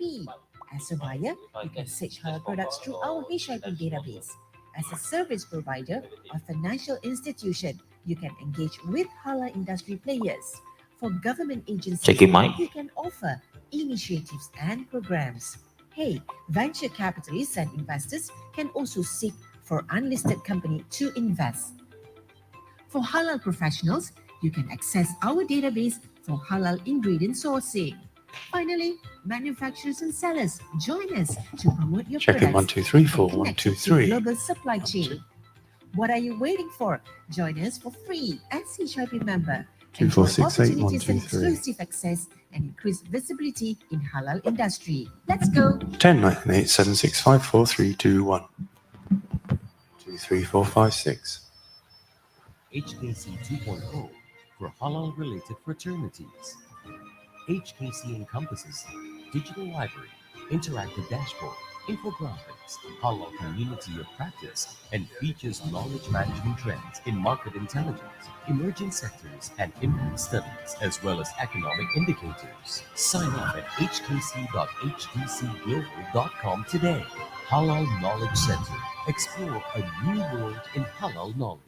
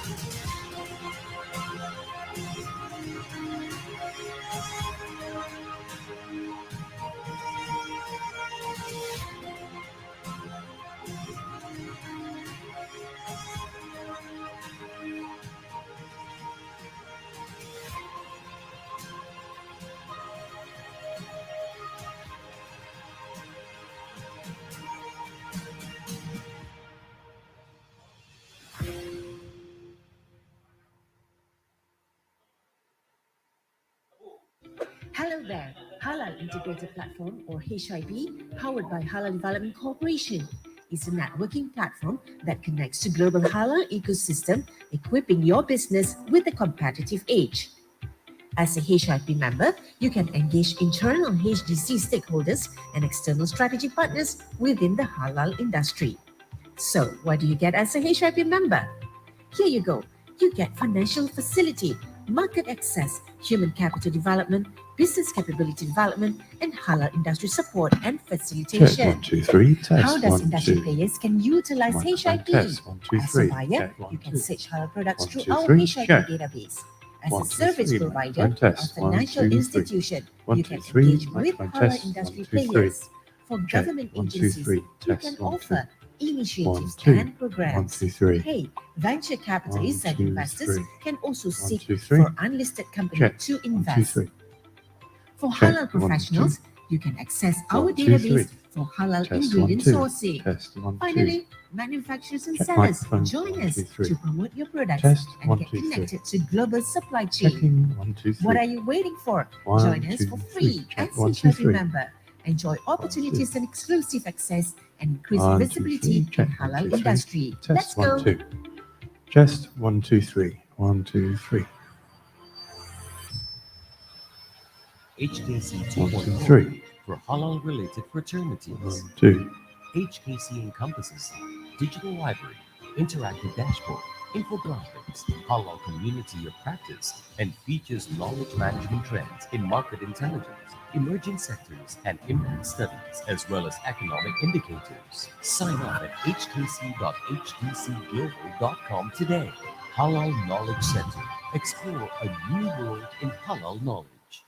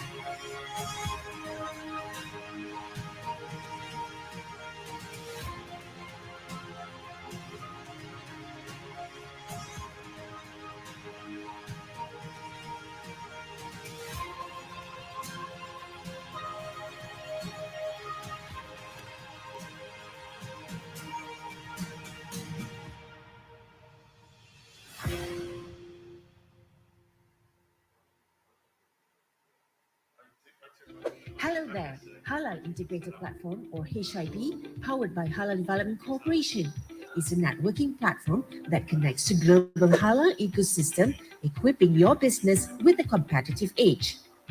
As a HIP member, you can engage internal HDC stakeholders and external strategy partners within the halal industry. So, what do you get as a HIP member? Here you go. You get financial facility, market access, human capital development, business capability development, and halal industry support and facilitation. How does industry players can utilize HIP? As a buyer, you can search halal products through our HIP database. As a service provider or financial institution, you can engage with halal industry players. For government agencies, you can offer initiatives and programs. Hey, venture capitalists and investors can also Like seek this. for unlisted Like companies this. to invest. For halal professionals, you can access our database for Like halal this. ingredient sourcing. Like this. Finally, manufacturers and sellers, join us to promote your products and get connected to global supply chain. What are you waiting for? Join us for free as HIP member. Enjoy opportunities and exclusive access and increase visibility in halal industry. Let's go.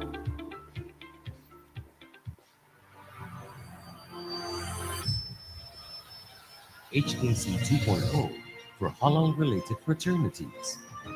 HKC encompasses digital library, interactive dashboard, infographics, halal community of practice, and features knowledge management trends in market intelligence, emerging sectors, and impact studies, as well as economic indicators. Sign up at hkc.hdcglobal.com today. Halal Knowledge Center. Explore a new world in halal knowledge.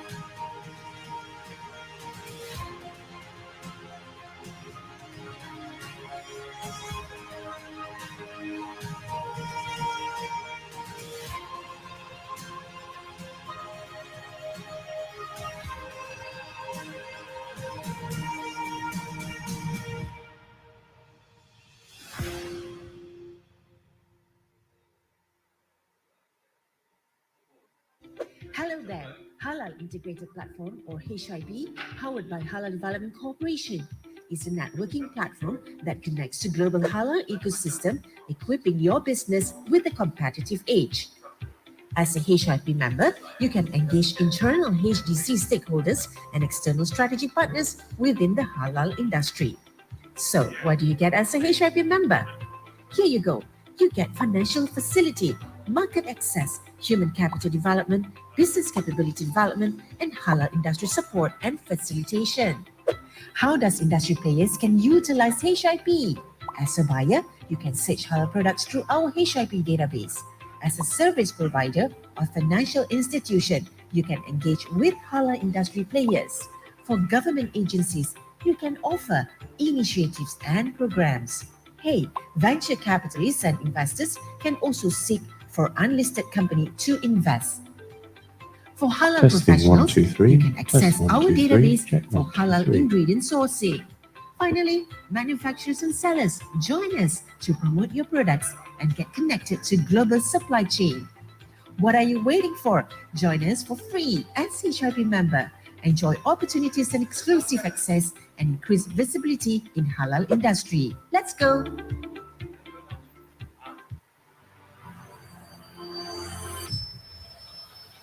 HKC 2.0 for halal-related fraternities.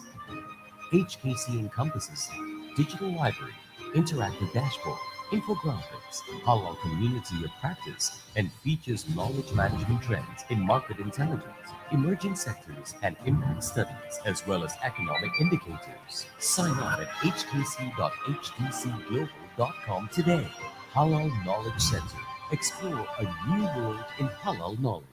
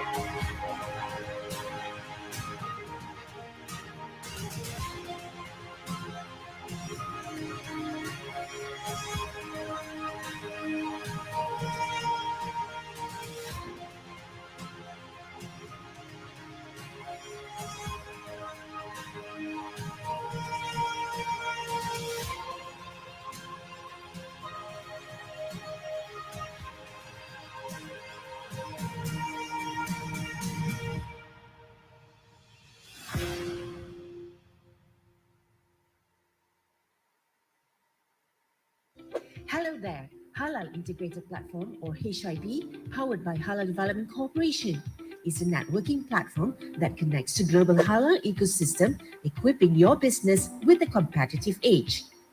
As a HIP member, you can engage internal HDC stakeholders and external strategic partners within the halal industry. So, what do you get as a HIP member? Here you go. You get financial facility, market access, human capital development, business capability development, and halal industry support and facilitation. How does industry players can utilize HIP? As a buyer, you can search halal products through our HIP database. As a service provider or financial institution, you can engage with halal industry players. For government agencies, you can offer initiatives and programs. Hey, venture capitalists and investors can also seek for unlisted company to invest. For halal professionals, you can access our database for halal ingredient sourcing. Finally, manufacturers and sellers, join us to promote your products and get connected to global supply chain. What are you waiting for? Join us for free as HIP member. Enjoy opportunities and exclusive access and increase visibility in halal industry. Let's go.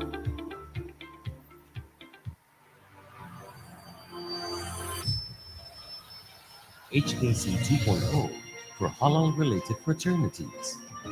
HKC encompasses digital library, interactive dashboard, infographics, halal community of practice, and features knowledge management trends in market intelligence, emerging sectors, and impact studies, as well as economic indicators. Sign up at hkc.hdcglobal.com today.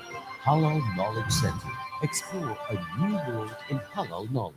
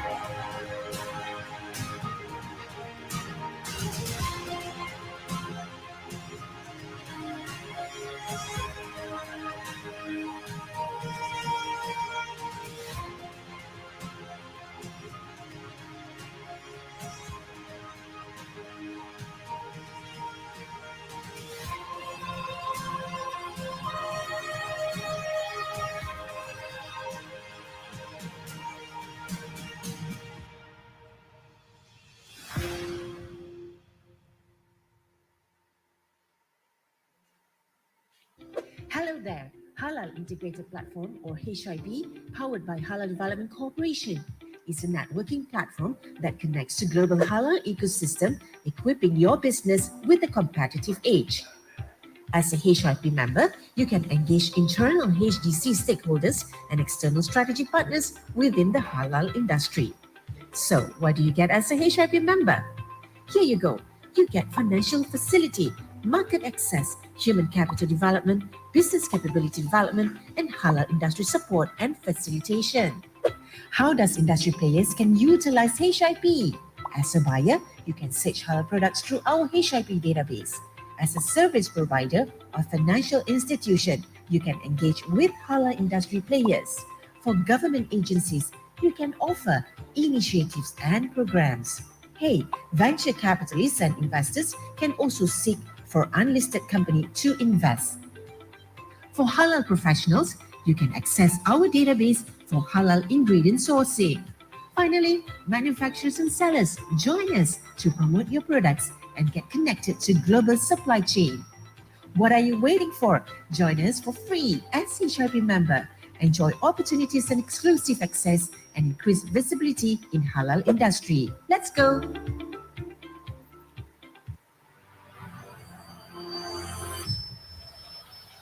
HKC 2.0 for halal-related fraternities.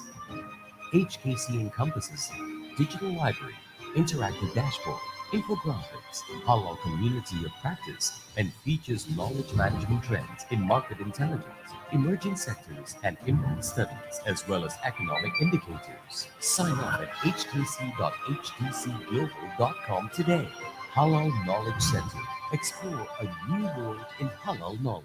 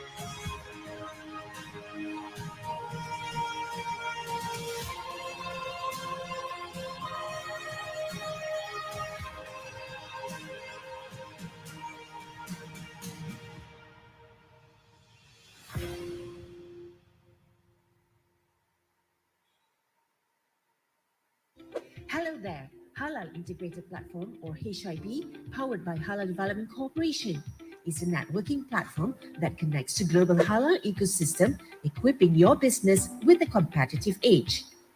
As a HIP member, you can engage internal HDC stakeholders and external strategic partners within the halal industry. So, what do you get as a HIP member? Here you go. You get financial facility, market access, human capital development, business capability development, and halal industry support and facilitation. How does industry players can utilize HIP?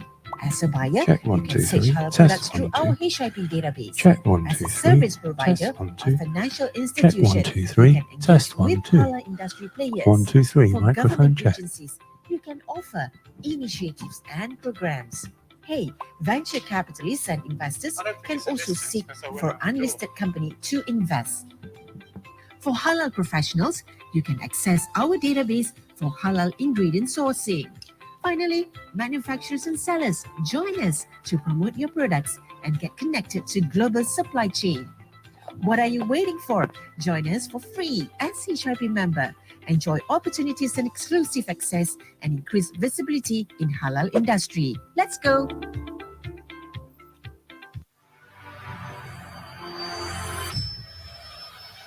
HKC 2.0 for halal-related fraternities.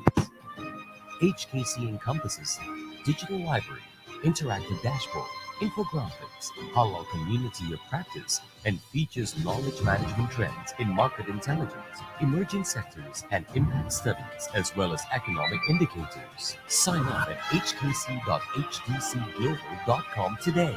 Halal Knowledge Center. Explore a new world in halal knowledge.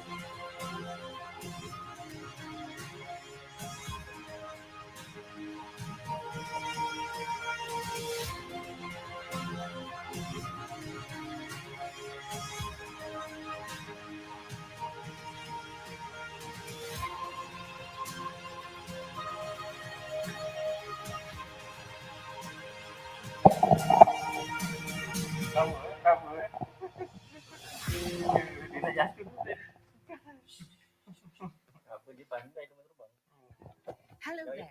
Halal Integrated Platform, or HIP, powered by Halal Development Corporation, is a networking platform that connects to global halal ecosystem, equipping your business with a competitive edge. As a HIP member, you can engage internal HDC stakeholders and external strategy partners within the halal industry. So, what do you get as a HIP member? Here you go. You get financial facility, market access, human capital development, business capability development, and halal industry support and facilitation. How does industry players can utilize HIP? As a buyer, you can search halal products through our HIP database. As a service provider or financial institution, you can engage with halal industry players. For government agencies, you can offer initiatives and programs. Hey, venture capitalists and investors can also seek for unlisted company to invest. For halal professionals, you can access our database for halal ingredient sourcing. Finally, manufacturers and sellers join us to promote your products and get connected to global supply chain. What are you waiting for? Join us for free as a HIP member. Enjoy opportunities and exclusive access and increase visibility in halal industry. Let's go.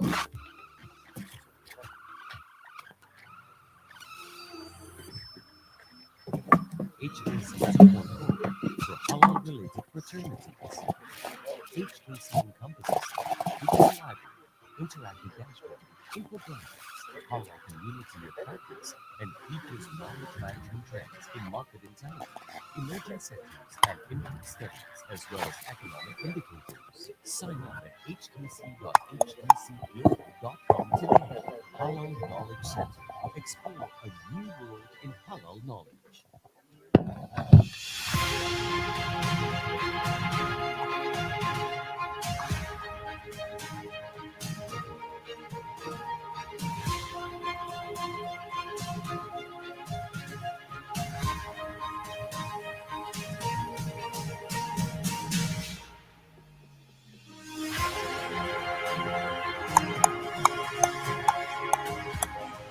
Check 1 2. Check 1 2.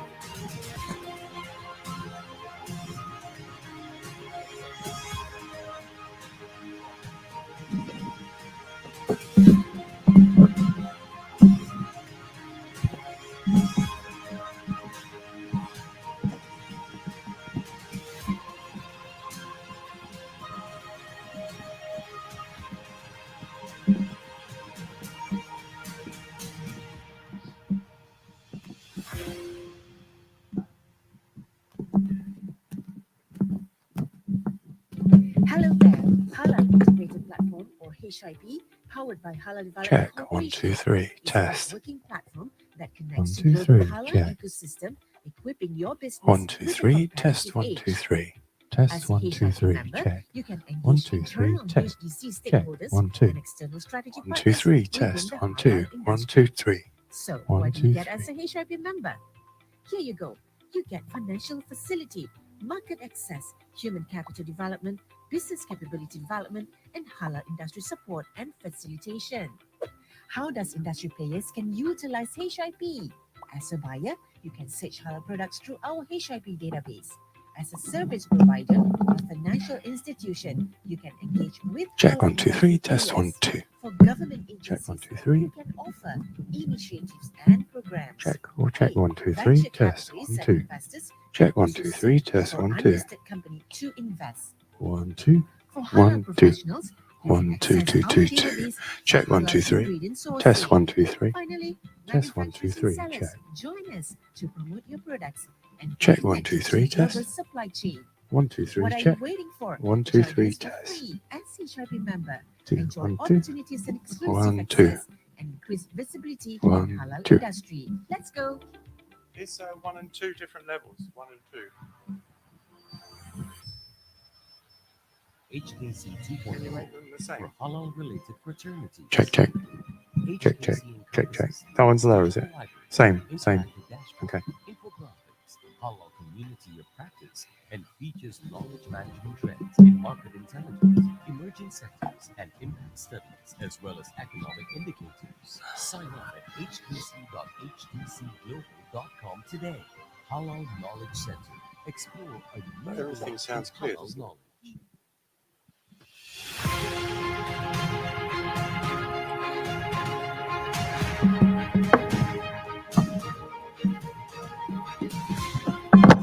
Two, two, two, two, two, two, two, 1 2 1 2 1 1 2 1 2 2 2 2 2 2 2 2 2 2 1 2 1 2 1 2 1 2 2 1 2 2 1 2 1 2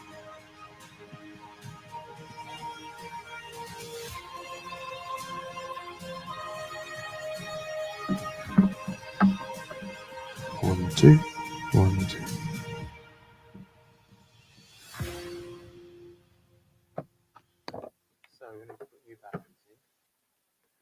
Hello there.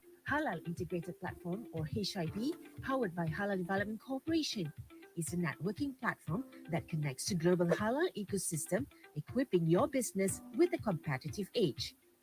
As a HIP member, you can engage internal HDC stakeholders and external strategic partners within the halal industry. So, what do you get as a HIP member? Here you go. You get financial facility, market access, human capital development, business capability development, and halal industry support and facilitation. How does industry players can utilize HIP? As a buyer, you can search halal products through our HIP database. As a service provider or financial institution, you can engage with halal industry players. For government agencies, you can offer initiatives and programs. Hey, venture capitalists and investors can also seek for unlisted company to invest. For halal professionals, you can access our database for halal ingredient sourcing. Finally, manufacturers and sellers, join us to promote your products and get connected to global supply chain. What are you waiting for? Join us for free as HIP member. Enjoy opportunities and exclusive access and increase visibility in halal industry. Let's go.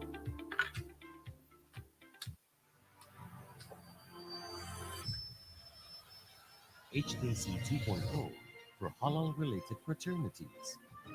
HKC encompasses digital library, interactive dashboard, infographics, halal community of practice, and features knowledge management trends in market intelligence, emerging sectors, and impact studies, as well as economic indicators. Sign up at hkc.htcglobal.com today. Halal Knowledge Center. Explore a new world in halal knowledge.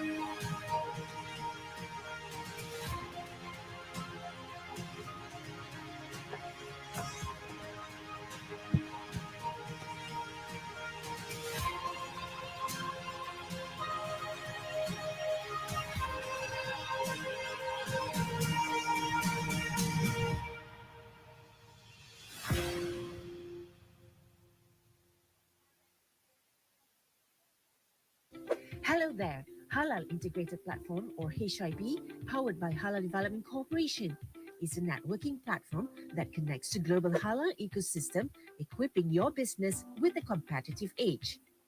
As a HIP member, you can engage internal HDC stakeholders and external strategic partners within the halal industry.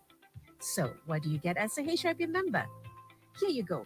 You get financial facility, market access, human capital development, business capability development, and halal industry support and facilitation. How does industry players can utilize HIP? As a buyer, you can search halal products through our HIP database. As a service provider or financial institution, you can engage with halal industry players. For government agencies, you can offer initiatives and programs. Hey, venture capitalists and investors can also seek for unlisted company to invest. For halal professionals, you can access our database for halal ingredient sourcing. Finally, manufacturers and sellers join us to promote your products and get connected to global supply chain. What are you waiting for? Join us for free as HIP member. Enjoy opportunities and exclusive access and increase visibility in halal industry. Let's go!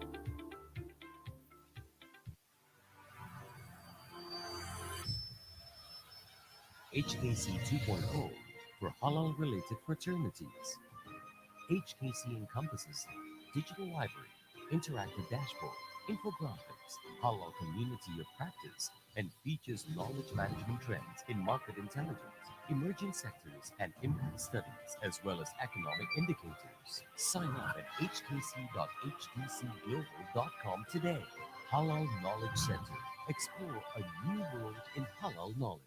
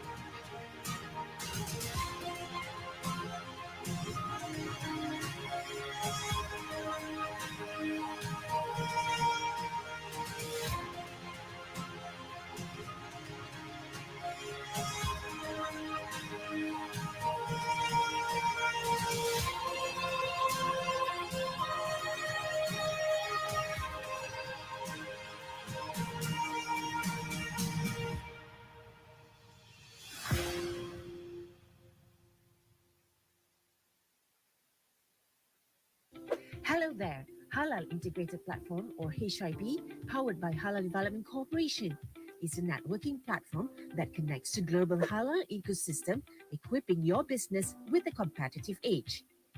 As a HIP member, you can engage internal HDC stakeholders and external strategic partners within the halal industry. So, what do you get as a HIP member? Here you go. You get financial facility, market access, human capital development, business capability development, and halal industry support and facilitation. How does industry players can utilize HIP? As a buyer, you can search halal products through our HIP database. As a service provider or financial institution, you can engage with halal industry players. For government agencies, you can offer initiatives and programs. Hey, venture capitalists and investors can also seek for unlisted company to invest.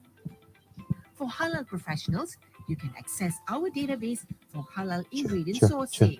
Finally, manufacturers and sellers join us to promote your products and get connected to global supply chain. What are you waiting for? Join us for free as HIP member. Enjoy opportunities and exclusive access and increase visibility in halal industry. Let's go!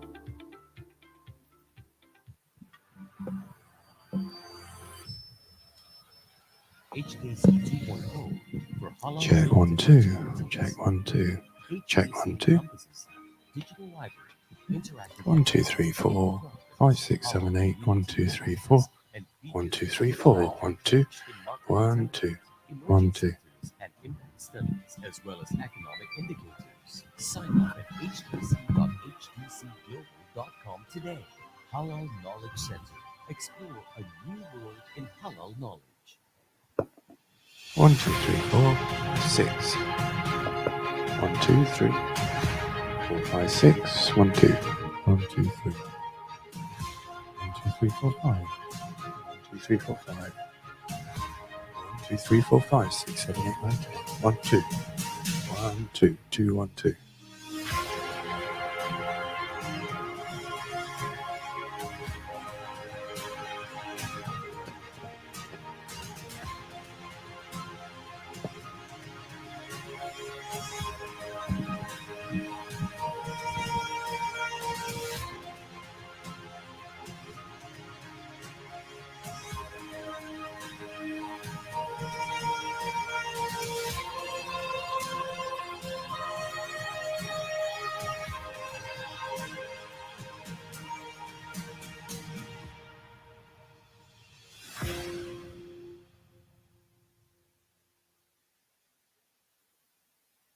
Hello there, Halal Integrated Platform or HIP, powered by Halal Development Corporation, is a networking platform that connects to global halal ecosystem, equipping your business with a competitive edge. As a HIP member, you can engage internal HDC stakeholders and external strategic partners within the halal industry. So, what do you get as a HIP member? Here you go. You get financial facility, market access, human capital development, business capability development, and halal industry support and facilitation. How does industry players can utilize HIP? As a buyer, you can search halal products through our HIP database. As a service provider or financial institution, you can engage with halal industry players. For government agencies, you can offer initiatives and programs. Hey, venture capitalists and investors can also seek for unlisted company to invest. For halal professionals, you can access our database for halal ingredient sourcing. Finally, manufacturers and sellers, join us to promote your products and get connected to global supply chain. What are you waiting for? Join us for free as HIP member. Enjoy opportunities and exclusive access and increase visibility in halal industry. Let's go!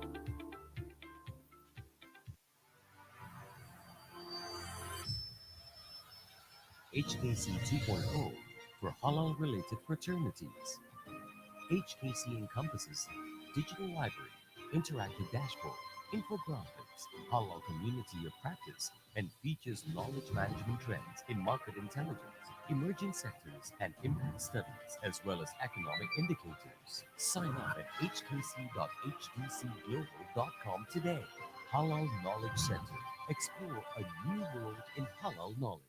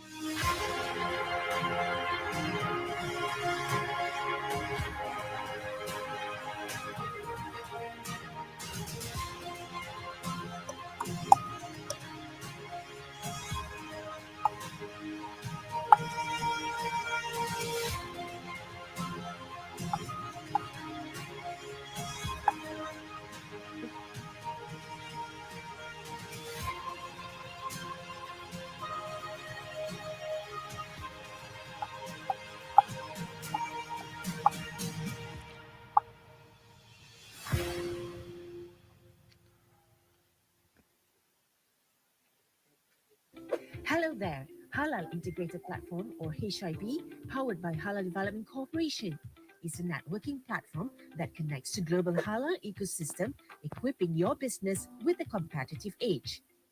As a HIP member, you can engage internal HDC stakeholders and external strategic partners within the halal industry.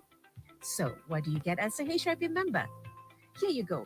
You get financial facility, market access, human capital development, business capability development, and halal industry support and facilitation. How does industry players can utilize HIP? As a buyer, you can search halal products through our HIP database. As a service provider or financial institution, you can engage with halal industry players. For government agencies, you can offer initiatives and programs. Hey, venture capitalists and investors can also seek for unlisted company to invest. For halal professionals, you can access our database for halal ingredient sourcing. Finally, manufacturers and sellers, join us to promote your products and get connected to global supply chain. What are you waiting for? Join us for free as HRP member. Enjoy opportunities and exclusive access and increase visibility in halal industry. Let's go!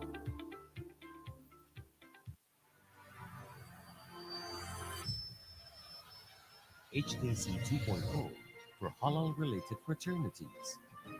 HKC encompasses digital library, interactive dashboard, infographics, halal community of practice, and features knowledge management trends in market intelligence, emerging sectors, and impact studies, as well as economic indicators. Sign up at hkc.hdcglobal.com today. Halal Knowledge Center. Explore a new world in halal knowledge.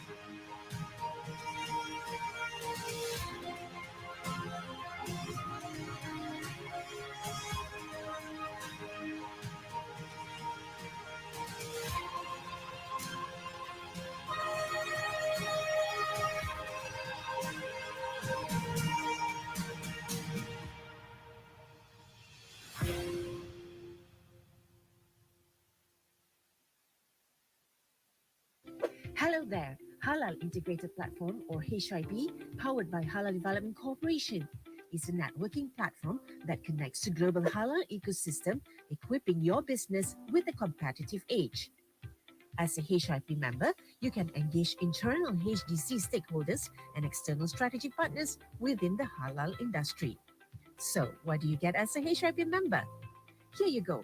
You get financial facility, market access, human capital development, business capability development, and halal industry support and facilitation.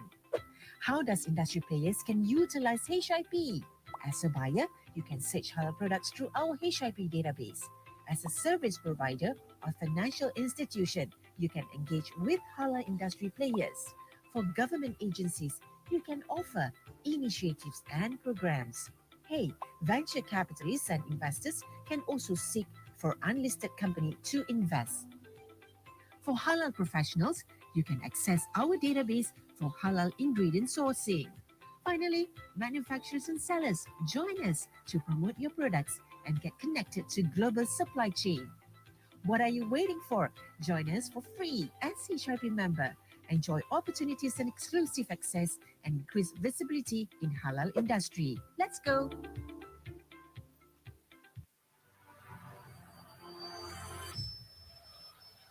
HKC 2.0 for halal-related fraternities.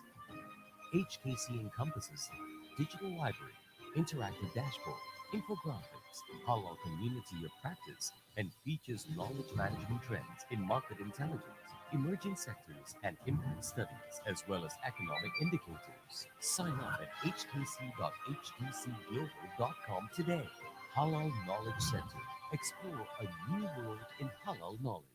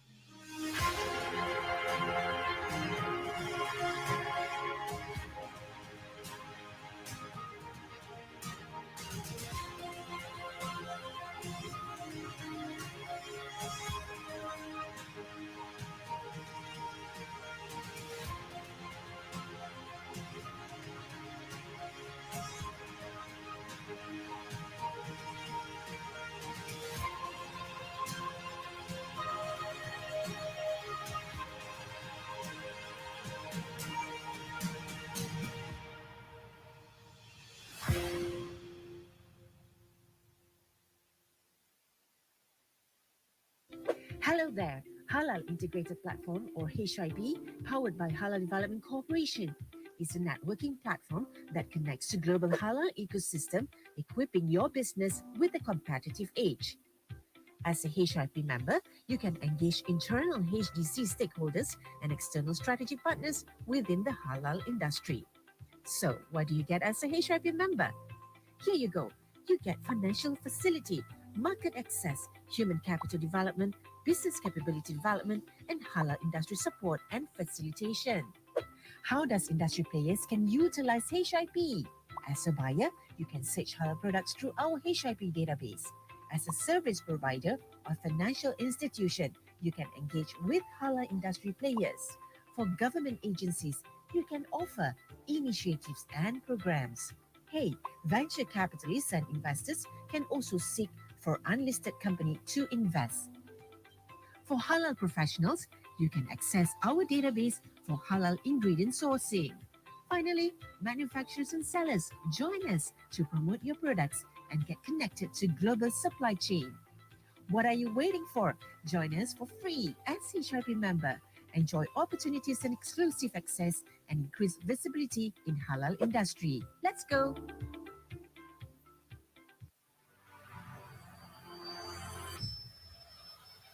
HKC 2.0 for halal-related fraternities. HKC encompasses digital library, interactive dashboard, infographics, halal community of practice, and features knowledge management trends in market intelligence, emerging sectors, and impact studies, as well as economic indicators. Sign up at hkc.hdcglobal.com today. Halal Knowledge Center. Explore a new world in halal knowledge.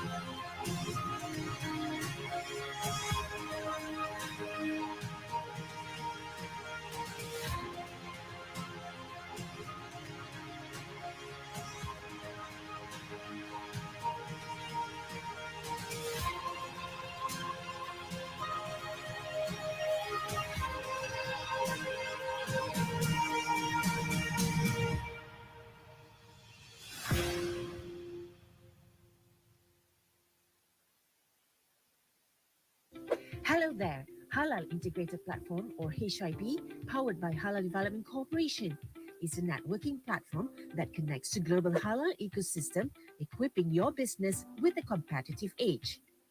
As a HIP member, you can engage internal HDC stakeholders and external strategy partners within the halal industry. So, what do you get as a HIP member? Here you go. You get financial facility, market access, human capital development, business capability development, and halal industry support and facilitation. How does industry players can utilize HIP? As a buyer, you can search halal products through our HIP database.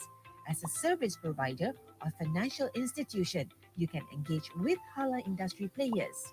For government agencies, you can offer initiatives and programs.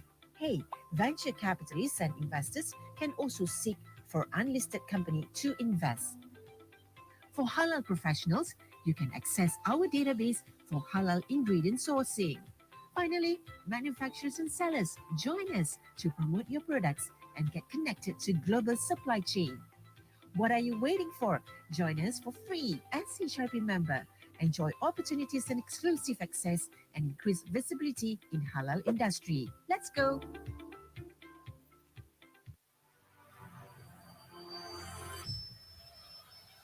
HKC 2.0 for halal-related fraternities. HKC encompasses digital library, interactive dashboard, infographics, halal community of practice, and features knowledge management trends in market intelligence, emerging sectors, and impact studies, as well as economic indicators. Sign up at hkc.hdcglobal.com today. Halal Knowledge Center. Explore a new world in halal knowledge.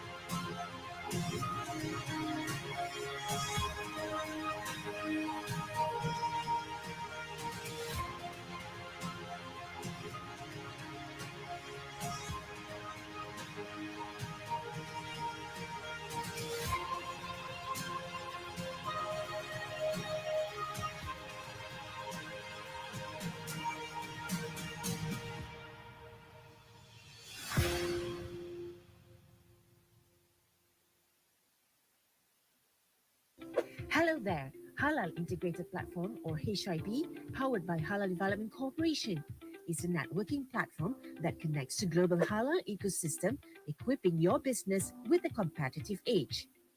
As a HIP member, you can engage internal HDC stakeholders and external strategy partners within the halal industry. So, what do you get as a HIP member? Here you go.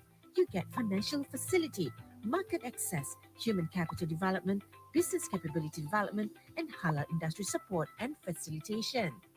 How does industry players can utilize HIP? As a buyer, you can search halal products through our HIP database. As a service provider or financial institution, you can engage with halal industry players. For government agencies, you can offer initiatives and programs. Hey, venture capitalists and investors can also seek for unlisted company to invest. For halal professionals, you can access our database for halal ingredient sourcing. Finally, manufacturers and sellers, join us to promote your products and get connected to global supply chain. What are you waiting for? Join us for free as HIP member. Enjoy opportunities and exclusive access and increase visibility in halal industry. Let's go!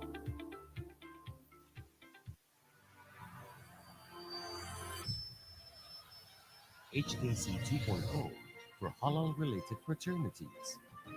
HKC encompasses digital library, interactive dashboard, infographics, halal community of practice, and features knowledge management trends in market intelligence, emerging sectors, and impact studies, as well as economic indicators. Sign up at hkc.hdcglobal.com today.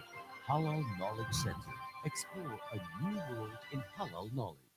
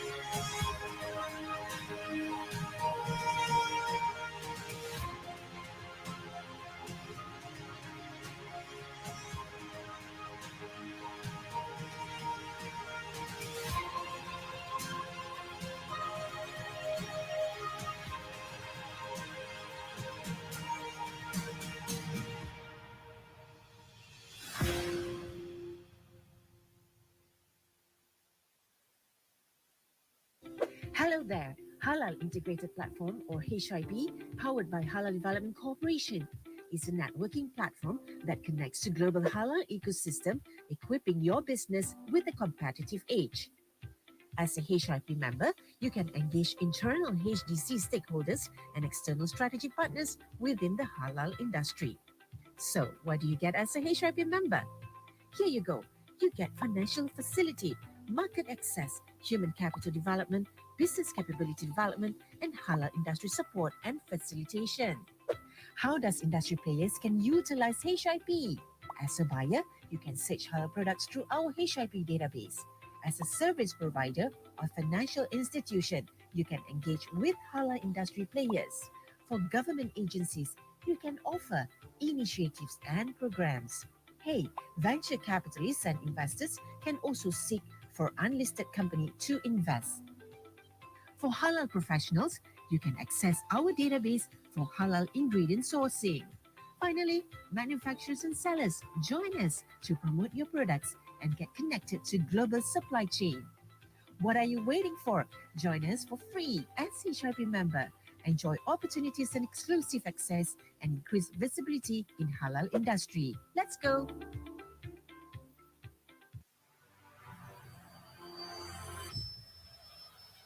HKC 2.0 for halal-related fraternities. HKC encompasses digital library, interactive dashboard, infographics, halal community of practice, and features knowledge management trends in market intelligence, emerging sectors, and impact studies, as well as economic indicators. Sign up at hkc.htcglobal.com today. Halal Knowledge Center. Explore a new world in halal knowledge.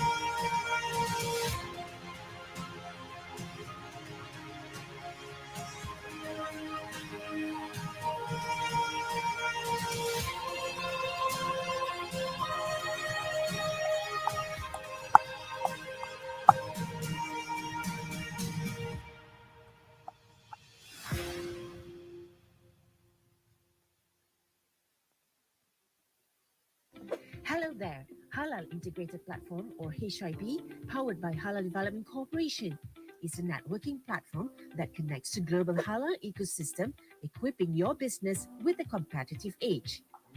As a HIP member, you can engage internal HDC stakeholders and external strategy partners within the halal industry. So, what do you get as a HIP member? Here you go. You get financial facility, market access, human capital development, business capability development, and halal industry support and facilitation. How does industry players can utilize HIP? As a buyer, you can search halal products through our HIP database. As a service provider or financial institution, you can engage with halal industry players. For government agencies, you can offer initiatives and programs. Hey, venture capitalists and investors can also seek for unlisted company to invest. For halal professionals, you can access our database for halal ingredient sourcing. Finally, manufacturers and sellers join us to promote your products and get connected to global supply chain. What are you waiting for? Join us for free as HIP member. Enjoy opportunities and exclusive access and increase visibility in halal industry. Let's go.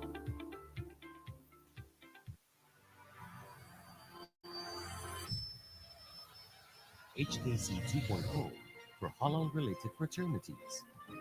HKC encompasses digital library, interactive dashboard, infographics, halal community of practice, and features knowledge management trends in market intelligence, emerging sectors, and impact studies, as well as economic indicators. Sign up at hkc.htcglobal.com today. Halal Knowledge Center. Explore a new world in halal knowledge.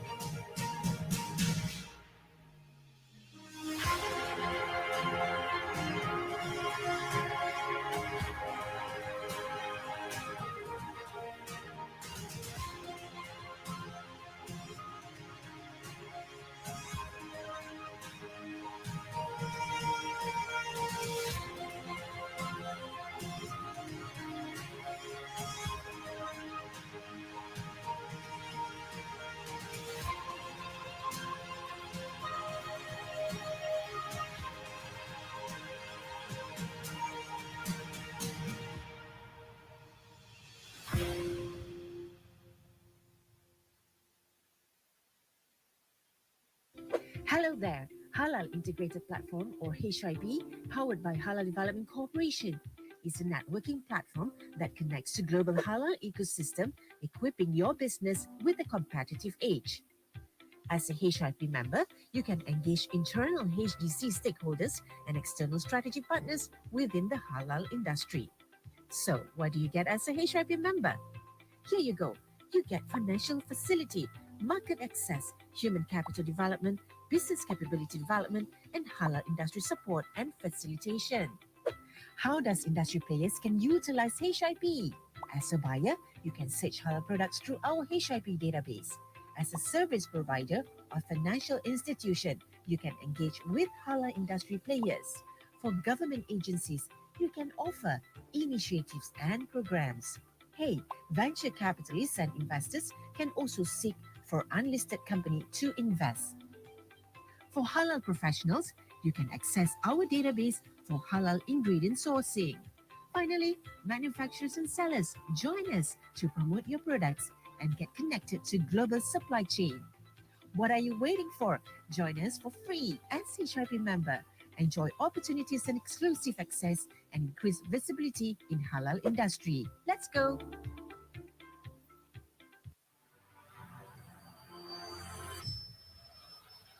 HKC 2.0 for halal-related fraternities. HKC encompasses digital library, interactive dashboard, infographics, halal community of practice, and features knowledge management trends in market intelligence, emerging sectors, and impact studies, as well as economic indicators. Sign up at hkc.hdcglobal.com today. Halal Knowledge Center. Explore a new world in halal knowledge.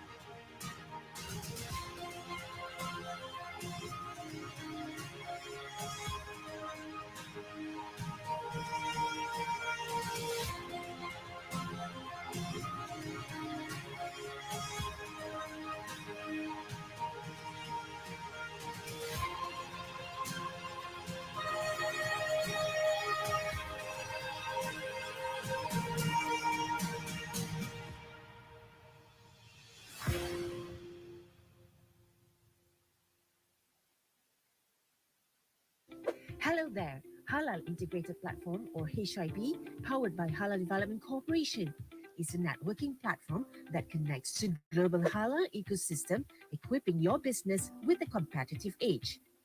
As a HIP member, you can engage internal HDC stakeholders and external strategy partners within the halal industry. So, what do you get as a HIP member? Here you go. You get financial facility, market access, human capital development, business capability development, and halal industry support and facilitation. How does industry players can utilize HIP? As a buyer, you can search halal products through our HIP database. As a service provider or financial institution, you can engage with halal industry players.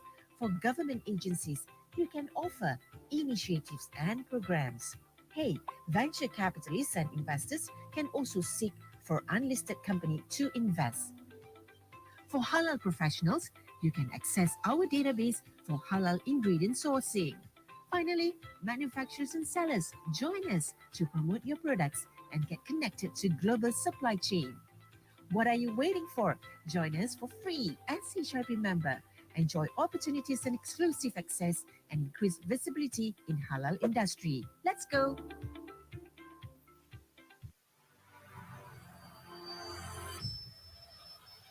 HKC 2.0 for halal-related fraternities. HKC encompasses digital library, interactive dashboard, infographics, halal community of practice, and features knowledge management trends in market intelligence, emerging sectors, and impact studies, as well as economic indicators. Sign up at hkc.hdcglobal.com today. Halal Knowledge Center. Explore a new world in halal knowledge.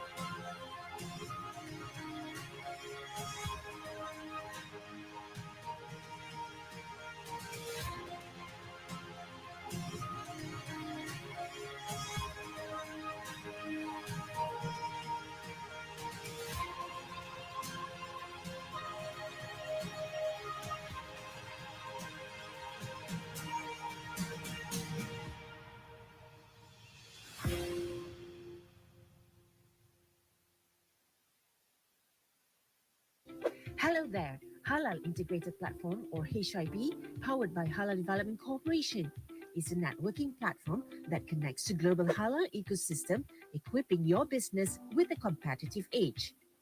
As a HIP member, you can engage internal HDC stakeholders and external strategic partners within the halal industry. So, what do you get as a HIP member? Here you go. You get financial facility, market access, human capital development, business capability development, and halal industry support and facilitation. How does industry players can utilize HIP? As a buyer, you can search halal products through our HIP database. As a service provider or financial institution, you can engage with halal industry players. For government agencies, you can offer initiatives and programs. Hey, venture capitalists and investors can also seek for unlisted company to invest. For halal professionals, you can access our database for halal ingredient sourcing. Finally, manufacturers and sellers, join us to promote your products and get connected to global supply chain. What are you waiting for? Join us for free as HIP member. Enjoy opportunities and exclusive access and increase visibility in halal industry. Let's go!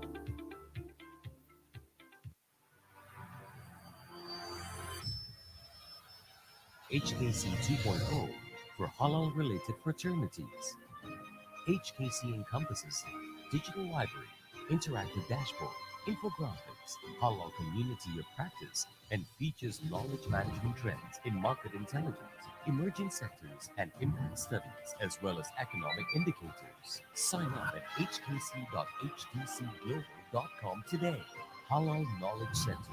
Explore a new world in halal knowledge.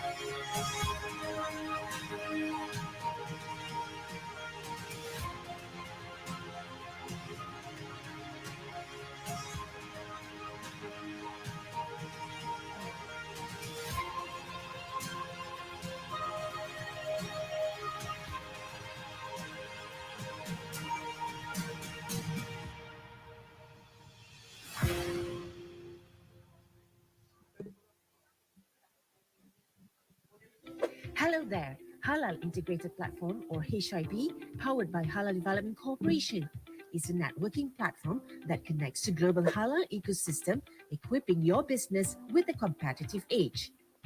As a HIP member, you can engage internal HDC stakeholders and external strategic partners within the halal industry.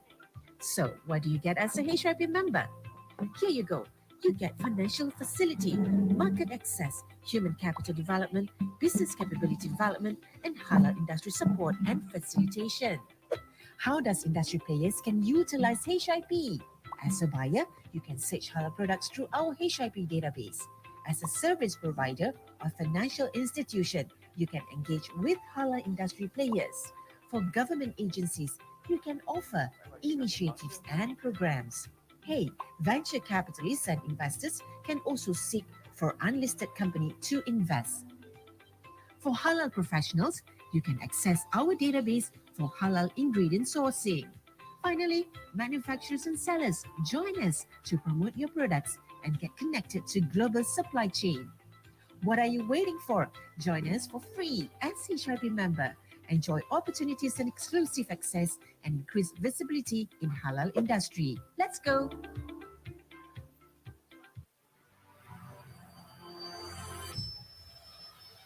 HKC 2.0 for halal-related fraternities. HKC encompasses digital library, interactive dashboard, infographics, halal community of practice, and features knowledge management trends in market intelligence, emerging sectors, and impact studies, as well as economic indicators. Sign up at hkc.htcglobal.com today. Halal Knowledge Center. Explore a new world in halal knowledge.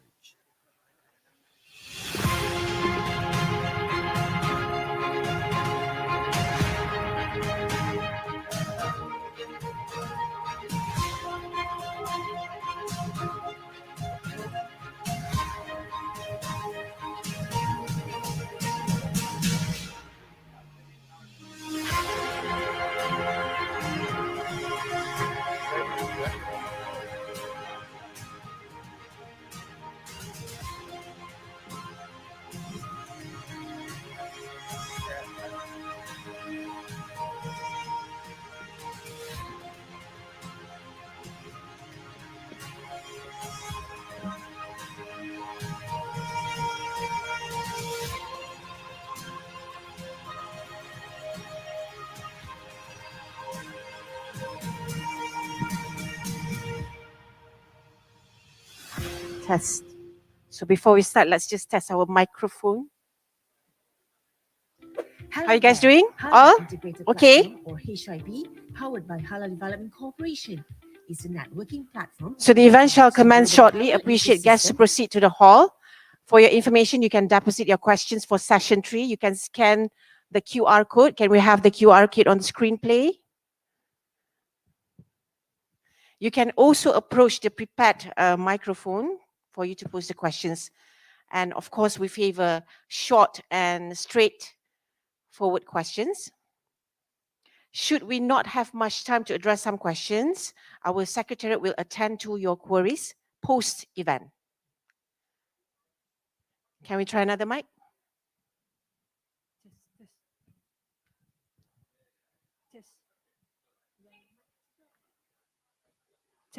Testing one. Test.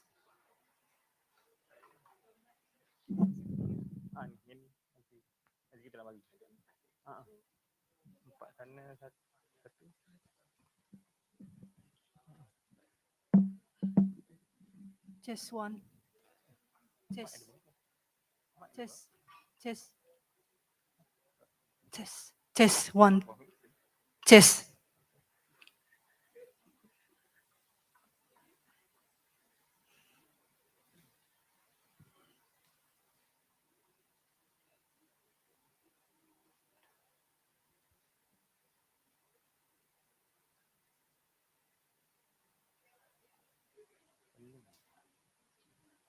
Stand by session 3. Stand by session 3.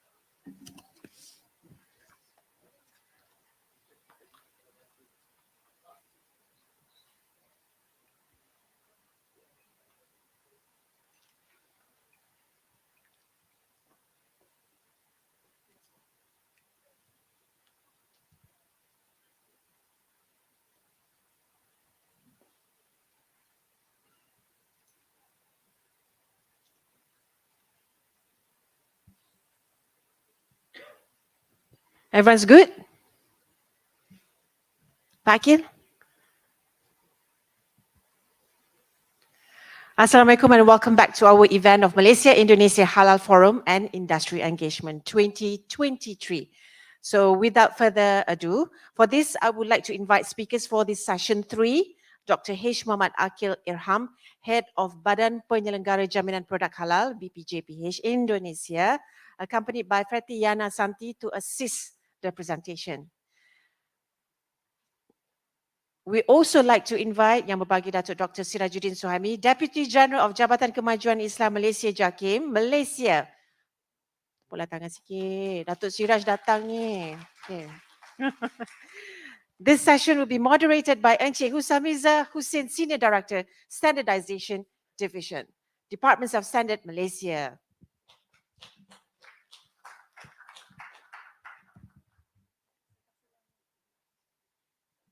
Just a reminder, you may deposit your questions pertaining to third session topic by scanning the QR code.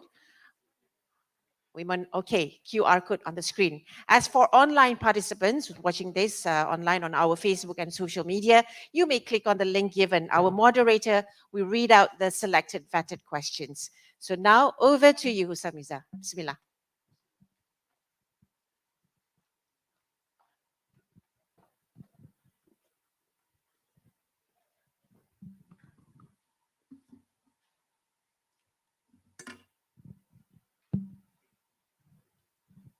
Bismillahirrahmanirrahim. Assalamualaikum warahmatullahi wabarakatuh and very good afternoon.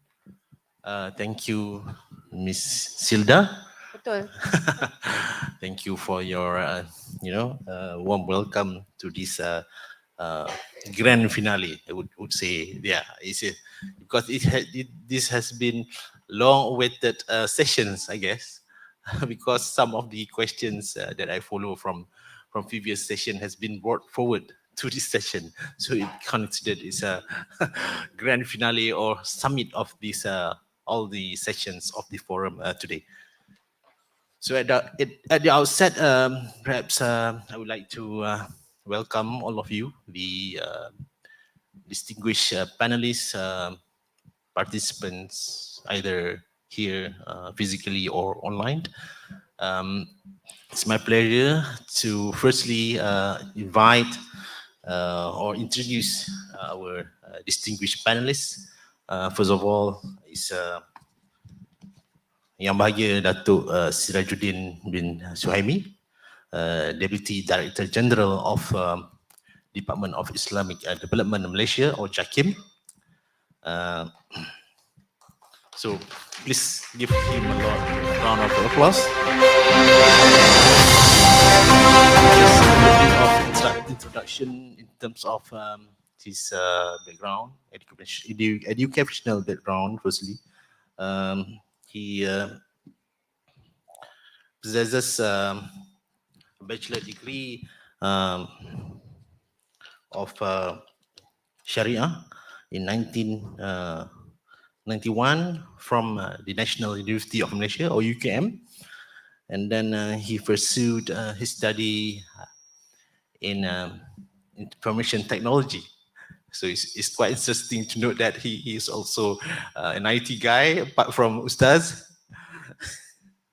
And then that was at master's level from the UITM, University of Technology Mara. That was in 2001, sorry, Dato. Then he pursued his doctorate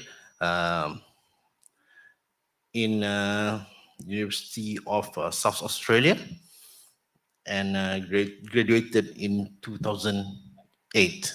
So that was his brief educational background.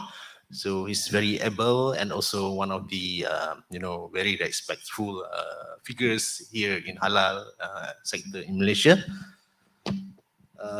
He joined the public service in 1992, right? 1992 at the religious department of Selangor, state of Selangor. Then, of course, after that, he was appointed as the Jakim head of Halal division. So and of course now, as I introduced earlier, he's the Deputy Director General Policy of the Islamic Development Department of Islamic Development or Jakim Malaysia. I think that's about all about his brief introduction. Now I go to the next distinguished panelist from Indonesia, Dr. Haji Muhammad Akil Irham, right? So Dr. Haji Muhammad Akil, basically he's the head of BPJPH. So the pronunciation in Malaysia, so it's quite different. So H is H, in Indonesia H is H. So BPJPH. Sorry. So anyway, so this is so I have been warned by our MC, so make it this session a bit of lively and informal. So I would like to okay, never mind. So just like Dato Dr. Sirajuddin, so basically Pak Akil is basically his counterpart in Malaysia. So I try to pronounce in Indonesia BPJPH, right? So it's similar, I mean, functions, but of course there are similarities and also differences. But definitely we will know better after I'll call both of them to give brief presentation on each side, their functions and whatnot. But of course, after that, we will discuss the presentations and then followed by Q&A sessions. So that's something that we have been looking forward to know more about JBPJR and also Jakim. So, okay, that's our basically brief, program of the finale session. Okay, in terms of Pak Akil educational background, he just for your information, this is also information about the terminology or term used in Indonesia: S1, S2, and S3. S1 basically bachelor degree, right, Pak? And S2 is master's, and S3 is doctorate level, so PhD. So S1, he graduated from Islamic State University of Indonesia, Raden Intan University, Islamic University in Lampung, right? In Lampung, Republic of Indonesia.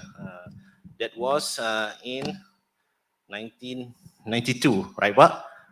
Then he pursued his study at S2 level, master's level, in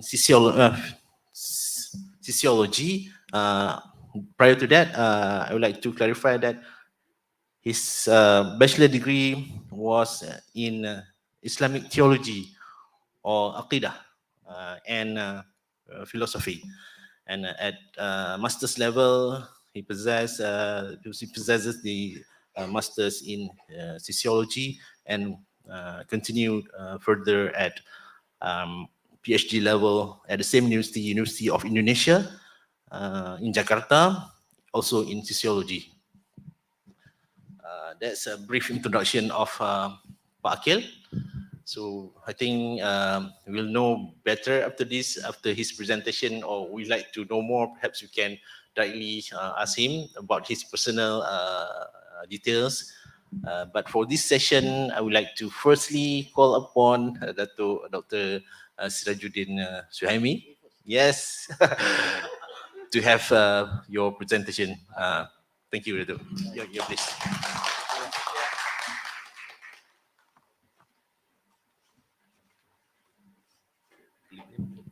All right.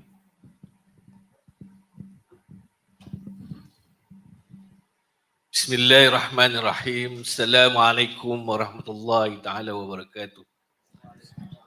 Alhamdulillahi Rabbil Alamin. Wassalatu wassalamu ala ashrafil anbiya wal mursalin.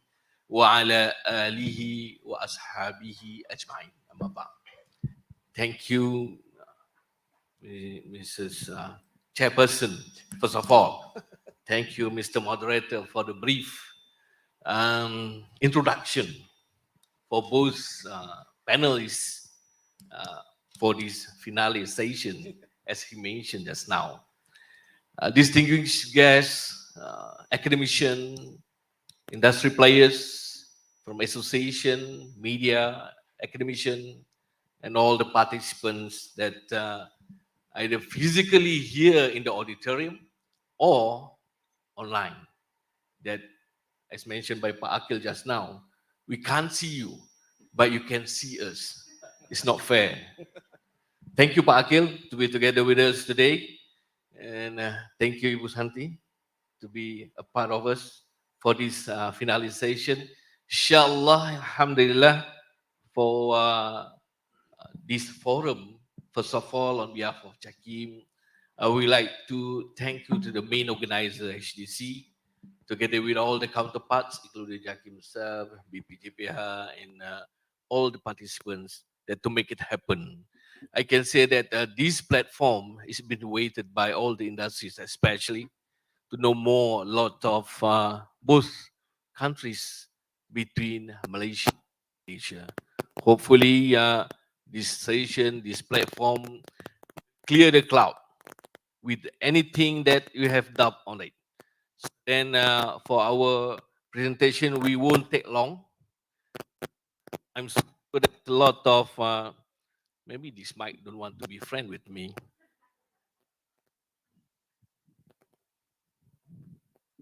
Let's see, I hold it.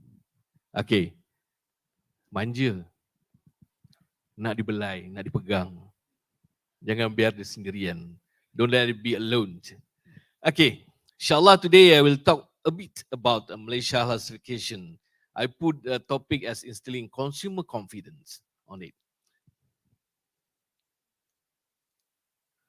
As usual, okay, just in history, even though on paper we put it started in 1974, but there is on latest finding through archive, National Archive, that the first halal confirmation in 1969. And I think I can say that the company is Ajinomoto and Lamsun Oil on those days, because maybe previously there's a big doubt among Muslim in Malaysia about these two products. If the same age with me, I'm sure that you know the history previously. So we evolved since 1974, 94, 2002 till date, that there's a lot of development you can see regarding about Malaysia halal certification. Right. What's the government role on halal? That's maybe the bit different between whatever we have previously, or maybe you compare with any other countries. One of it is the national interest globally for collaboration, forum, conference to promote halal certification. On the early days, for example, if I can share that for our Malay Muslim mentioned that why we need halal, we are Muslim, already is halal, not need to be certified. Pisang goreng, makcik jual kopok. So, nasi lemak pagi-pagi, if not easy to get halal certified nasi lemak by makcik. But nowadays you can get it, inshallah. First of all, is to ensure Muslims get their right for halal food. That's the main role we play as the government agency. That's why we develop a rules and regulation together with the Department of Standard, We developed till date, I think there's around 15, but there are also only 9 or 10 that are related to the halal certification. We developed the scheme of halal certification. Today we have 7 schemes, and we do monitoring and enforcement together with KPDN, Domestic Trade ataupun Kementerian Perdagangan Dalam Negeri, where they have their own law to enforce the halal certification using halal logo, halal declaration, and so on. Secondly, we provide proper guidelines, as I mentioned just now, with the halal standard. We developed the halal assurance system, and the latest one in Malaysia, halal management system, which I will touch afterward, inshallah. And we go through the public awareness, a lot of campaign, halal expo, we do mihas. Inshallah, this year we just have a big chat with the HDC. We will come back with the Jihaz Global Halal Summit, inshallah. Then we use a lot of media. Sometimes it comes positive, but sometimes it comes negative. No problem. As we eat every day, we need some hot, sweet, and all the flavors is there. That is halal. Then last one, a national interest globally. We have collaboration. We have numbers of collaboration with numbers of agencies, universities, academics, forum, conference, internationally. Inshallah, after this, after the MCO is cooling down, hopefully it's not come back. We will organize and together with all the collaborators to have a good forum, conference, and seminars, inshallah.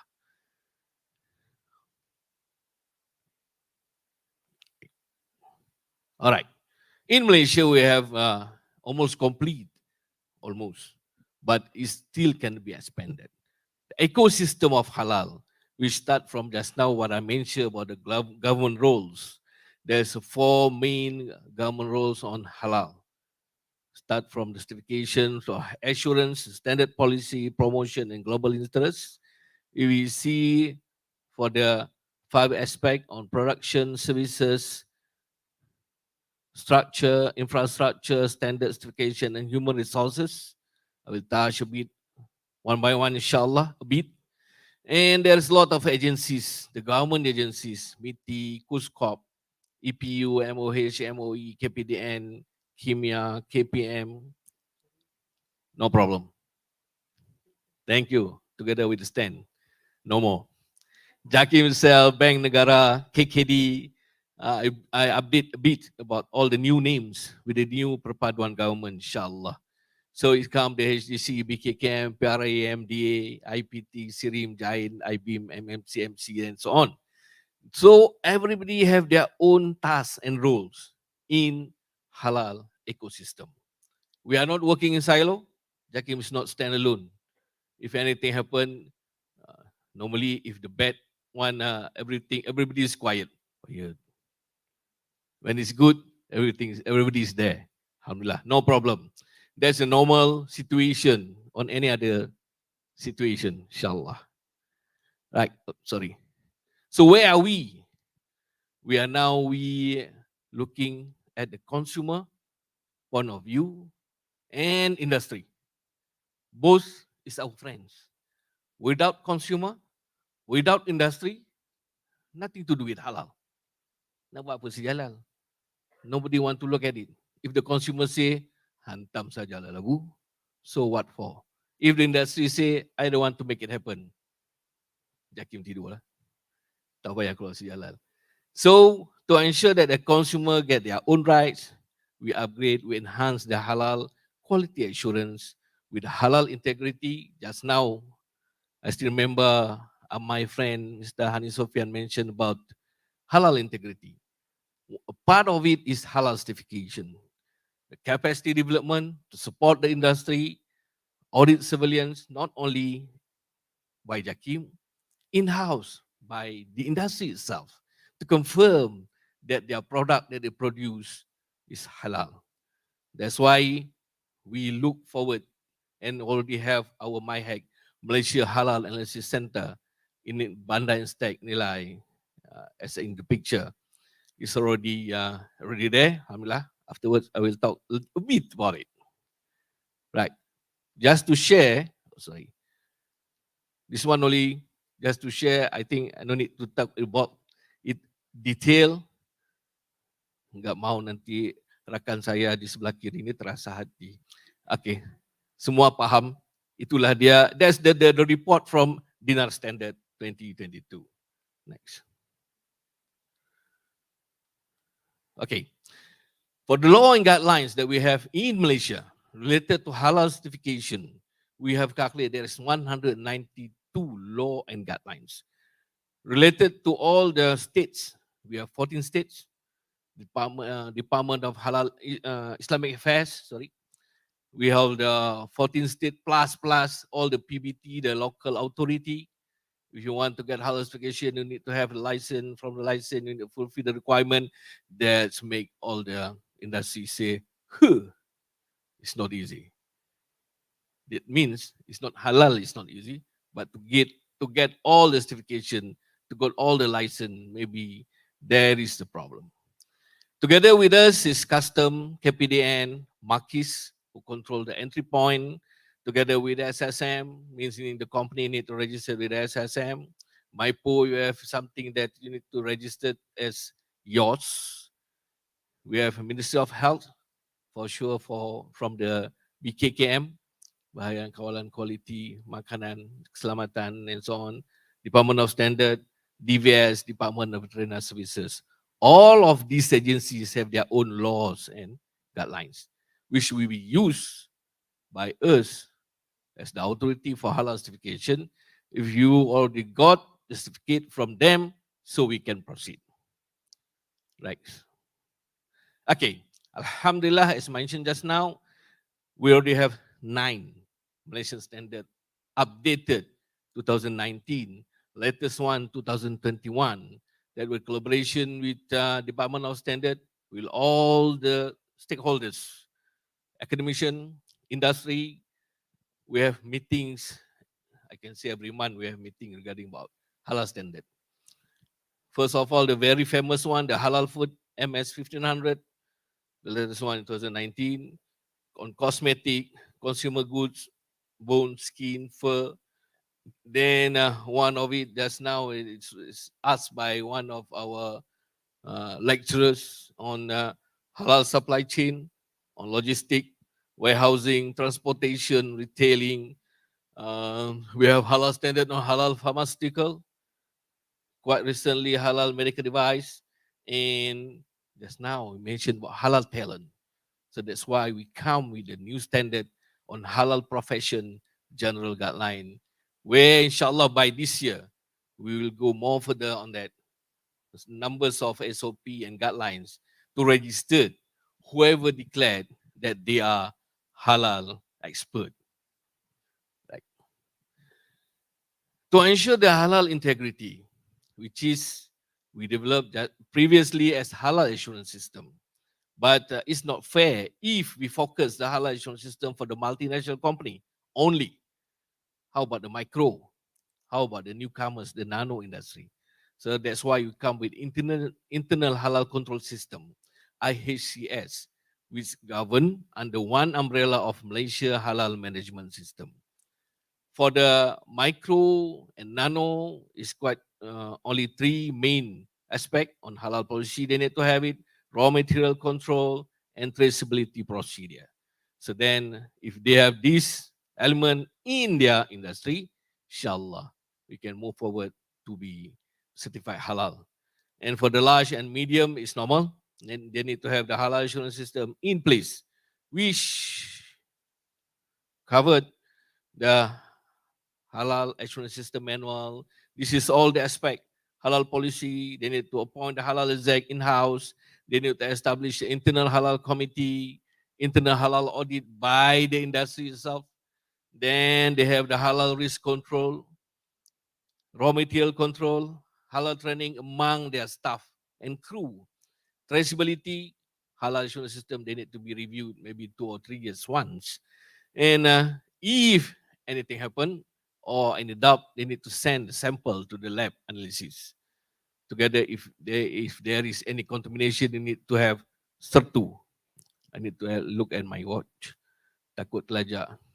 That's why we call the halal built-in for Malaysia halal certification. Previously, halal test form, meaning that the understanding that we bring the sample of the product to the lab. If the lab say no or sign, so we certified it. But nowadays, to make it more faster, more integrity, the industry staff need to confirm that halal be in their industry before we certified.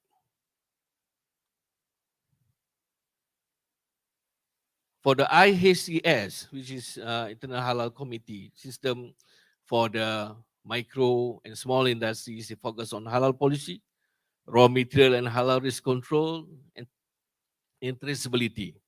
A bit smaller, but the same situation because they are small. Maybe one industry only 3 workers. For example, they repack the palm oil, only 3 workers, 1 driver, 1 packing, 1 control machine. That's it. So why they need to have more? We consider that. That's why on the small and micro industry, they need only focus on these 3 elements. Alhamdulillah, you can see after COVID, after MCO, the numbers of application going up from 2021 to 2022. The difference is 21.82%, and last year 11,689 application on halal certification.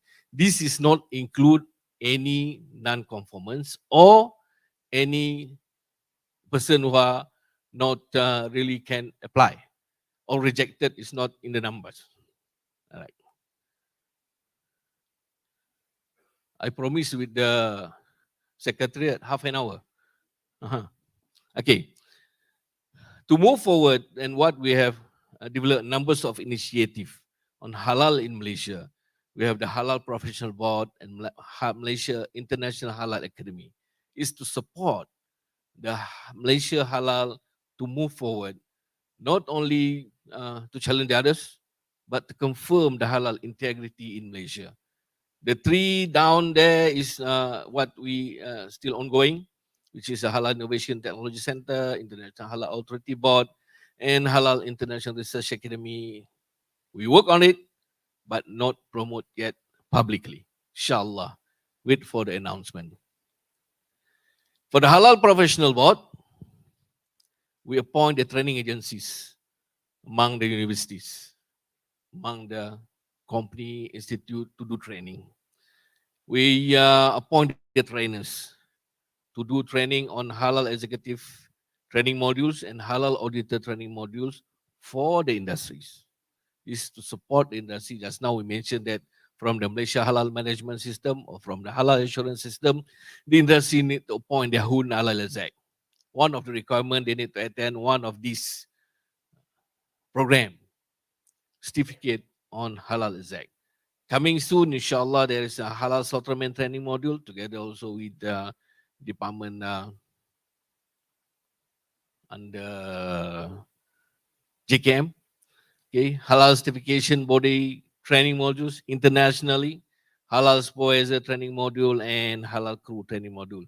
This is so important for the industry. That's why we develop all these modules to support the industry. So they will appoint people or workers with this talent built in. No need to train. But when they work, they need to increase their knowledge on that, inshallah. Right. Halal Professional Board, till date, we have 32 agencies registered with JAKIM with 365 trainers. Just now, I just met one of our friend. They asked me, when you want to open for the new one? Inshallah. Praise to Allah. We try our best by 2023. We already have our audit on the existing agencies and trainer, and we look forward to appoint maybe the newcomers with the new fresh agency.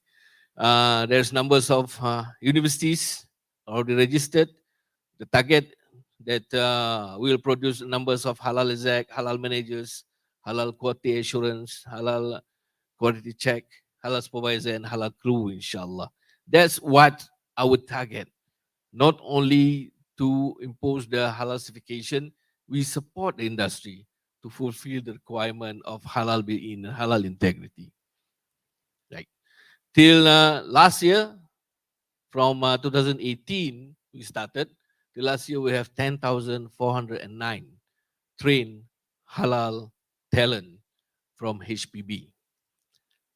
There's a number of questions asked me, where are they now? Everywhere. Not only Malaysia, maybe they are internationally, because they are not reported to me. It's up to them. There's numbers of trained halal talent. They're still at kampung. They say, relax, wait for the new appointment, maybe. Okay, that's what we have. Inshallah, by 2023, we have more, and to support everyone, especially industry locally and internationally. Okay. What we call a Halal Academy, we have the Malaysia and Indonesia Halal Academy with the 33 Smart Partnership Alliance. In Malay, we call it a Rakan Strategic. Kalau if we look at the previous meetings or discussion with BPG pihak, Pak Akil semalam dinamakan pendamping. In Malaysia, we call it pembimbing. Bunyinya berbeza sedikit, maksudnya serupa insyaAllah. Okay, what they are doing the Halal Executive Program to all the players, training, coaching for micro Putras. If we have numbers, they do it. Okay, don't. We will try to avoid conflict of interest between JAKIM as the authorities on halal certification. So we do TOT to the companies or anybody's universities. They do the training, but not only train, like what we have previous discussion, not only talk. We need to do it. Bring their hands together. We need to coach them till be certified, inshallah. And Halal Industry Capacity Development Program, this is for all the industry players, inshallah. This is what the previous we discussed, Halal Center of Excellence. I'm sure there's numbers of initiatives have been run, not only Malaysia, there's numbers of countries that we sell our idea, and they already established that.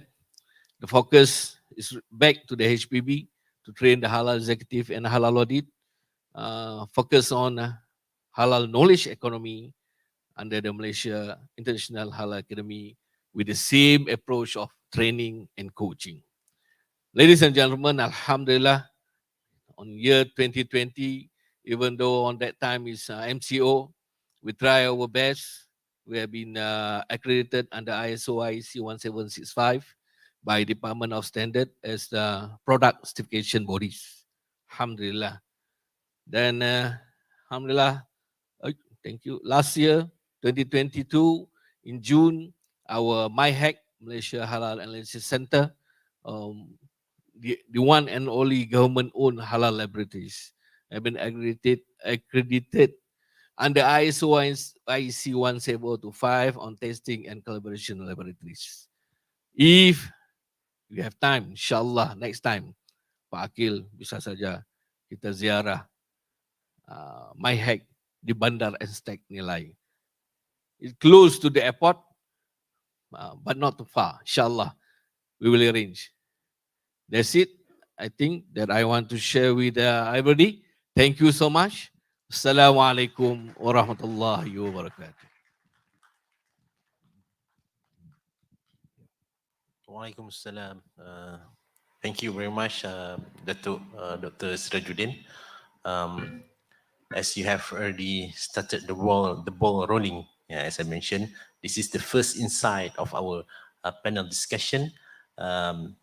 So Dato Sirajuddin has already touched on certification standards and also conformity assessment in terms of establishment of laboratories, talent development, as well as industry development. So that would be good inputs to all participants, because the next session we will have the opportunity to hear from the perspective of Indonesia. So on that note, I would like to call upon Pak Akil to take the floor. So the floor is yours, Pak.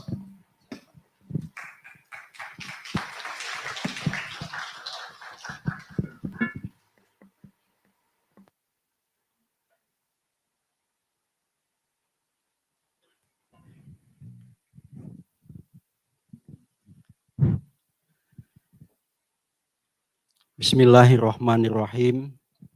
Assalamualaikum warahmatullahi wabarakatuh. Alhamdulillahirabbil alamin. Wassalatu wassalamu ala asrofil anbiya'i wal mursalin wa ala alihi wa sahbihi ajma'in. Excellency Minister of International Trade and Industry, Malaysia, or representatives, Excellency Mr. Hermono, the Ambassador of Indonesia to Malaysia, Excellency Ambassador of Senegal, distinguished speakers, Mr. Hani Sofyan, Mr. Abdal, Mr. Banjaran, and yang berbahagia Dato Dr. 𝗚𝗔𝗟𝗔𝗬𝗦𝗜𝗔, and Mr. 𝗚𝗡𝗗𝗨𝗏𝗔𝗍, moderator, ladies and gentlemen, and participants. First and foremost, it is an honor for Indonesia's Halal Assurance Organizing Agency, YBhg, Ministry of Religious Affairs, Republic of Indonesia, to participate in the Malaysia and Indonesia Halal Forum and Industry Engagement 2023, where it is supposed to be held in November or December last year. But Alhamdulillah, we finally are able to gather here to attend the event so that we may have broader insight, fruitful discussion, in clearer understanding on both countries' halal industry and ecosystem. We would also express our sincere gratitude and appreciation to the committees that has successfully held the Malaysia and Indonesia Halal Forum and Industry Engagement 2023. Ladies and gentlemen, distinguished speakers and participants, BPGPH is accelerating its rebranding on Halal Indonesia, not solely for Indonesian people, but also for global community. So now let's take a look at the President's 2024 vision regarding Halal Indonesia. Presiden Jokowi and Vice President Ma'ruf Amin had initiated a policy to make Indonesia a global halal hub by 2024. It has been envisioned as a driving force behind the economic growth to realize the dream of Indonesia Maju or Indonesia moving forward. To spur the economic recovery due to pandemic as well as the instability of world geopolitical condition and economic turbulence, one of which was caused by the Russia-Ukraine war, which is also having a huge global impact, and world that was already witnessing increased poverty, hunger, and social unrest.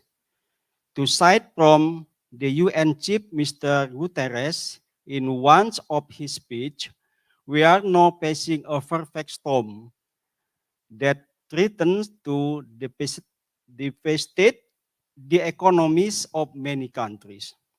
As a consequence, Indonesia needs to maximize potential that has not been adequately tapped, such as the halal ecosystem and industry. This niche sector has a lot to offer due to its huge market and promising value. BPJPH has established in 2017 and is mandated to facilitate, encourage, and contribute to the economic recovery through the development of the trillion-dollar halal ecosystem and industry, such as food and beverages, fashion, cosmetics, pharmaceuticals, tourism, media and recreation, and financial services. Ladies and gentlemen, distinguished speakers and participants, prior to moving to the issues and challenges faced by both countries, I'll explain the 4 paradigm shifts of BPJPH. As it has been uttering through many important events, these are paradigm shifts of novel era of halal Indonesia. Paradigm shift of juridical perspective, of economic perspective, philosophical and sociological perspective, and of digital transformation perspective. And Alhamdulillah, Dinar Standard has been interested in publishing it in its report magazine on global halal ecosystem paradigm shifts and was launched during Halal 20 or H20 November last year. Dinar Standard presumes these paradigm shifts are paramount to be voiced across the globe. From philosophical and sociological perspective, we believe halal is universal and for all. In the Quran, verse Al-Baqarah 168, I believe some of you here already know this more than I do.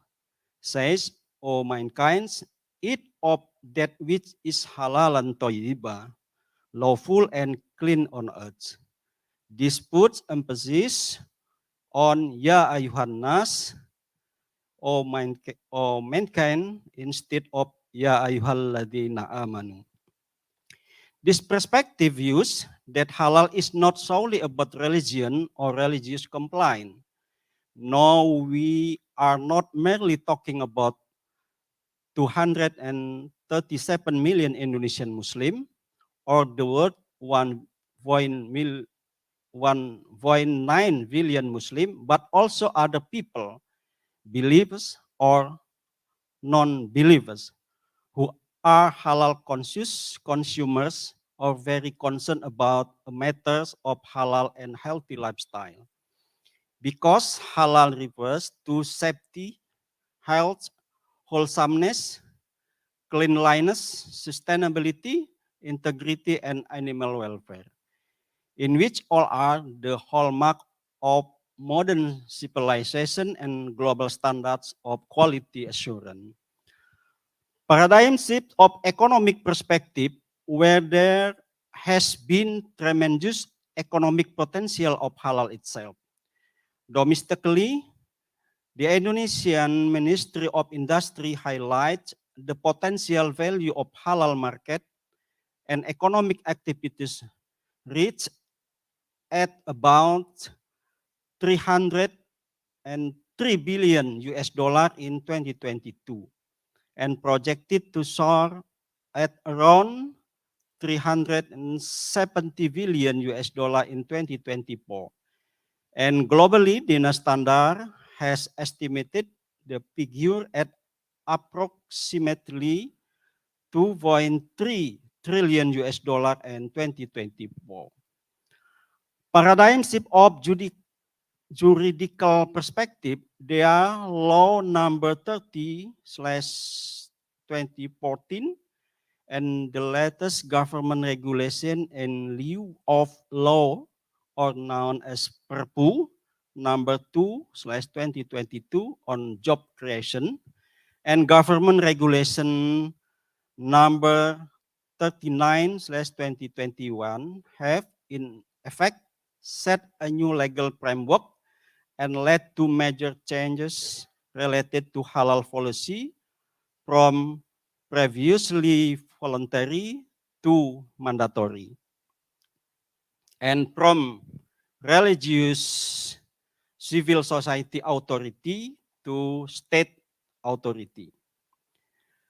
The regulation imply the state guarantees and facilitates the availability of halal products and services in the context of halal consumers protection.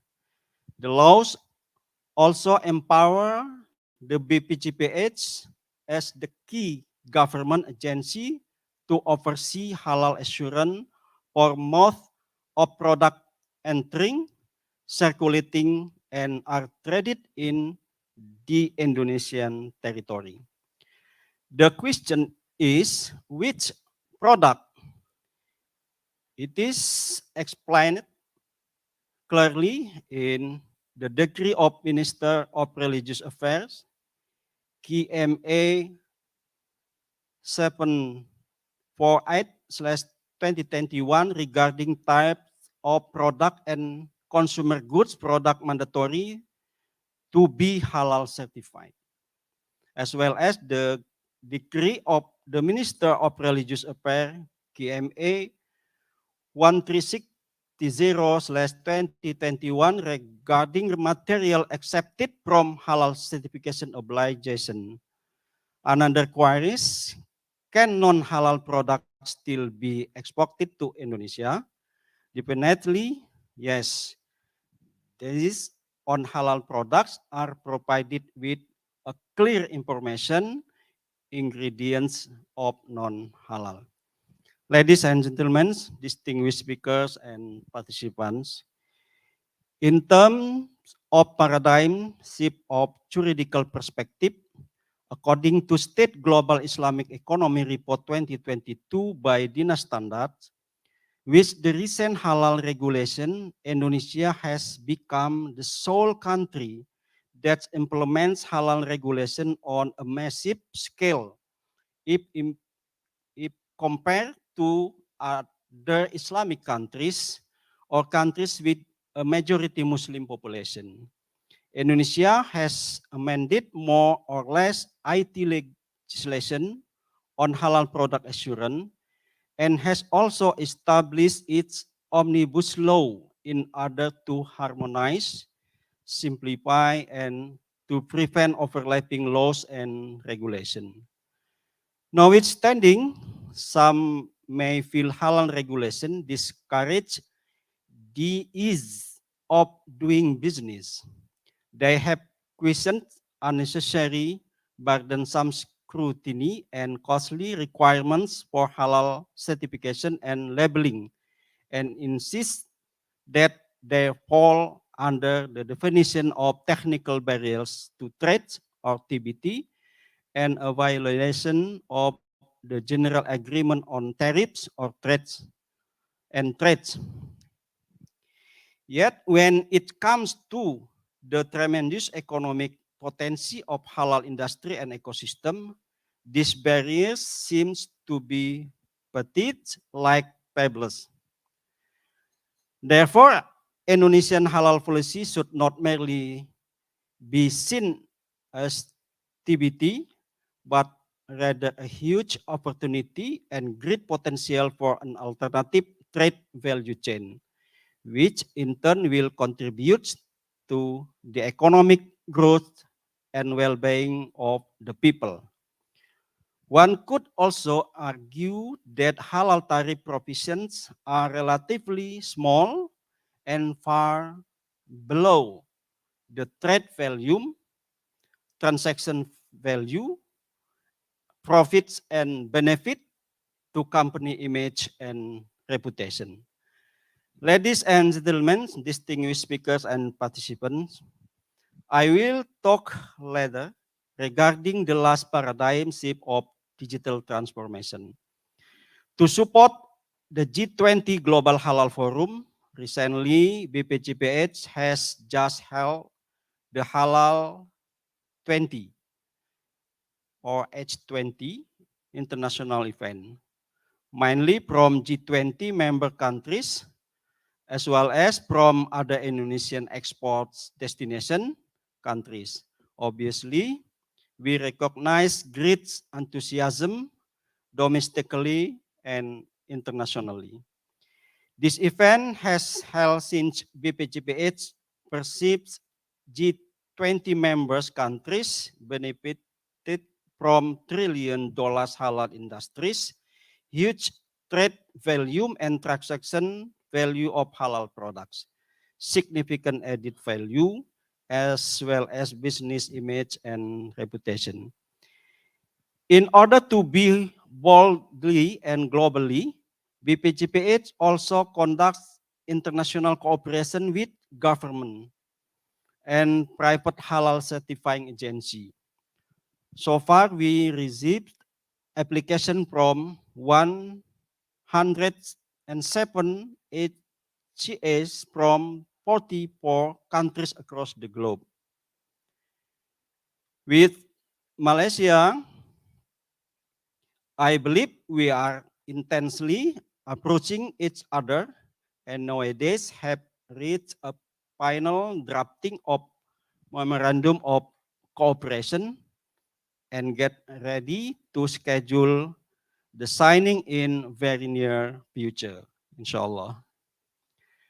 Ladies and gentlemen, distinguished speakers and participants, SGIA Reports 2022 has put Indonesia in the second place this year in the sector of halal food and beverages, and ranked number 4 in the global Islamic economic indicator. And of course, congratulates its brotherhood country, Malaysia, for being in the first rank almost 1 decade. Indonesian government certainly needs to learn as a new player in this sector.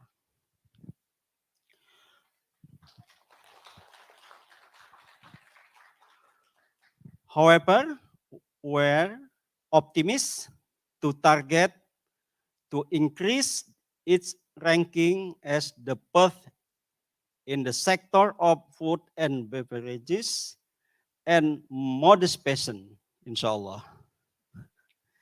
And talking about strategic timeline of product mandatory to be halal certified. Food and beverages will be mandatory by 17 October 2024 in Indonesia territory, whereas cosmetic supplements and several types of medical devices, for instance, will be mandatory by October 2026. Ladies and gentlemen, distinguished speakers and participants, to realize Indonesia as a global halal hub and its achievement for the 5th anniversary, BPJPH has recently launched the new logo of Halal Indonesia. This is the samples of Halal Label Indonesia with adjustable size and color.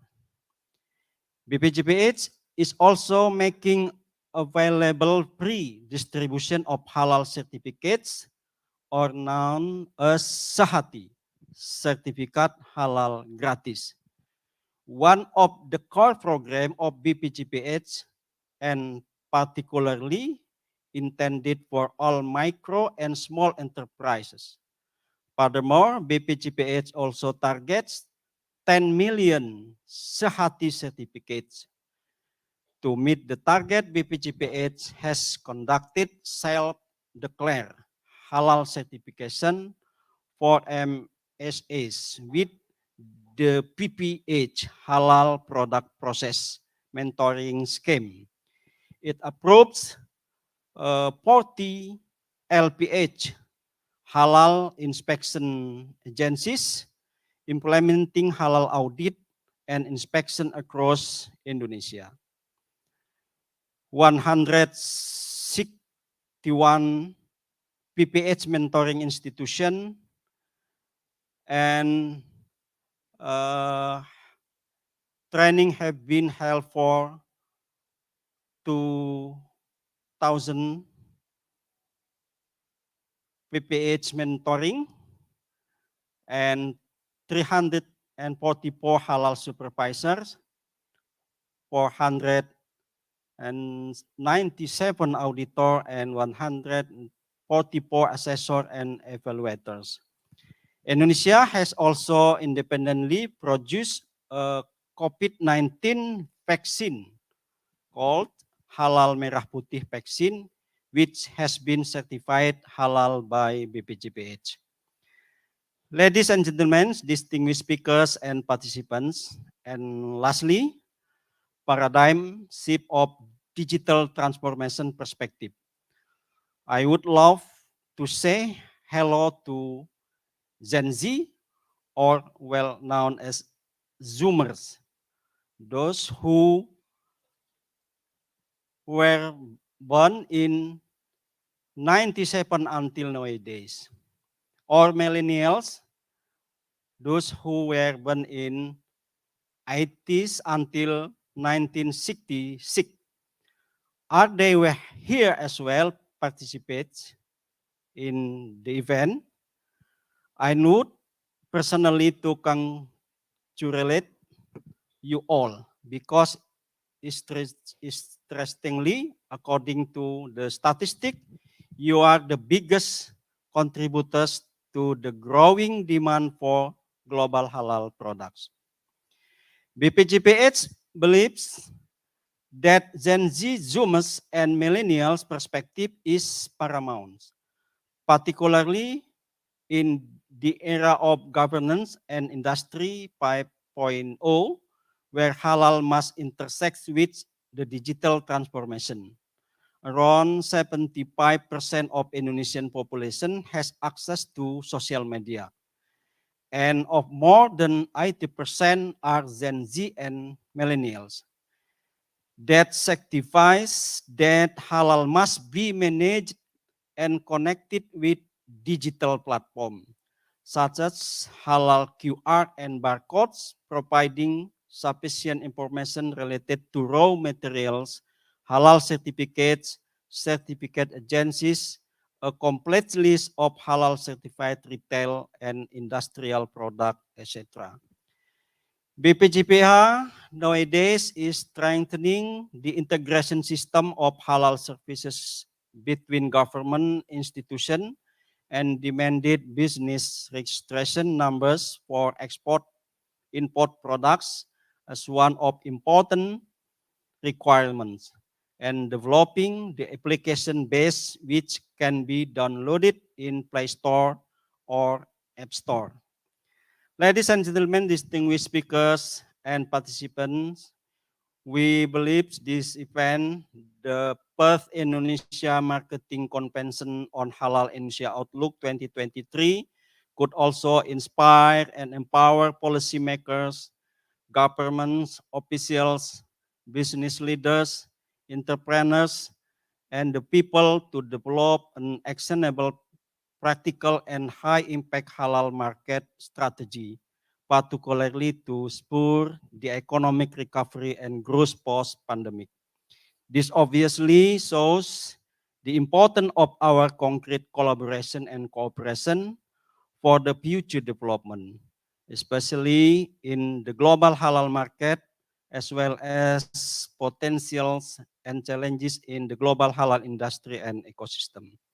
And in turn, hopefully this will contribute to improve the welfare and prosperity of our country, as well as the Indonesian people. May God, Allah Subhanahu wa Ta'ala, help and bless our efforts. Wallahul muwafiq ila aqwamit thoriq. Wassalamualaikum warahmatullahi wabarakatuh. Waalaikumsalam warahmatullahi wabarakatuh. Thank you very much. Terima kasih Dr. Haji Muhammad Akil Irham, Head of BPJPH of RI, Republic of Indonesia. So thank you for very interesting insights from you. I think you have mentioned about the four paradigm shifts. That's very important, very interesting to me. The four paradigm shift on judicial, digital transformation, and also on the sociological logical transformation. So it's very important, and then it's very good input for our next course of action in terms of our discussion. Before we start our discussion, I think I would like to, as I mentioned earlier, we have brought forward concerns or questions from previous sessions. It's about the outcry, our concern of industry, especially in Malaysia. I think we had questions from floor from Nestle, from Nestle about what are the initiatives taken by Malaysian government, of course, JAKIM, with regard to ensure that halal certification issued by JAKIM is mutually recognized by Indonesian counterparts. So perhaps I would like to also, craft the question to both sides, because the concern addressed, I think, was raised by industry in Malaysia, but I believe it's also the concern of Indonesian industry as well with regard to their market access to Malaysia. So first of all, I would like to give the floor to Dato Siraj first. What's your opinion on the concern that's been raised by our industry in terms of the recognition of JAKIM certification when it comes to recognition by Indonesian authority, especially YBhg? Thank you, Mr. Moderator. Thank you to the industry representative that raised the question in previous session. Based on our discussion previously, we realized that this is the main factor for the industry to be here together with us, to know what the current situation on the acceptance of, I can say it easily, Malaysia halal certification product to enter Indonesian market. That's it's a normal question that we receive from the industry players. Alhamdulillah, praise to Allah, with all the good understanding between Malaysia and Indonesia, a good understanding between JAKIM and YBhg. Thank you to Pak Akil, thank you to Ibu Santi yang sudah sekian lama, since before. We collaborate together to come with the understanding. Syukur. They are work hard, even weekend. Last weekend is the recent meeting between YBhg and JAKIM. Their meeting last weekend is not because of this event, but they are looking forward since our Prime Minister Dato Sri Anwar Ibrahim also there in Jakarta to meet with President Jokowi. Then we need to make it faster, inshallah. We come almost at the end of the understanding. Last meeting, only 2 minor amendments, inshallah, that been raised up by YBhg from Indonesia. By this week, I'm sure yesterday, Ibu Santi already sent official emails to us. So then today, I'm talking about detail. Patut tak cerita dengan orang detail-detail ni. But to fulfill the requirement, to answer the question, I'm sure that many parties want to know sampai mana, when, how, why. And just to share here, for your understanding, inshallah by today, this morning, we already send the draft to our legal again and again to get the confirmation. And hopefully it's passed through easily, because only minor, it's not major. Then we'll table this proposal to the cabinet members, meaning to MJM, Musyawarah Jemaah Menteri, soon, for the understanding to be signed, or the MOC, Memorandum of Cooperation between Malaysia and Indonesia, detail between JAKIM and BPJPH. Hopefully it will answer for both parties. And the good story that we received from our attaché in Jakarta, he mentioned that President Jokowi is planning to pay a courtesy visit to Malaysia this coming June. Lepas Raya Jun. InsyaAllah. And we plan, if it's suitable to be signed, while the President Jokowi and Dato Sri Anwar, Yang Berhormat Perdana Menteri, have a meeting here in Putrajaya, insyaAllah, this coming June. Please, doa from all the participants, physically or online, to make it happen this coming June, insyaAllah. I think it will answer all the questions. Maybe Bapak mau tambah asin atau mau tambah gula? Sila Pak.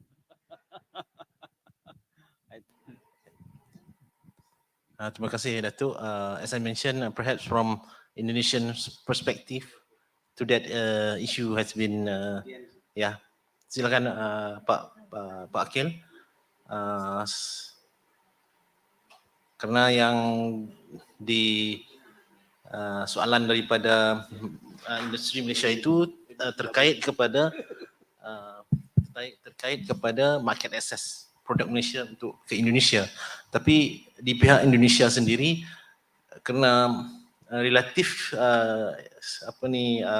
market di Malaysia itu kecil berbanding Indonesia. Gimana Ibu? Silakan. Thank you, Mr.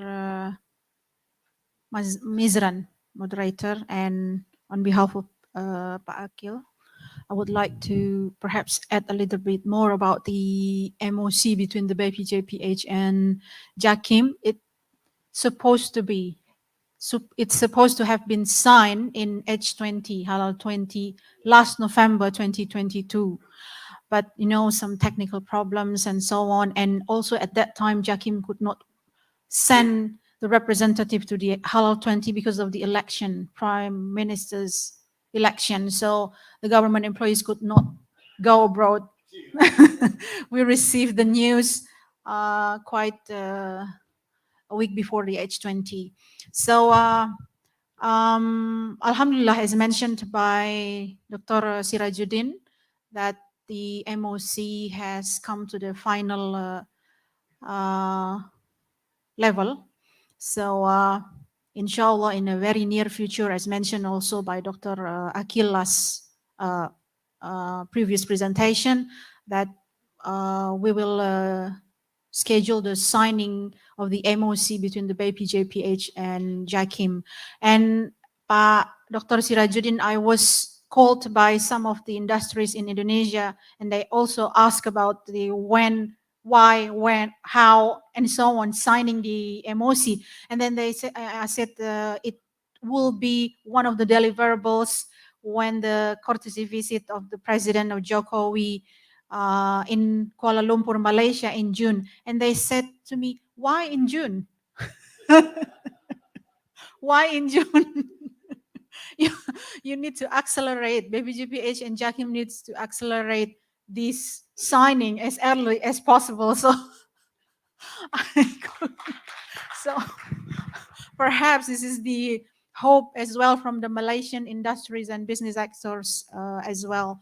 But hopefully we settle this first, because the JAKIM would like to consult to the legal affairs first. From our side, from BPJPH and Indonesian Ministry of Foreign Affairs, we have settled all the legal drafting and legal scrubbing. Inshallah, it has come to the final for BPJPH side, inshallah. And as promised by Dr. Sirajuddin and other colleagues at JAKIM, they will have a maximum 7 days to consult to legal affairs, inshallah. Thank you, Pak Akil. Thank you, Bu Santi, for that clarification. So moving forward, I think I would like to open the floor to the participants here physically attending this forum, and also perhaps online participant as well. So you can send your questions to the link that has been provided by by the secretariat. So yes, please. Okay. Assalamualaikum. And me again, the Corn Sultan. All right. Okay. Can both of you share a little bit about maybe the brief on the MOC? Maybe from my input, maybe in terms of standardization of certified of halal, can we both, make one standard as an Asian, or maybe ties between Malaysia and Indonesia? We put one single standard as a halal, maybe one logo which is shared between two of us, and make it standard for the worldwide, inshallah. Maybe, I don't know. Thanks.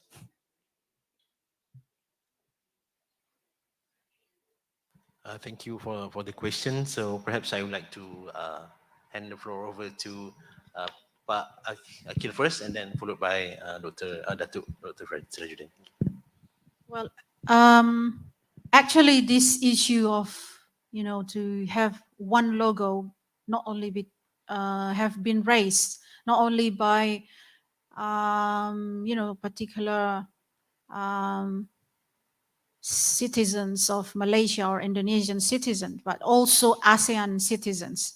They want one halal logo in the ASEAN region. But the thing is, I don't know, perhaps Dr. Sirajuddin could explain it in quite detail, but it's quite complicated because, although we are in the same ASEAN region and cooperation, we do have some national laws, regulations, policies, and so on. So the thing is for us, BPJPH, is the mutual cooperation, mutual recognition, and mutual acceptance. So particularly in the ASEAN region, for this year, 2023, Indonesia is taking the ASEAN presidency. So we would like to initiate and accelerate as well the mutual recognition and mutual acceptance between the ASEAN countries. So once the MOC or MOU or MRA is signed, and then the mutual recognition and mutual acceptance will be entered into force. So when it comes, for example, like MOC between the BPJPH and JAKIM is signed, then the mutual recognition and mutual acceptance of the Malaysian product and Indonesian product will be entered into force, not imported product. I mean, products made in Indonesia, certified by BPJPH, will be recognized and will be accepted in Malaysian territory and vice versa. So, and also with other ASEAN countries, member countries as well.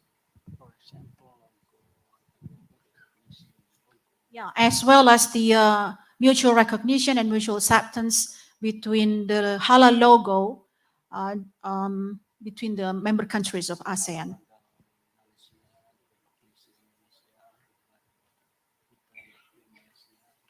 Yeah. All right. Thanks for the answers. I just want to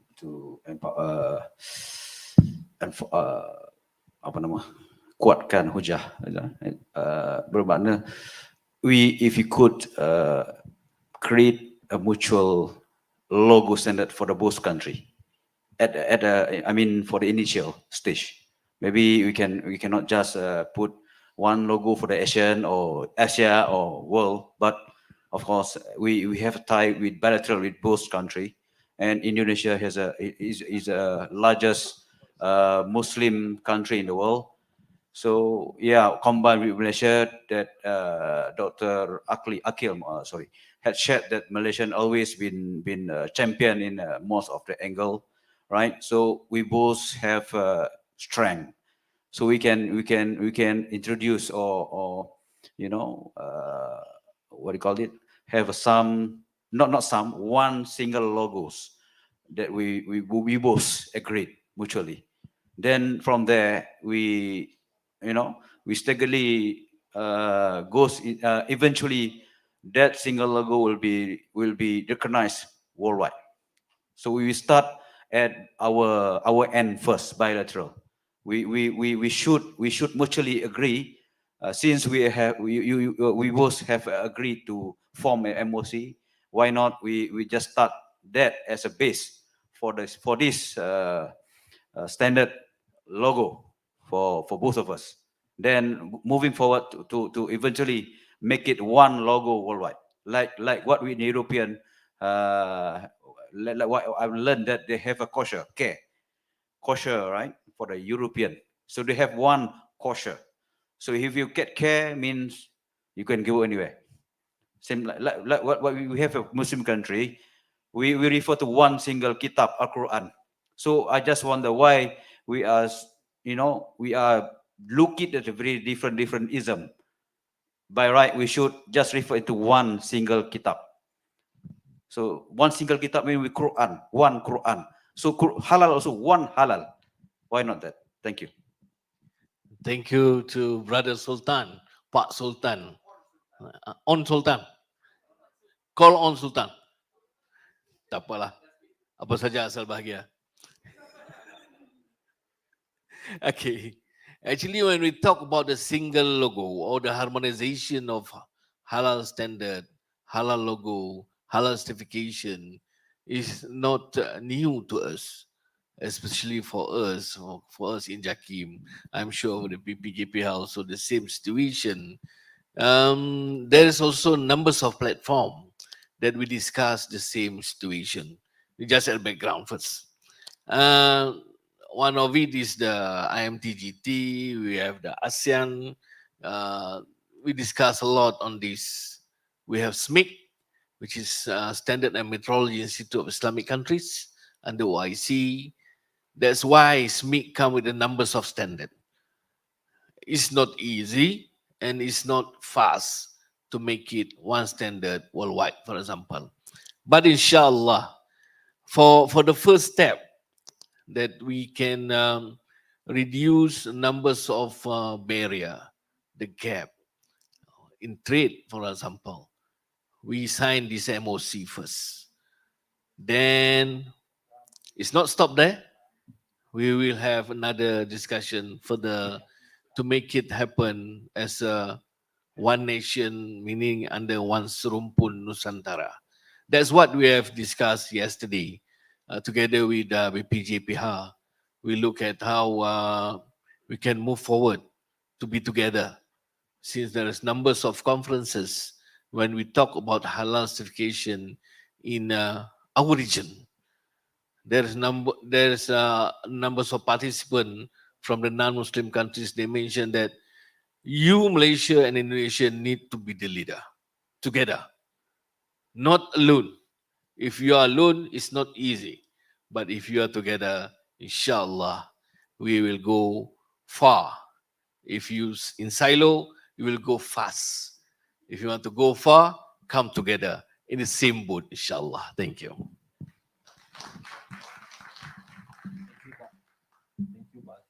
Thank you, Dato. Thank you, Pak Akil. Thank you, Dato, for the clarification, and also would like to add a little bit more about the rights and the rights of country. They have rights to come up with their own logo. You have right to come up with your own regulation, because this is the right that is given by WTO, World Trade Organization, WTO. So we, as a country, we have right, and also because of we are sovereignty country, so we can come up with our own regulation, even it differs. But of course, as mentioned by Dato Sirajuddin and also Pak Akil, because we have already come up to a stage whereby there are few initiatives that can be initiated and solved with regard to the differences in terms of logos and standards through mutual recognition arrangement or mutual acceptance of logos. So this is something big that we have, both countries have taken in terms to solving the issues of non-acceptance and non-recognized products and services from both countries. So next question, please. If you have question here in this room or Any questions from the members of the floor? Any? Okay, so perhaps I can get it from the online comments here or online questions that they submit prior the event. This is from 𝗡𝗢𝗡𝗦𝗓𝗓. What is the current progress of MABIM relationship? Do all products produced in Malaysia that certified halal by JAKIM and sold in Indonesia market will be totally accepted by Indonesia government without reapplying again the halal by YBhg in the future?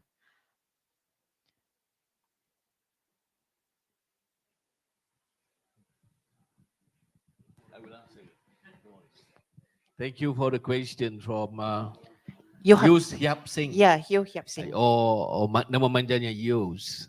Yeah, Okay. betul. Are there any participant from Yus today here together with us or online? Okay. Yus. Yes, 𝗡𝗢𝗡𝗦𝗓𝗓 Malaysia The Sdn Bhd. product under 𝗡𝗢𝗡𝗦𝗓𝗓. Yeah, they are food product. Okay, just to answer that, maybe that's the situation where they we have met a lot with them. They mentioned that they need to apply from Indonesia previously with MUI, and they also been certified by JAKIM, so they need to have two certification for the same product since they want to enter Indonesian market. The answer is the previous answer is valid to answer the question. So for the next, just wait for the MOC in June. Just now we said June. Maybe you can be more earlier. Maybe. Sebelum raya. Huh? Which raya? Not raya Cina mah. Just in the corner. But as mentioned by Ibu Santi just now, we agreed to give the feedback within 7 days. But 7 working days maybe after Raya Cina lah. Raya Cina. Okay. Okay, thank you. Okay, thank you, Dato. I would like to also get some points from JPH. Yes, maybe just to add a little bit from what Dr. Sirajuddin has said earlier, that based on, particularly on Indonesia's halal product assurance regulations, when we have already signed the cooperation, whether it is MOC or MRA, particularly with the government halal certifying agencies such as JAKIM, and once it is signed, that the Malaysian product made in Malaysia, they don't need to re-certifying halal certificate to BPJPH. Vice versa with the Indonesian product, they don't need to recertify by JAKIM to enter the Malaysian market.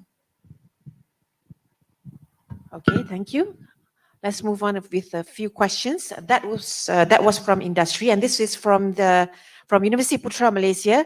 May HDC and JAKIM play a role in supporting the act to oblige producers of food or non-food products to carry out halal analysis? So this is because universities such as UPM have produced many halal analysis methods, and the Malaysian Department of Chemistry receive a lot of samples, and they are not able to carry out the halal analysis. So I think universities can play their roles with government agencies to ensure the halalness of food or non-food products. Mungkin Dato' Siraj, mungkin can just perhaps you can elaborate on that. Inshallah, thank you. Thank you for the question for UPM. It's quite recent issues raised by numbers of parties in Malaysia. And I would like to raise up that we call upon the RTD, roundtable discussion, to discuss detail on this, since it's not only JAKIM, it's related to numbers of authorities in Malaysia regarding about the halal analysis, since it's related to the legal binding, and who are really responsible, which is which. That's why we need to have a very thorough discussion through RTD, together with all the laboratories ataupun what we call the analysis center in Malaysia. We already have numbers of discussion with our counterpart previously as Halal Panel Lab, and we look forward. There is still a need for industry to have these lab, insyaAllah. Okay, terima kasih Dato' Siraj. Okay, this is somewhat similar to the previous questions from FNN. This comes from ASEAN Food and Beverage Alliance. So she asks, may I check if the recognition of JAKIM Halal certification logo by BPJPH would apply to finished product? I think it's already answered. Okay, all right. Okay. Ada soalan. Okay, ada soalan yang lain? Okay, Assalamualaikum. I'm Amin, certified trainer from College Unity. As we know, in the manual that said the cross-border is not accept from JAKIM. Is it after that, if the factory in China get the halal logo from the BGPH, is it we will accept to JAKIM? Is it in the agreement nanti lah? Thank you. Okay, actually the same technical issues have been raised by BPGPH previously yesterday, meaning that if I don't want to say that the product in China certified by BPGPH, but I want to say the product in Thailand certified by JAKIM cannot enter Indonesia easily. Am I right, Ibu Santi? Ya, Ibu Santi sudah menganggap tu benar, Pak. Meaning that they need to get certified by local halal authority. For example, in Thailand, it's from Thailand. In Malaysia, it's from JAKIM. In Indonesia, it's from BPJPH. That's it. That's the way. From the understanding. But as we know, the understanding is not Quran. Maybe time to time, if there is a needs, we can discuss more further how we can make it happen for the benefit of the industries and the halal per se, inshallah. Sila Bu. Yeah. So, as I mentioned earlier, and Dr. Sirajuddin also said earlier, that the mutual recognition and mutual acceptance will be valid only for Indonesian product or Malaysian product. If Thailand products, for example, a company in Thailand, their products are certified by JAKIM, and then they want to, let's say, Malaysian company, they import the Thailand product to Malaysia, and then they are certified by JAKIM. This is not Malaysian product. This is Thailand product. So the mutual recognition and mutual acceptance will be no longer valid for this imported product.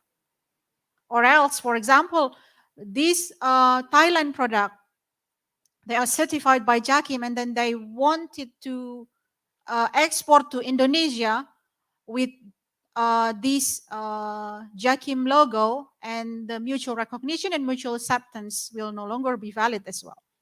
So this mutual recognition and mutual acceptance will be valid only for the Malaysian product made in Malaysia, and vice versa, Indonesian product certified by BPJPH. Not, for example, like Indonesian company imported some products from the US, and then BPJPH certify the US product, and then from Indonesia they export to Malaysia, and then Malaysia could not accept this because this is not Indonesian product.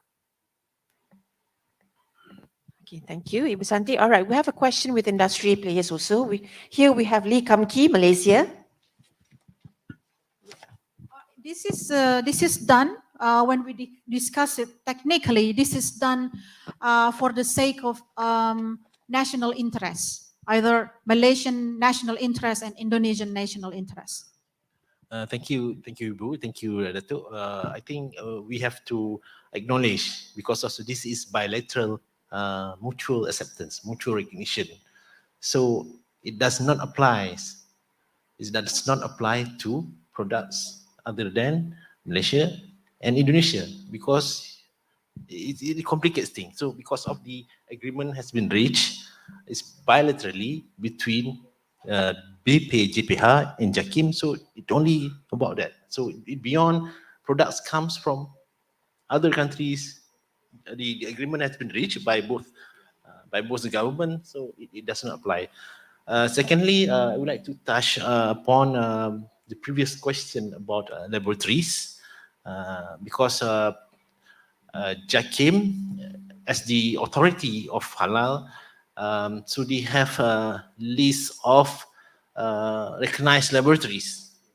So the point that I would like to share, the laboratories, one of the conditions set forth by JAKIM must be accredited by Department of Standards Special, DSM. So this is the arrangement that we have been discussing with JAKIM in terms of in terms of recognition of testing laboratories. They must get accreditation of ISO 17025 in order for them to be recognized by JAKIM or listed under JAKIM panel laboratories. Okay, thank you, Husal. Okay, we have one last question. This is from the online submission. Lee Kamki, Malaysia. So knowing that BPJPH have LPH such as MUI, is there any chance for BPJPH will appoint JAKIM as one of the LPH so that the auditing process will be easier when JAKIM can do auditing in Malaysia? So, Dato, mungkin jawab ataupun Okay, just to add on. I just add on. Afterwards, maybe Ibu Santi or Pak Akil will add more. So, since we already going to have an agreement, the acceptance of Malaysia Halal certification in Malaysia and BPJP Halal certification in Malaysia, so then there is no need to appoint JAKIM to do audit on behalf of BPJPH in Malaysia. There's no need, since we already accept it. Yeah, the understanding is there. Jangan buang karen, Pak. Ya, no need susah payah, kata Ibu Santi. Mudah-mudah aja. Terima kasih. Just a quick clarification.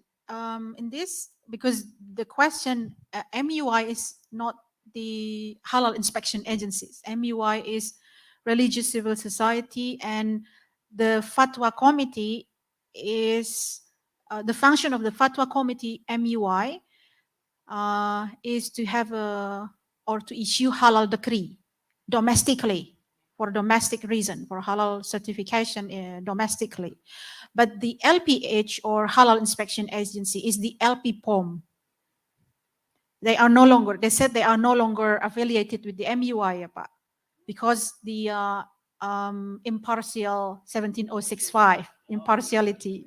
So they cannot be in the one umbrella. Yeah. So LPPOM MUI is one of 40 halal inspection agencies that has been certified by BPJPH. So in that question, that is it possible that BPJPH can appoint JAKIM as one of halal inspection agencies in Malaysia? Yeah, no longer, no need to susah payah lah. Because once the MOC is signed, then mutual recognition and mutual acceptance will be entered into force. Okay, thank you so much, Ibu Santi. Anyone else? Any questions? All right, silakan. Assalamualaikum warahmatullahi wabarakatuh. Okay, saya Harlina from UITN, University Technology Mara Shah Alam. I just want to bring it a little further from what we are discussing today on Malaysia and Indonesia.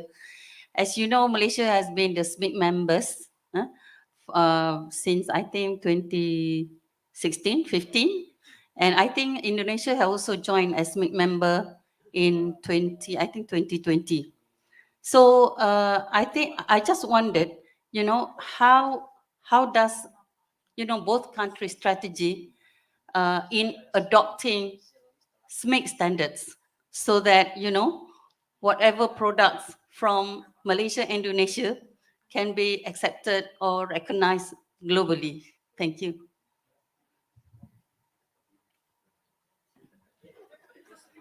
Pak Siraj pula. Silakan. Thank you, Dr. Harlina from UiTM. I'm not panelist or one of the three. I'm just moderator. So, but I would like to share a little bit about what in terms of the questions that has been posed to panelists. Anyway, because of I'm from Department of Standards Malaysia, I would like to share a little bit in terms of my response to Dr. Harlina. The standards development in Malaysia, of course, our policy where international standards exist, we have to refer to international standards when we want to develop or adopt our standards. So the first priority is to refer to international standards. We have already adopted, I don't think we have one, but we are in the process of adopting SMIC standards as our national standards, SMIC 1. So I think there have been few lists of standards that are currently being considered by National Standards Committee, NSC on halal, to consider adopting SMIC standards as our national standards. It would be MS, SMIC, OIC 0203 or whatnot. So it's in the pipeline, it's being seriously considered because of the not pressure, is because of the need of industry that they don't want to refer to so many standards. So we are now in the process of adopting the SMIC standards as our national standard, MS SMIC 010303, and also 16, your logistics 15, yeah. So the discussion or the deliberation is still going on, but definitely we will share with you all, the stakeholders, in terms of the decision of the National Standards Committee on halal, whether we have already adopted the SMIC standards as our national standards. Of course, after that, because JAKIM certification will be based on our national standards, so whatever standards have been adopted, so it will be adopted and also implemented by JAKIM in their respective certification. Dato. Okay, thank you, Mr. Moderator. Just now, sorry, madam, I just want to touch a bit. Have one short question. Ali, is it related to the standard? Okay, please. No problem. Hi, my name is Huda. I'm from Madrid. The issue of halal certification for our exporters is it's a hot topic. So I would just like to inquire, besides the Indonesian counterparts, are there any countries or other agencies and other countries that you are looking to sign MOCs with, like Saudi Arabia or something? Full stop or comma? Comma. Tapi lebih kurang lah. Okay, just make a full stop, so easy to answer. Since you are questioning physically, I answer you first. Inshallah, after Indonesia, actually we are waiting a response from SFDA in Saudi since the past July 2022. I don't know, maybe because of what happened, but they promised July 2022. We are still waiting. We keep in touch with them, together with Turkey and 𝗙𝗢𝗏. Then one of the counterpart, which is we're still also waiting from UAE, and there is numbers of countries. Inshallah, with the support from Madrid, from MITI, from Standard, we move forward to make it happen after the habis COVID, inshallah. Okay, I just want to continue. Pak Akil just bisik-bisik katanya our mission accomplished since our target to make the moderator answering the question. Thank you to HDC for the organizer to appoint the Department of Standard, Mr. Salmiza, as our moderator that can support us, not only us to answer the question, he himself can answer it to fulfill the requirement of the needs of the participant today. And just to touch a bit about our future plan on MS SMIC 01, for example. We're looking forward for what in our planning for international certification, for example, is in the pipeline. We are going to use the SMIC 01, for example, for food, since as your information that we are there together with all member countries of SMIC in developing the standard day by day. Means we have targeted a plan for SMIC 1 new revise, even not only food, there's a lot. We involve not only us in JAKIM, we also involve all the academicians, the universities to join, and not only join, actually as a chairperson, the chairman for the TC or technical committee for SMIC standard. That's inshallah. It's not easy, it's not fast, it takes time to be accepted by all countries. Thank you. Okay, we have one more submission from online. What is the initiative to incorporate halal category in the product nomenclature that signifies the tariff for halal trade to strengthen the halal control at the border? And this question comes from Dr. Nur Bakria Sarbani from MUST. Can we ra'i the physical one first? Okay, oh sorry, I'm sorry. Okay, go ahead. Okay. Ra'ikan, silakan. Hello. Okay, Assalamualaikum warahmatullahi wabarakatuh. My name is Akmal. I'm from Mars Foods. First questions. Just now, Dr. Sirajuddin mentions that JAKIM is going to sign MOC with other countries as well. What about for Indonesia? Is Indonesia going to sign the MOC with the country as well with the same arrangements as the one that going to be signed with JAKIM before June, inshallah, this year? And second question is about the registrations for the BPJPH with the C Halal. One of the requirements we are aware that the registration have to be from the traders or the company in Indonesia. That one is okay. The second one is about the penyelia halal, which is the halal executive. It mentions in the regulations that halal executive have to be from the Indonesia or the citizen of Indonesia. For some of the global company, we have the halal executive, but not physically in Indonesia because the factories is not in Indonesia, which in other countries. So during our registrations, we just want to check whether BPJPH will accept if the halal executive is not from Indonesia, but already attended the training by MUI before, and also already attended the training by the local halal bodies in other countries as well. So that's the two questions. Thank you. For the first question, whether BPJPH is doing the cooperation or signing the MOC or MRA with other halal certifying agencies, yes, we accelerating and we are prioritizing with the government-owned halal certifying agencies, such as JAKIM, MUI, Singapore, and then MUIB, Brunei, Darussalam, and then SFDA Saudi as well. Dr. Sirajuddin, in fact, we have the same experience with this Brotherhood Saudi people. Just yesterday, we supposed to have the Zoom meeting to finalize a few things about the articles in the MOU or MOC. They requested us to have Zoom meeting, but unfortunately they didn't come. Alhamdulillah. No, maybe the weather.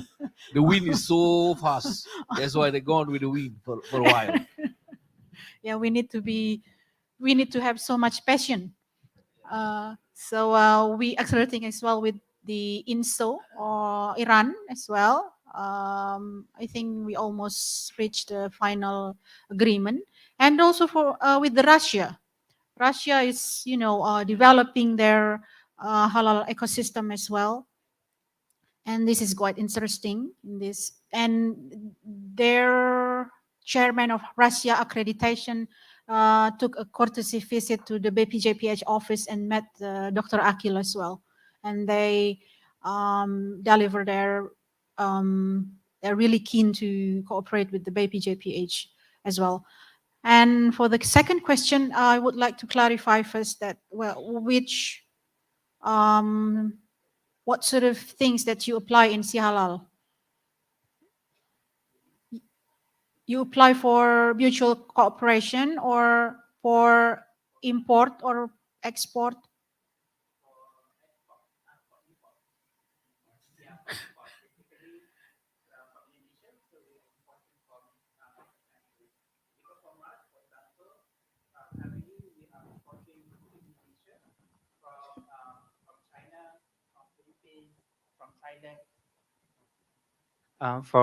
From a few countries, we are actually exporting to Indonesia.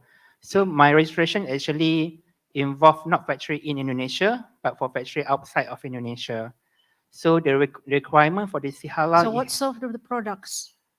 Is a chocolate product and also sugus, Oh, candy, sugus, candy. sweet. Yeah. Okay. Yeah. It's a final product actually to Indonesia. Yeah, I mean, you import chocolate from other country to Malaysia. I mean to Indonesia. This is not from Malaysia to Indonesia, but it is from other country to Indonesia. Let's say which country? For example, So the Philippines. answer will be straightforward. Philippines. So from Philippines, you have a factory in Philippines, Correct. and then you want to export from the Philippines to directly to Indonesia. Correct. So we are previously we have with MUI, so now we have to apply with the BPJPH, so it's under Halal. So To attain the halal certificate. Correct. Because we don't have signed yet the MRA with the private halal certifying agencies in Philippines. Correct. Okay. And so the question is, when we are registration with the Halal, the requirements is for the halal executive have to be in Indonesia. Halal executive. Yeah, penyelia halal have to be from Indonesia. Whereas for us, our global company. No, you mean you want to apply halal certificate directly to BPJPH. You don't want to be, because the halal certifying agencies in Philippines, they don't have any cooperation yet with BPJPH, right? Correct, correct. Okay. So, you already uploaded required documents in Halal. Correct. But one of the requirements is the halal executive have to be from Indonesia. Halal executive. Yeah, the penyelia halal. Halal supervisor. Correct, halal supervisor. No, halal inspection agencies that needs to be from Indonesia. Halal inspection agencies, LPH. Perhaps you misunderstand about this. Because you need to choose 1 out of 40 halal inspection agencies listing in the Halal. Correct.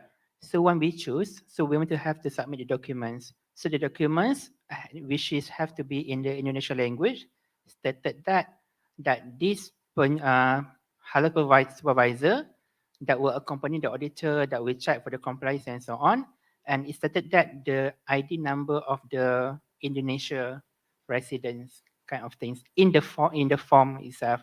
So my question would be like, the halal supervisor, is it need to be Indonesian residents or it can be anyone. For example, last time under MUI, the halal supervisor can be from any country as long as they already attended the training. Yeah. I think you misunderstand because halal supervisor in that Philippines company needs to be stay in Philippines territory and work in that sort of company. Correct. But halal auditor needs to be from 1 out of 40 halal inspection agency. Yes. So it is different between halal auditors, halal supervisors. Don't, switch or misunderstand about this terminology. So the halal supervisor can be from the country which is outside of Indonesia, which is the country that the factory is Halal located at. supervisor needs to work on that company. Correct. So the halal supervisor can be from other country. For example, if let's say the factory is in Philippines, halal supervisor is from Philippines. Correct? Yeah. So because in the registration, They need to work there as an employee. It means that they need to have a contract, correct. official contract Yes. as a halal supervisor or halal Correct. compliance assurance, blah, blah, blah, because different companies, they have different terminology for this halal supervision. Correct, correct. So I think But halal auditors that do the inspection must come from halal inspection agencies that you chose from the halal system. Correct. For example, MUI. LPPOM, not Ah. MUI. LPPOM, yeah. For example, LPPOM. So that one is the auditor. But because in the guideline that prepared by the Halal, that mentions that about the halal supervisor that have to be from the Indonesia kind of thing. So that's the reason why I'm a bit confused that when I want to submit, so I need to is it I have to submit someone from Indonesia or someone from where the factory located at? But from your answer, it's clear that if let's say for the supervisor, which is penyelia halal, it have to be from the factory that the person is and working with the company, so I can submit the documentation based on that. Yeah. Okay, that's clear. Thank you so much. Thank you. Welcome.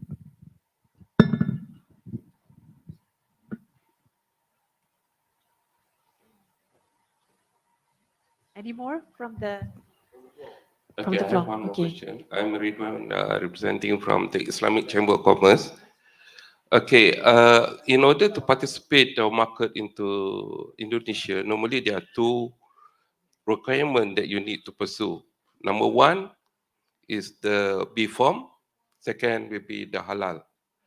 That's why normally we advise companies not to go for halal first, but to go for to clear out with the B form, because this B form normally is quite complicated for Malaysian company to comply. So in this case, whether BPPH can assist Malaysian company to be more lenient in terms of the basic requirement of the B form. I think that's the one that takes a lot of time and take a lot of resources and financial aspect. So I need support maybe from your side. And we are going to Indonesia next month to clarify some of this issue. Thank you. Ya, silakan Pak Akil atau Ibu Santi untuk klarifikasi BPOM. BPOM or Badan Pengawas Obat dan Makanan, they will not give circulation permission to enter Indonesian market before they attain halal certificate from BPJPH. So if the products are obliged to be halal certificate, and for example, your company, your product wants to have the permission of circulation from the BPOM, then you cannot get the permission circulation from the BPOM if you don't get the halal certificate first. And your products are obliged to be halal certified. If it is exempted from halal certification obligation, then you don't have to have halal certificate.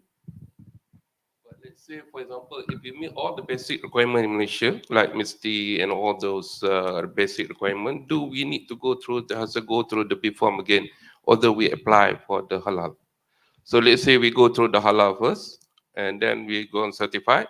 because of Jackie. Let's say, for example, the MOC already signed, then you use the JAKIM logos and certificate, and mutual recognition and mutual acceptance already valid, and you can just go to with the BPOM to attain the permission of circulation to Indonesian market. And during these days, because we haven't signed the MOC yet, so you need, for example, your product applying directly to YBhg, then it needs to have the Halal certificate and Halal logo from YBhg first, and then you go to BPOM. So in this case, that we have to wait for the MOC to be signed. Then only we can go proceed. But I'm not sure whether it's going what Dato was saying, maybe after Chinese New Year, or maybe have to wait in June. Okay, thank you for that. Bye. We continue with the questions just now from the online submission. What is the initiative to incorporate halal category in the product nomenclature that signifies the tariff for halal trade to strengthen the halal control at the border? Okay, thank you for that question. So I think the same issue has been discussed at the previous session. I think the need to have the HS code. So because this is also part of the discussion from previous sessions. So perhaps Dato would like to add more or about the harmonized code or HS code. No, I'm sure the previous session already answered this question. In I can say that JAKIM or BPJPH is not the qualified person to answer about the tariff and so on. Maybe you can post to the MITI or Madrid on that. Thank you. All right, that ends the session 3. Thank you Encik Ustaz Mirzal Hussein, Dr. H. Muhammad Akil Irham, yang berbagi Dato Dr. Sirajuddin Suhaimi, and of course Ibu Fathiani Santi. Ladies and gentlemen, this brings us to the end of the forum, and we hope you enjoy the experience today. For questions that we may not be able to answer, we shall attend to them after post-event via email. We also hope the strategies, suggestions, ideas, excerpts derive from the forum, narratives such as harmonizing talent development, as mentioned by Hanif Sofyan, ASEAN Halal, MOC sebelum raya. Janji kan? From the sessions and solutions by our speakers and panelists will benefit you and your organization to move forward with halal as a global halal ecosystem, centralizing Malaysia, Indonesia. We hope this event is the starting point of kita serumpun halal. Bermula dari hari ini, kita mulakan langkah #kita serumpun halal. This forum is supported by Ministry of International Trade and Industry MITI, alongside our strategic partners, Department of Islamic Development Malaysia, JAKIM, and of course, Badan Penyelenggara Jaminan Produk Halal, BPJPH. We appreciate your feedback. Please send your feedback through our feedback form. With that, on behalf of the organizing committees, Halal Development Corporation, do give yourself an applause, big applause to yourself. Thank you once again for participating and look forward to seeing you again next time. Let's revisit kita serumpun halal. Terima kasih dari saya, Shilda Ismail. Assalamualaikum. We have some refreshments, We have some refreshments. You can proceed at the Time Cafe. Terima kasih.